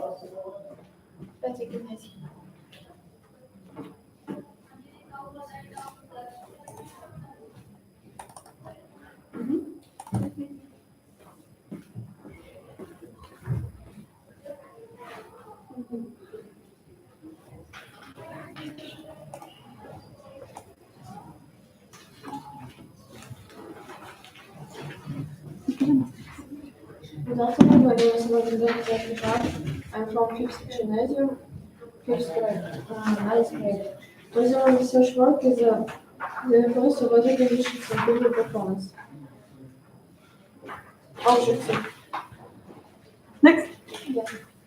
The purpose of the study is to find out whether weather conditions have a measurable impact on people performance and to identify any patterns and trends that may exist.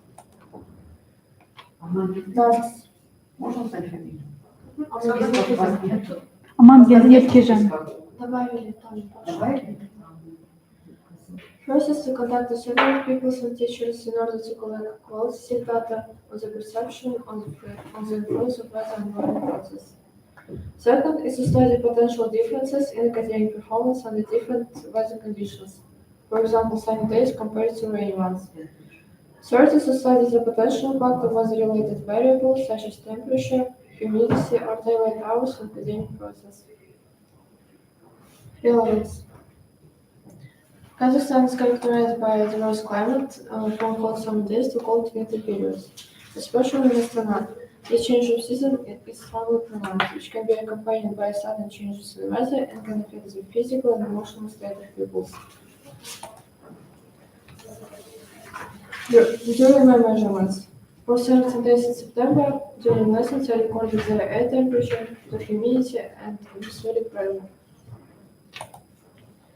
At the beginning of September, I measured blood pressure of 27 classmates. According to the medical data, the normal blood pressure for 15 years old is 110 to 70 millimeters of mercury.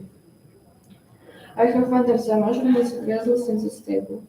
My measurements of blood pressure didn't give the most positive results. Low blood pressure in adolescents is accompanied by a sedentary lifestyle, evaluation of sleep and activity. The day of measurements was overcast and cool, so it's possible that it was the weather that influenced the two results. Then learn from the teacher of Russian language our results of formative assessment. According to the teacher, she is not satisfied with the results. The work was easy enough and she was confident that we could write even better. 43% of pupils, which is almost half of the class, wrote the formative assessment with low scores. Additionally, I conducted a mind questionnaire among the pupils of my class. The results are displayed using diagrams. Diagram 1. 70.6% believe weather doesn't affect academic performance. 11.8% have no general impact and 7.6% affects performance. Diagram 2. 82.4% regularly take time off due to poor health, while 17.6% often misses classes for health reasons. Diagram 3. 52.9% feel close and roastiness. 35.3% unaffected and 11.9% minimum affected. Diagram 4. 47.1% experience headaches due to the weather changes. 35.3% unaffected and 17.6% slightly affected. Diagram 5. 41.2% claimed weather doesn't impact mood. 23.5% slightly affected and 35.3% emotional mood impact. Conclusion.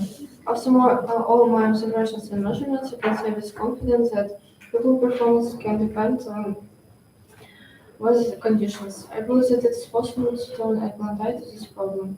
A person cannot change the climate, but it's quite possible to reduce the influence of weather on people performance. There are various ways to cope with your weather dependence on the body. I advise you to get examined by a doctor and find out what vitamins your body lacks. Next, you should take them daily, and the result will be visible on your face. In addition, people independently need ingestion a healthy lifestyle, observe the sleep mode, stay in a dream for 8 to 10 hours, do a morning workout every day, eat right at on time. I wish you all good health and immunity to anybody. Thanks for your attention. How did you come up with this topic? Because at the beginning of September, my classmates skipped the lesson because of the weather. Okay. Do you use this technique yourself? Yeah. Weather. Okay, thank you.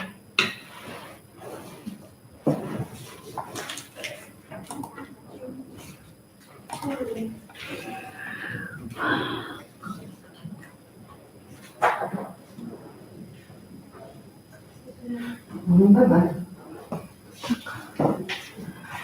Два участника осталось. Все? По моим спискам 2 участника осталось. Осталось? Да. Хамиктив. Хамиктив.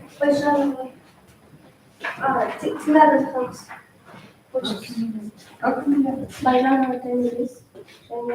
Осы, да? А в этом списке были? Да. Как школа? 75.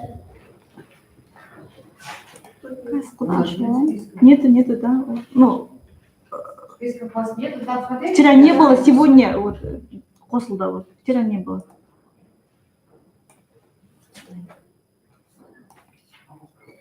Біреуін мына жаққа, біреуін мына жаққа. И мынаны өзің басай бересің, сөйлеуші. Good day, everyone. The theme of our project is improving student speaking skills through Web 2 technology based on blogs. The aim of the project is theoretically and experimentally confirm that students' speaking skills will improve by appropriate approach and effective method of using Web 2 technologies based on blogs. The objectives of project work are to study theoretical based on the topic, improve student speaking skills through Web 2 technologies based on blogs. Secondly, to choose appropriate sites from blogs to form speech. Thirdly, to develop a set of exercises using blogs. And lastly, practically prove benefits of using Web 2 technologies to improve student speech.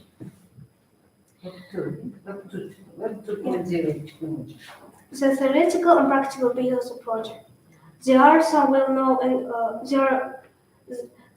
well-known researchers who investigate and discuss Web 2 technologies and speaking skills.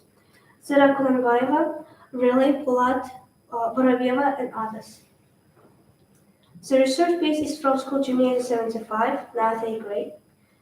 There are multiple scientific notes, like as using Web 2 technology based on blogs was established as it was an effective method to provide students speaking skills. Second is There are different ways of using Web2 technologies based on blogs that are developed. And lastly, effectiveness of use of Web2 technologies based on the blogs are theoretically and practically approved.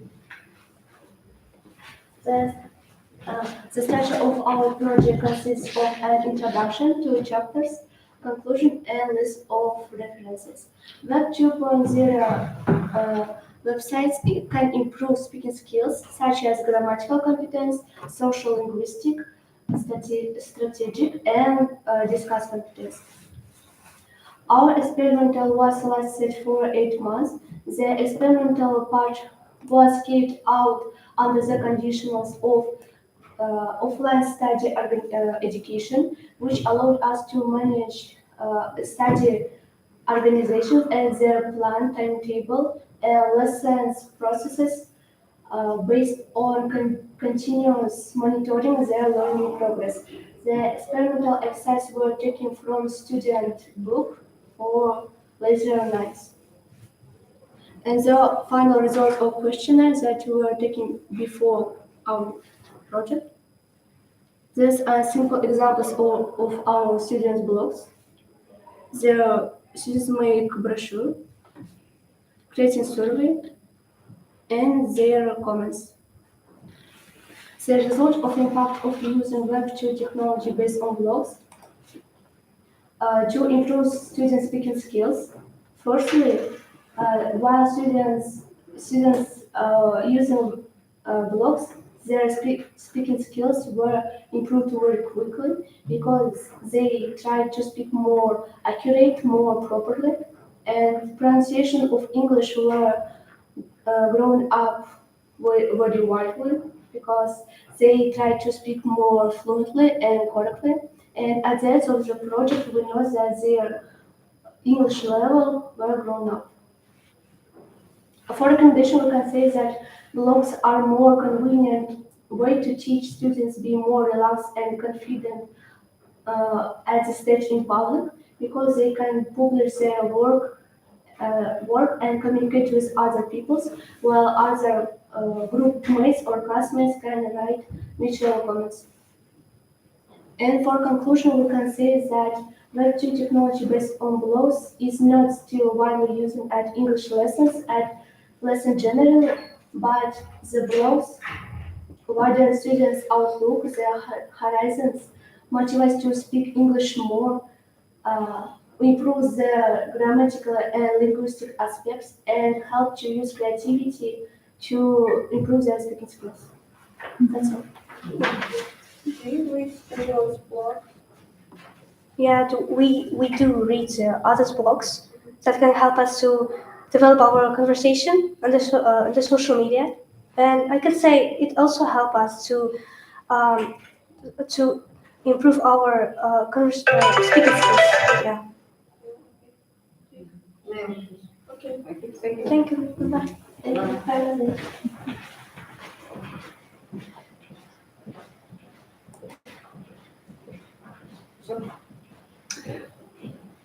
Правда, Махметова Д деген біреу болу керек, последний, по-моему, да, участник.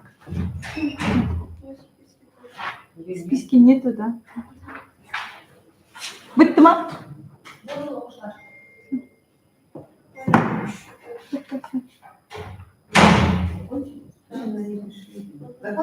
Ага.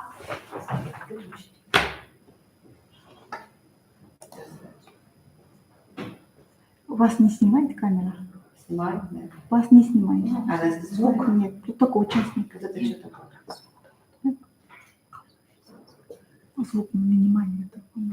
А вот так. Видно же?